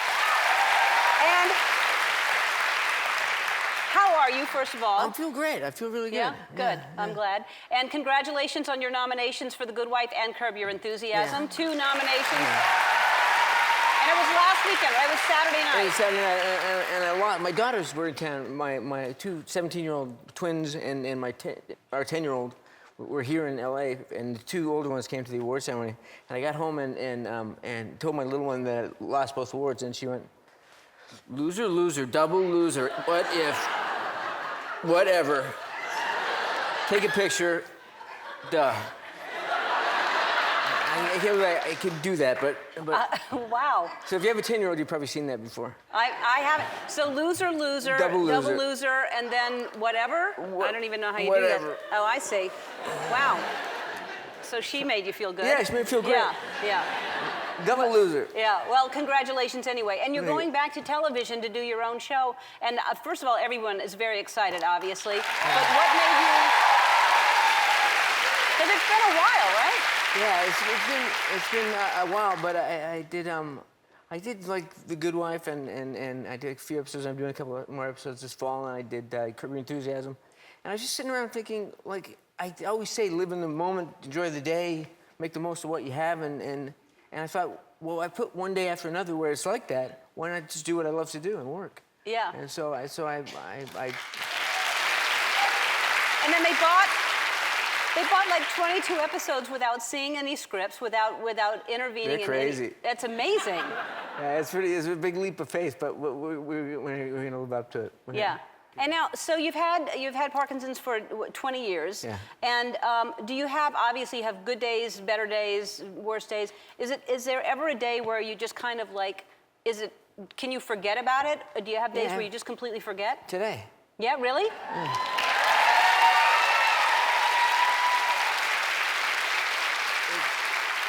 It's really fun. I mean, everybody gets their own version of it. You know, everybody has the experience in a different way, and different meds work for different people, and some meds don't work for some and work for others, and so you're always trying to find that perfect combination, that cocktail. So I think I found it, and it's just, and then it's just, I'm so lucky. I mean, I got this beautiful wife and these great kids, and life is just good.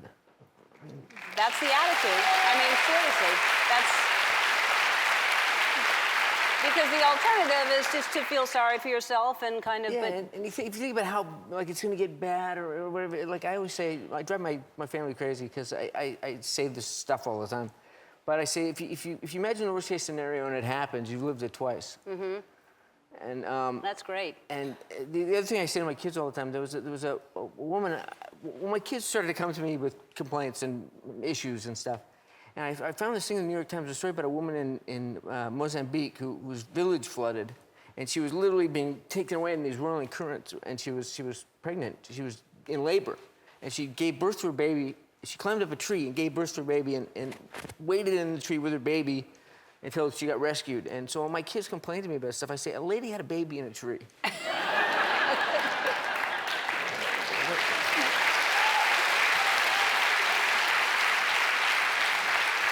Oh my God. Yeah, I would think that it would be hard to complain to you about anything because you really do have this attitude that you know, you just kind of carry on, and it seems like this journey has taken you, I mean, as most things do that happen to us, in a path that you never would have taken, and it's more fulfilling than anything. It's incredible. I mean, I've been able to work on this foundation and start this foundation that's really done great work and research and raised a lot of money and paid for a lot of science, and I've been able to write books, and I've been able to travel around and speak and do my work, and it's really been a great. I mean, you wouldn't pick it, but I feel really lucky. I mean, my first book was called Lucky Man, and I really feel that way. Yeah.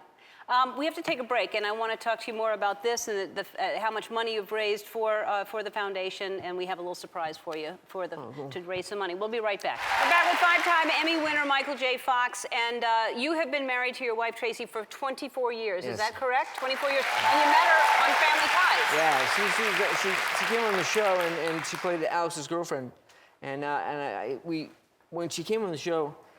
She worked for a couple of weeks, and we were in rehearsal one day, and this was around the time of Back to the Future, and I mean, everybody treated me like the Prince of Hollywood. You were the Prince of Hollywood. It's really weird. Yeah.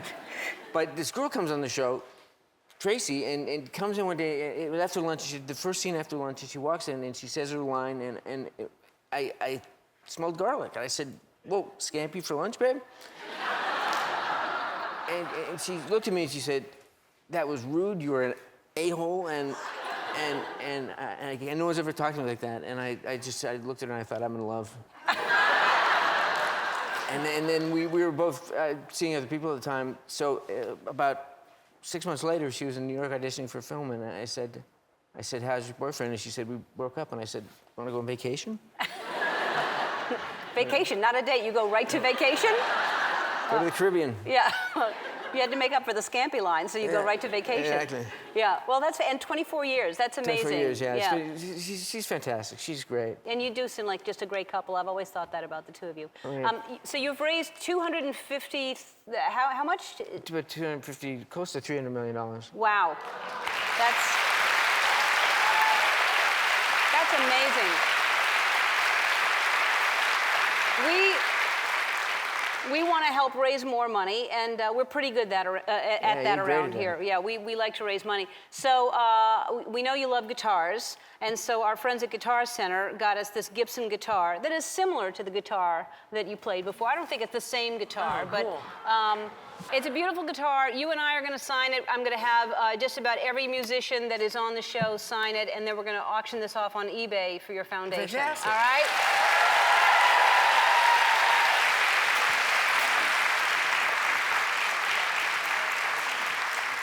Beautiful. All right, and then you will sign it and go to our website to learn more about the Michael J. Fox Foundation. Hey, how are you? I like that. Thank you. I like that. You Thank look you. good. Thank you. Kind of Star Trek-y. Yeah. But I like it very much.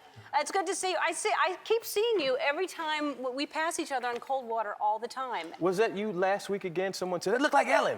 Well, okay. It may have been you. It We were was me driving then. someone. That looked like Ellen. I said, yeah, we always run around the same area. I know. I always see you driving, but I always see you when it's too late to because we could high five, actually. You could have your hand. Just keep it out just in case you see me next time. Okay. And then we'll high five each other. So let's talk about you hosting the Oscars, shall we?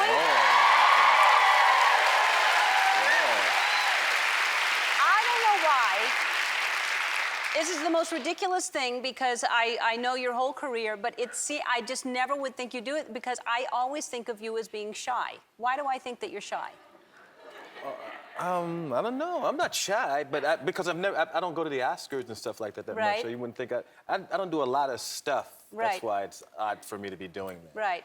I know, and that's why I'm glad that you're here. I'm always like the first time you were here not too long ago, I was thrilled, and now you're back again, and I'm I'm doing thrilled. more stuff now. Yeah. How's it feel? How's It feels good to be doing more Yeah. stuff. Well, and to support this hilarious movie, which everyone saw today and loved. Oh, good. Good. So they see the movie beforehand? Yeah. Not always, but we showed them this. I wanted them to see it.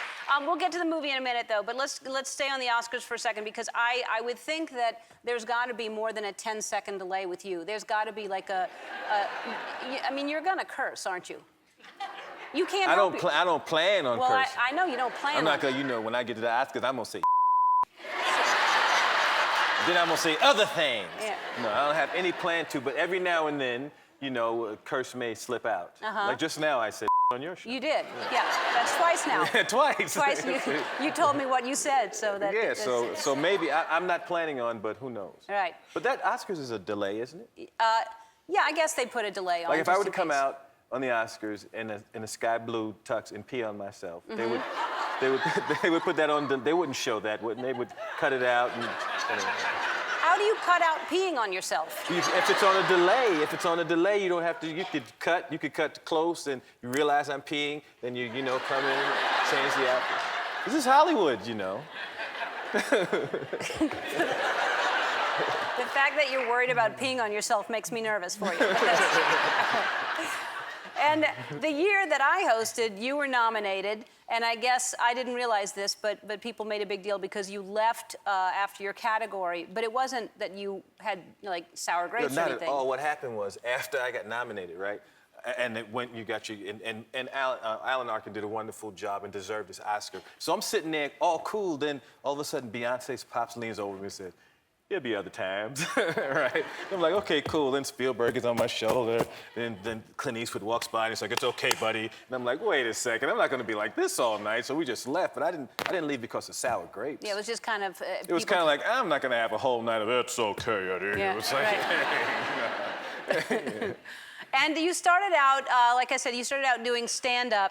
And what were the first impressions that you did when you were, like, how old were you when you started doing this? 15. And you did who did you do? Well, I did Muhammad Ali. He was the heavyweight champ back then. So I did Ali, and I would do Cosell, and I would do Jimmy Carter. That's how long ago it was. I had a Jimmy Carter and Billy Carter jokes. That's how long ago. Wow. Wow. Did anyone ever get mad at you when you were doing impressions of them? No. No? No, there was a old comic myth. You may have heard this. That years ago, I did this thing where I did Jackie Gleason, and supposedly Gleason heard it and wrote me a note that said, "Murphy, stop Gleason." That never happened. Really? I wish it had. I'd have that on my wall. Right. How does that get started? That's It crazy. was one of those rumors. It floated for years. See, and I'm so glad you said that, because you don't do a lot of television, and there are all these rumors, and I want you to clear up some while you're here right now. And of course, I really do not read magazines like this, but they told me about this today because you were going to be here. One of the magazines says you own your own island. Did you just buy an island? No, but there's no, if you go down to the Bahamas and do one of those boat tours, on the tour they always tell people, "And that island's Eddie Murphy's right there." And people always go, "I saw your island," and I don't have no island. It's part of the tour. I have no island. You should claim it. I mean, obviously, it's that's hilarious that they point out an island of yours. That's Eddie Murphy's island. Do you? It says you don't have a computer or email. No, I don't do any of that stuff. You don't? Do you own a computer? No, I don't have a computer. When you write longhand? Yeah. Oh, that's great. I have my first cell phone I got, because I went out, after I got divorced, I went out and I met a girl, and I was like, can I have your number? And she said, sure. I was like, well, let me get a pencil and piece of paper. And she goes, oh, you want to do this the old-fashioned way? And I was like, so I went out and got a cell phone. By that time, I didn't want to be old-fashioned. She'd probably left by the time you got back with the phone. She's still standing there waiting for you. So that's very cool that you write everything longhand. And so you don't email, but now you text and stuff. I can text, and I could send a picture and receive a picture. Good. And I just got that like 2 months ago. Thank you. That's sort of like me. Very clappy. You can text and send a picture. That's wonderful. I'm just about like you, but I just learned last year to text and email and stuff like that. That's brand new for me. You don't drink, and you've never been drunk. Oh, you've been drunk one time in your life? Twice. Once on my honeymoon, I got drunk, and I got drunk once after I got a fight, and I was mad after the fight and got drunk after. But you don't drink? No, ever? I don't drink. No drinking. Wow. And you're a clean freak. Well, I wouldn't say I was a clean freak, but I'm very clean. Well, what is a clean freak? Like, I know. I like things clean. Okay. Does that make me a freak? Well, then, I like things clean too, and I don't think I'm a freak. But see, that's crazy, that clean freak. But like someone said, you shower like 4 or 5 times a day. Not 5 times, maybe two. If it's a really nasty day, 3 days. All right. three showers. 3 showers. Yeah. That's not a freak then. Yeah, that's not a freak. But Just a very clean person. Good. I'd rather a clean person than a dirty person. Yeah, then. Yeah. All right. We'll take a break, and we'll be back with. Well, I'm done clearing up rumors, though. We'll be back with Eddie Murphy. All right. I'm going to start off by saying I love you. I think you're awesome. I have always loved you. I think you're just incredible. Wow. Yeah, I think you're amazing. And we met years ago briefly at a Vanity Fair party, right? Yes, I do remember that. Yeah, just briefly. But I haven't seen you since then, and you've never been on the show, even though you had. We're kind of interconnected. Yes, we have. You have a big part of Dory in Finding Dory. She hears Sigourney Weaver's voice all the time, and it's hilarious, right? No, I love the way you say, my friend Sigourney told me to do this. Yeah. Right? Sigourney, I need your help. Won't you please join us Oh, great. as we explore the wonders of the Pacific Ocean and the amazing life it holds within. Witness the Sigourney? majesty of the Sigourney Weaver, where are you? Every time I was doing that in the recording studio, it was so funny. Like I said, you had such a huge impact on me in a lot of your films, but especially Gorillas in the Mist. So when I was saying Sigourney Weaver over and over again, and now I'm actually trying to build this campus in Rwanda to join the Diane Fossey Gorilla Fund, which you have been a part of since you did that film, right? I did.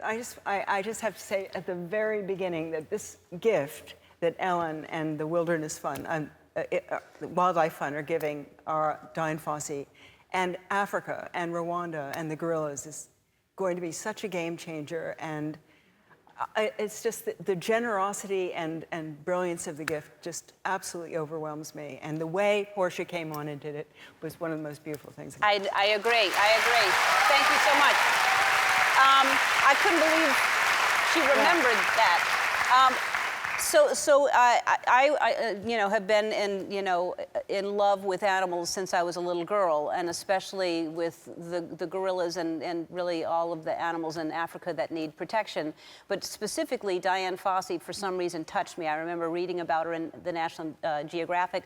Were you aware of her before they asked you to play that role? Oh, yes. I had actually read the book. I remember thinking, this is the greatest job in the world, to go out in the field and study animals every day and live with them. And so she was a great hero to me. And I remember reading the book and thinking, well, it's too bad they can never make a movie of this, because you would never want to intrude on the gorillas in their wilderness. And so it was amazing to me that we actually made a movie of it. And we were there, and I was with her study group 5, and Yeah, I mean, I was jealous that you got to do that. I was like, what a great role, like you said. So tell me about what that was like the first day you were there, and you actually, because you can't interact with the gorillas anymore because they can get sick from us. And exactly. But what was that like for you the first day that you got to touch a gorilla?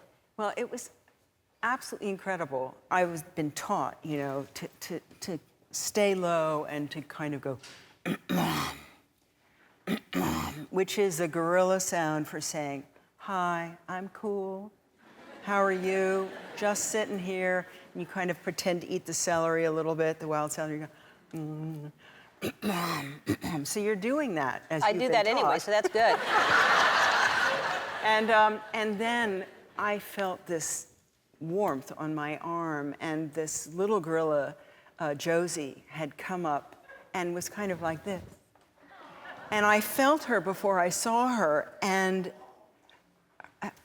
it's just, being with the gorillas was the most exciting, transcending experience I've ever had. And I always loved animals, but this is completely different, because you're sort of with your cousins. I mean, you're with your family, only they're just that much more wonderful than we are. They don't make war, they just make love and, and play and eat, and they're just beautiful. You're gonna have a wonderful time. I can't wait. We're leaving, we're going in June, and we're gonna visit the site where we're gonna build the campus, and I'm gonna see the gorillas. And I mean, I'm just so jealous that I don't get to do that. Like, I don't get to hold them like you did, but it's just seeing them is gonna make me so happy. Yeah. Didn't you get charged by a silverback once? I did. It's not in the movie because it was really my angle that was so exciting. I was... What did you do wrong that it charged you? Because I blame you. Yeah, I'm sure you're right. We'll never know. But the big gorilla, I stayed next to this very big silverback Ziz, who's about 450 pounds, because there was another silverback named Pablo who used to grab women by their hair and drag them down the mountain. So by staying near Ziz, the big silverback, he would keep his eye on Pablo. So I always felt very safe next to him. He's in around me all the time in the movie. One day, I came in, and it was just me and the cinematographer and the focus puller, and I went up on a little rise, and we were looking down at the gorilla group, and I noticed that Ziz was like this, looking at me. And it was unusual that I would attract any attention, unless you were a baby and wanted my food in my bag. Because usually I had babies all over me. But today I didn't, and he just kept looking at me, and he just got up, and he beat his chest, and he charged right up the hill at me, and he swatted me. And I went over, of course, because he's very powerful, and I just stayed down. And I remember thinking, I know Diana's watching over me. She wants this movie made. She's not going to let anything bad happen to me. But I could, I'm sure you've been in these situations. All I could hear was my heart beating and the blood rushing through my veins because everything is so, And then I started to crawl away through the underbrush, and I ran into this scientist, David Watts, who's sort of our liaison. And he had this huge grin on his face, and he said, well, you've just joined a very exclusive club. You've just been hit by a silverback gorilla. And I was sort of like, yes, I was. Yeah. I can't imagine having, basically you're telling me if I want them to, I just do the, and then pretend to eat something. The wild celery, these big, long strings. Right, and do that, and then that's it. Yeah, and you will be more comfortable. I mean, you get the smell of the place. And do they smell? What do they smell like? They smell so good. They just smell, they really do. Well, it's a great earthy, I question your sense of smell. All right, we'll have to talk about this after you go. All right. All right, we're going to take a break, and we're going to talk about, you're doing all the new Avatar movies at once. You're doing 20 at once or something. Right. So we'll talk about that when we come back. We're back with Sigourney Weaver, and so now they're shooting 10, right? They're shooting 10 in a row. It feels like 10, but in fact, we're only shooting 2 at the same time. Okay. Then we go away, then we come back and do 2 more. Okay, and so in all these you have to wear a certain kind of suit. You wear a helmet with 2 cameras, and then you're in a kind of black suit with little stripy things on it. Mm-hmm. So is that difficult? And especially that's us. Yeah. And you're underwater this time. There's a lot of underwater work, which is very exciting. We wear different suits for that. So that's exciting. It's pretty exciting. We've been training since last July, free diving. Right. Had you ever done anything like that before? Well, I've done some snorkeling, That's different. Yeah, it's very. That's just on the surface. I know. So tell people, so you're doing free diving. How long can you hold your breath now? Well, I think my record and my husband's record are 6 minutes, but Kate Winslet was just, doing a scene with us, and I think she was over 7 minutes. So you can hold your breath for 6 minutes? Yes. Wow. But I bet I could do it for 7 now, because every time you do it, you get better at it. What is the record for a free diver? How long is the longest that they can hold their breath? For a professional, I think it might be about 15 minutes. No. Let me tell you something, Sigourney. Gorillas smell bad, and no one can hold their breath for 15 minutes. Is that real? Is that true? First of all, it's called static apnea, so they're still. It's not like they're swimming. They're just floating. You're floating, and you're in your... Well, they're dead. That's why they look like that. Your metabolism slows down, so you're kind of inert. Right. But I don't know the exact time, but I know it's over 11 or 12. Wow. I just thank you so much for being here. You're fascinating and well, you're so kind. I'm so excited for you, and I want to come back and hear all about your visit. Anytime you can come back, and I can't wait to go. And 22 minutes is the record of holding your breath? Well, I really underestimated. Yeah. Seems that's my new goal. Yeah, I was going to say, seems like you're not doing that great. All right. To find out how you can donate to the Ellen DeGeneres Wildlife Fund, go to our website. Hello, Sylvester. Do I call you Sylvester or Sly or? Hi. What? I should be here more often. Well, Sly's good. Sylvester, what happened is I was named after a cat. And a cartoon, and again, not exactly a handsome cat, a smart cat, kind of like a moron cat. And he was always, Tweety Bird. So every time I was introduced, he would say, Sly, Sly. So I said, we have to do something. So all of a sudden, there was a guy came along in the 70s called Sly and the Family Stone. Exactly. His name was Sylvester. Yes. You saved my life. So you took it from him. I stole it. Oh, well, I like Sly anyway. That's a good name. And congratulations on the movie. It's fantastic, and we'll talk about that later if you haven't. Is it out yet? Or No, we have the premiere tomorrow, and it's out the 25th. It's so good. It's really, really good. I'm glad you did this. And I have a tradition. I'm sorry to do this to you, but it's the first time on the show, and we do this to everyone who's on the show. First time. You have to show us shirtless.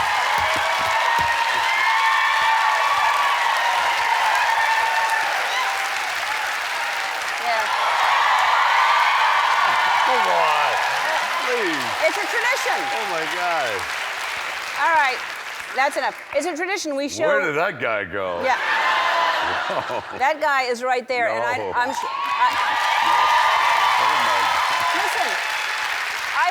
I'm sure you don't mind me saying this because you should really be proud of this. You are turning 70 or 70? I'll be 70 in July. 70 years old. How'd that happen? I know. It just kind of creeps up on you. I know. I feel the same. Oh my God! But so 70 is no joke. It's like, No. okay, hey kid, no, that's not happening anymore. No, they Or, don't- when are you going to change? No, I'm a little late. Yeah. It's 70 year. you have accomplished. Nobody needs you to change for anything. But you must work out still a lot. I not the way, because you have to change as you get older, because the old dumbbell kind of situation. Actually, you become a dumbbell, and that's what's happening to me. But you stop lifting them, and you go into more of a scientific kind of workout where it isn't as hard on the body. Mm-hmm. Well, whatever you're doing is working. You look fantastic. I'm chasing my daughters. I'm chasing my daughter's boyfriends away. Yeah. I pity the poor guys that are dating your daughters. I can't even imagine me what too. that would be like. So no, let me just talk about this because this is really impressive. I think everybody knows that you wrote the first Rocky, but you wrote all of the Rockies, right? You wrote every one of those. And is this right? Did you write Rambo as well? Yeah. And The Expendables, and Demolition Man, and Cliffhanger, and Judge Dredd, and Tango and Cash? You read. Busy. Wow. Longhand. That's how I write. Really? Yeah. I know. It's so much easier, right? That's how I write. It's hard for me to It's impossible. It's not as creative to do that couldn't agree. for some reason. It's true. When you type as opposed to writing longhand, there just seems to be a connection. Yeah, kind of a flow coming out of it. Yeah. So I remember because I was so impressed when I heard that you wrote Rocky that I learned a lot about you, and I know how smart and creative you are. And I heard that you only sleep 3 hours a night. Is that right? Was that right at the time? Well, yeah, it wasn't. Because what happens is, and it would happen to anybody, if you're really onto an idea and you're starting to be consumed by it, it just takes over your subconscious, and it's terrible. That's why most writers walk around looking like Frankenstein, because they just don't get any sleep, and that's the trouble. Well, if you're lucky, that means you're flowing and you're actually coming up with right. ideas. So there's the other side of the sword. Yeah, and you also are a painter, an accomplished painter. Thank and you. you're going to Art Basel this year? Art Basel, yes, the second time. Wow. It's fantastic. Oh, have you been before? Yeah, I was there about 4 years ago. That's amazing. Thank you. Now, your stuff is incredible. Thank you. And Oh, that's my old stuff. that's your old stuff. What Oh is my your new God, stuff yeah. like? That's the stuff I give to my brother. That's your old stuff too? Well, what it was is I took the figure. You would see a Rocky, you see a person, their shape of a person. You really don't know what's inside of them. And what that is all the dialogue from Rocky, the script, cut out in the form of a body. So what you see isn't necessarily what is really in someone's heart. Right. Huh. That's great. I love it. Who are you influenced by as a painter? Who do you like? Well, I like Gerhard Richter and I like Malevich. And then as you go in a classical like Bouguereau, you know, every artist, there's just so many great artists that you can take so much like skin tone, texture, background, overall. But as I get older, I tend to go more into contemporary and simplifying. Do you find that with your houses and everything, you just start to simplify Yes, as you yeah. become more mature? Yeah. Well, the same thing with painting until finally it'll just be like line. Yeah. That's it. Yeah. Done. Yeah, like Ellsworth Kelly or Right, yeah. exactly right. Or Twombly. You're going to just start doing scribbles or I something. know, Twombly, amazing. Twombly's crazy prices, right? My God. So you have 3 daughters, as you mentioned, and how old are they? And 19, 17, and 13. Wow. And That's the ages, huh? That it all starts. They run the house, believe me, I'm outnumbered. Yeah. Oh, yeah.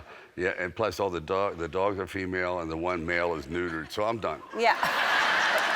I'm on my own. On my own. They're beautiful girls, Thank you. and you've They been are. married for 18 years to Jennifer, right? Yeah. Yeah. So that's Long you've time. got a good life. You've got a beautiful life. All right. We're gonna take a break so I can rave about this movie that you're in that is so good, and Michael B. Jordan is so good. In I this. thought we were gonna dance. If you want to. Yeah. Living in America, but you have to dance with me. All right. We'll dance to break.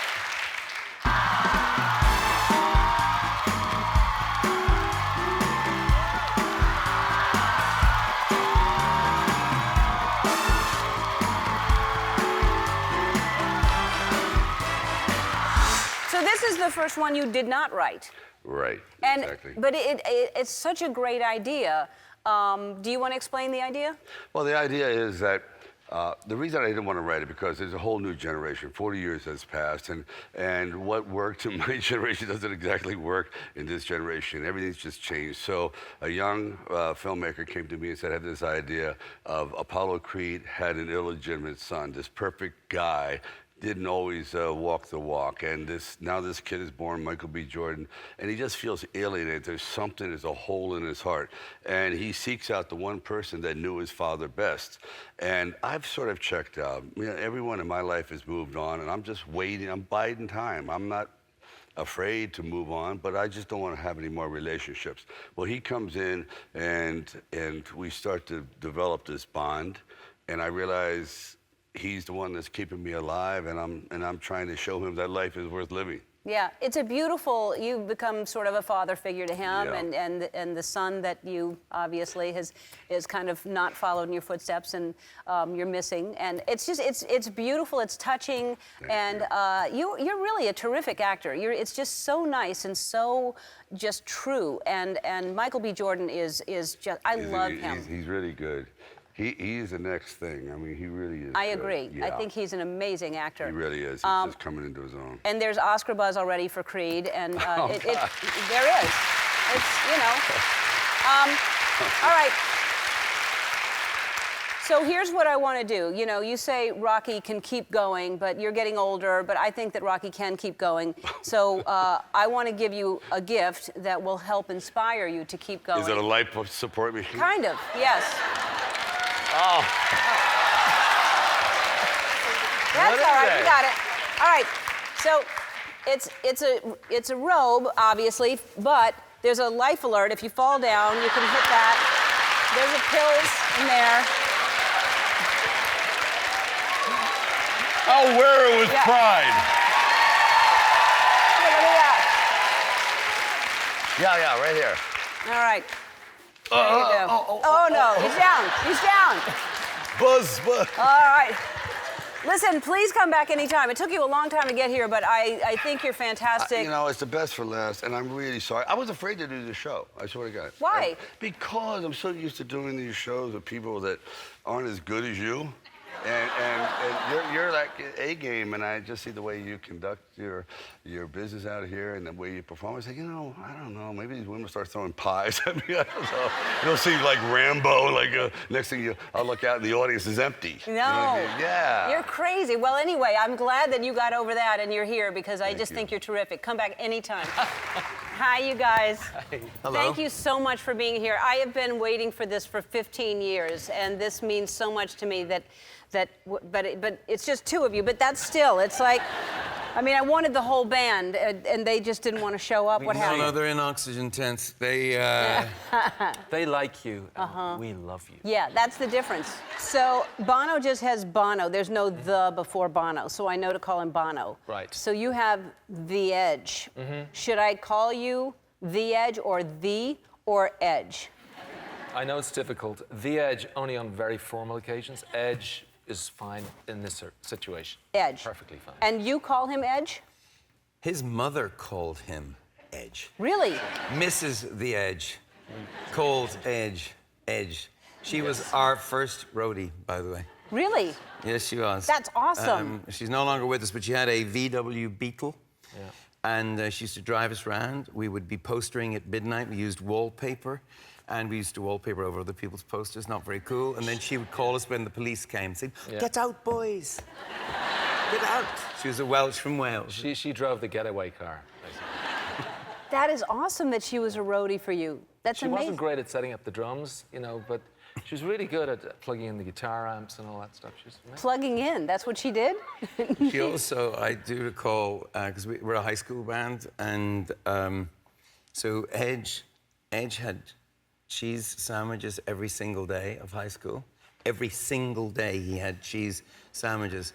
And Mrs. The Edge, when asked about that, said, "No, really?" Actually, at one point, I opted for school lunches, and guess what they gave me the first day? Grilled cheese sandwich. Oh, no. Well, at least it was elevated to grilled cheese sandwiches. I've told you this before, but I was lucky enough to be raised in New Orleans, which is a great music town. I saw incredible music growing up there.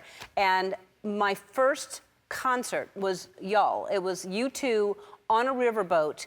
That held maybe 200 people that went down the Mississippi River. And it was when you were touring with Boy. Yeah. And it was the greatest concert to be on a riverboat and to see y'all live. And the energy was it was just incredible. And it meant so much to me that you were my first concert. It was a show we'll never forget as well. Really? And you remember the girl with the mullet? That's right. That was me, right there. That's right. We knew you'd go far. Yeah. We're going to see her one day. Party in the back, party in the front, too. Yes, yeah.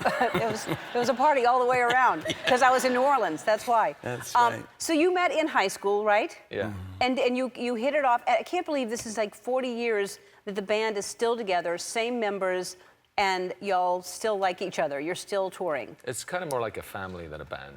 Yeah. You know, that's really sweet. A dysfunctional family. But is it like, do you have things that drive each other crazy? We know each other so well at this We point. can finish each other's sentences. That's the first time I've ever met. Wow, that's funny. Yeah. You're supposed to say, we can finish each other, and you're going to say sandwiches. See, By the way, how did you know? Yes. We won't get into that. Sorry, it would be a cheese sandwich, too. Blessed are the cheesemakers. But what drives you crazy about each other? Early on, definitely, your lunch was not safe. Bono never had a lunch, so he would borrow from other people's. So I was a little bit of a stray dog as a kid. There was no, my mother died when I was a kid, so I had I was what do you call it, latchkey? Or is that what they call it in America? Anyway, just a scavenger.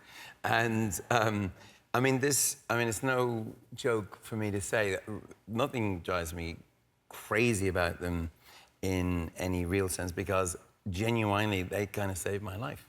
I mean, I really felt as a teenager I had no reason to exist until I found them. And they also supplied food and refreshments. But, That's amazing. Yeah. And I don't know if this is interesting, but my missus, Ali, I dated her the same week I joined U2, and that was a great week.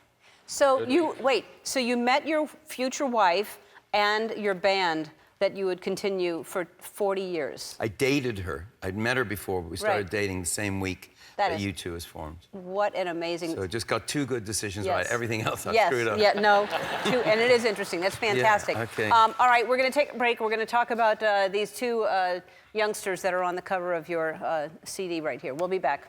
We're back with Bono and The Edge. So you were on tour. It was for the Experience and Innocence tour that you fell off stage, right? Yes. Was it that? It was, yeah. It was quite something. First night. You're walking and you're not... you're kidding. You got it. And then you look... Whoa! God, Yeah. What did that feel like when you realized there was nothing under that other foot? My guitar kind of saved me because it hit the stage, so it knocked me backwards. So I just found myself on my back, and I'm like, have I broken anything? Yeah. How's the guitar? And both were fine. You didn't hurt yourself? I didn't hurt myself at all. Oh, my God. You know, in a way, this album that you're holding in your hands yes. is about kind of discovering your mortality in a certain sense, or rather discovering that you're not indestructible. Because when you're younger, certainly when we were kids, we just didn't think anything could ever just take you out. You know, you were bigger. You could, you know, I used to open doors with my head, kind of a thing, kind of a person. Yeah. Edge says I look at my body like it's an inconvenience, but I think I'm wiser to that now. So yeah, songs of experience, and on the cover we have your son and your daughter. That's right. How cool is that? Are they musicians or no? No. No. Well, actually, my daughter is not, but... Yeah, Elijah here he doesn't like me talking about his band. He's asthmatic. He's called his band Inhaler. And he's 18 years old, and he's thought about his dad's famous face, I'd say, for about 6 minutes. He just doesn't care less. He's just doing his thing. He's got a great band, and he just wants me to get out of his way, I think. Well, all right, so we won't talk about him. Yeah. You did something really sweet, and I thank you so much. You were on the Joshua Tree anniversary tour, and you did a tribute to women, and I was honored and flattered that you included me in that imagery on stage. That was really, I mean, that was a group of amazing women that you put me in, so thank you for doing that. Yeah. That's pretty cool. Thank you. No, for you. All right. The name of the CD is Songs of Experience. Everyone in the audience is getting a copy. We have one more. We are back with Bono and The Edge.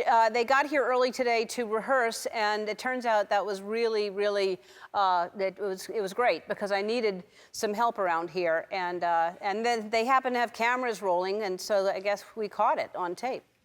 I don't have time for that. He's not even here today.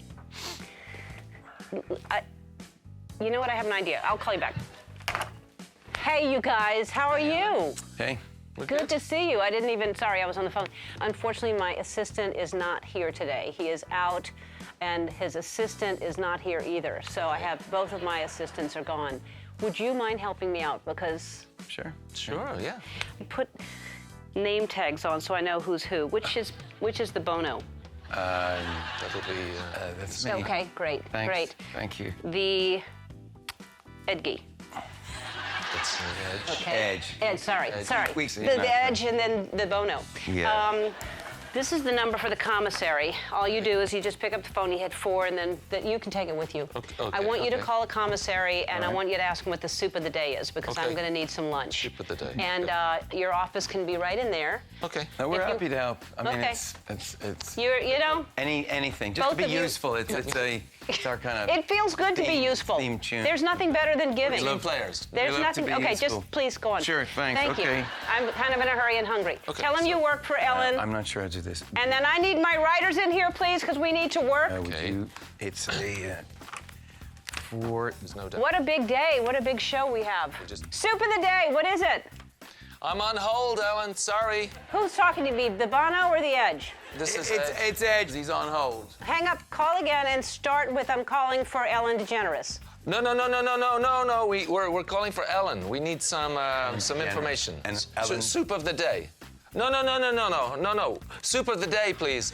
We need soup of the day. You know, you don't really appreciate your assistant until they're gone. Okay, this is for Ellen. Ellen DeGeneres. Yeah. Chicken noodle and tomato basil. What's this? I'm gonna get you the tomato and basil. No, did I say I want that? It's not your opinion of what I'm eating. And what's the soup of tomorrow? Soup of tomorrow. She wants soup of tomorrow. Soup of tomorrow. It must be a thing. Is not available till tomorrow. You know what? The Goo Goo Dolls would have had the soup all figured out by now. Are there any other lunch options you might be interested in, Ellen? Is there something between like a cup or a bowl if I don't want either of those? Have you got a size that's sort of somewhere between a cup and a bowl? I'm just great at this. Yeah, that's your opinion. How about 2 cups, Ellen? He's got a point, because I could have a cup and a half. We're into problem solving around here. Yeah, so 2 cups of the split pea. What's that, Ellen? Two cups of the split pea, then. 2 cups and a split No, pea, tomato Edge. basil soup. It's very important you deliver, because it's for Ellen. He's not even listening to you. I am listening to you, but he's not listening to me. That's what I'm saying. He's not listening to you. He's saying he can't deliver. Yep. I think we have to come and get it. Yeah, you have to go get it. Hey, you guys, come on in here. While you're headed to the commissary, Yeah, let's yeah. get some other orders going. My writers are thirsty, so if you could go to the Starbucks. So let's go around, and that's Troy. What do you want? Troy. Venti iced tea, chai, soy milk. Okay. Grande iced whole milk. I'll do a venti cool and I refreshing. just want a green iced tea. Get a double shot of espresso over ice. With cream vanilla latte and decaf. Double. Decaf because she's got a baby. That's why she did that. Okay, decaf. Wow. Yeah. It still has cafe in it, but if you want to take that risk. I mean, your other children are already a little. You're not allowed to drink alcohol if you're pregnant here. Is that correct? Look at you, drunk already. What time is it? Oh, a little bit. Okay, if you could get that back pretty quick, because we got to get started. We'll get it right Can back. you get it? We'll get it. You guys, listen to me. I'm not done talking. Okay. Okay. I'm trying to stay calm. Okay. Also, call me when you're there, and let me know one by one what's at the salad bar. Quick, quick, quick, like a bunny. Okay. Good to be useful. Okay, it is. It feels good to be useful. Yeah, okay. It's good to give. It's better to give than to receive. Go! Yes. Okay. Oh my God, those guys. I mean, they're great musicians. Let's call it what it is. Great musicians, horrible assistants. Okay, thank you, Edge. All right, where do we go here?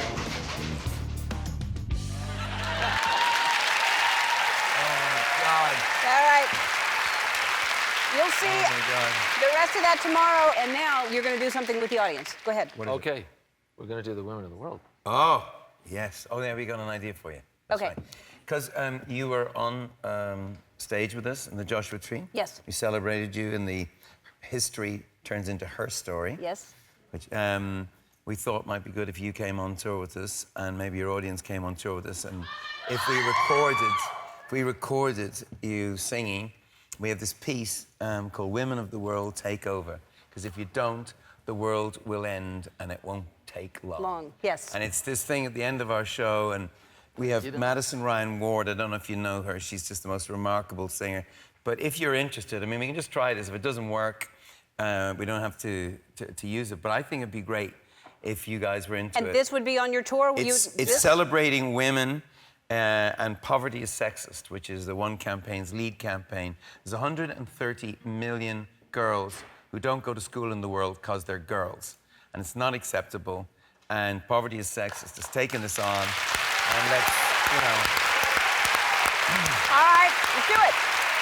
So, 1, 2, 3, 4. Women of the world, take over. But if you don't, the world will come to an end. And it won't take long. That's right. Women of the world, take over. But if you don't, the world will come to an end. And it won't take long. Let me try it a cappella here. 1, 2, 3, 4. Women of the world, take over. 'Cause if you don't, the world will come to an end. And it won't take long. That was it. Right. That was it. Did you get your voice on that too? Yeah, I'm in there. Hey, thanks for that.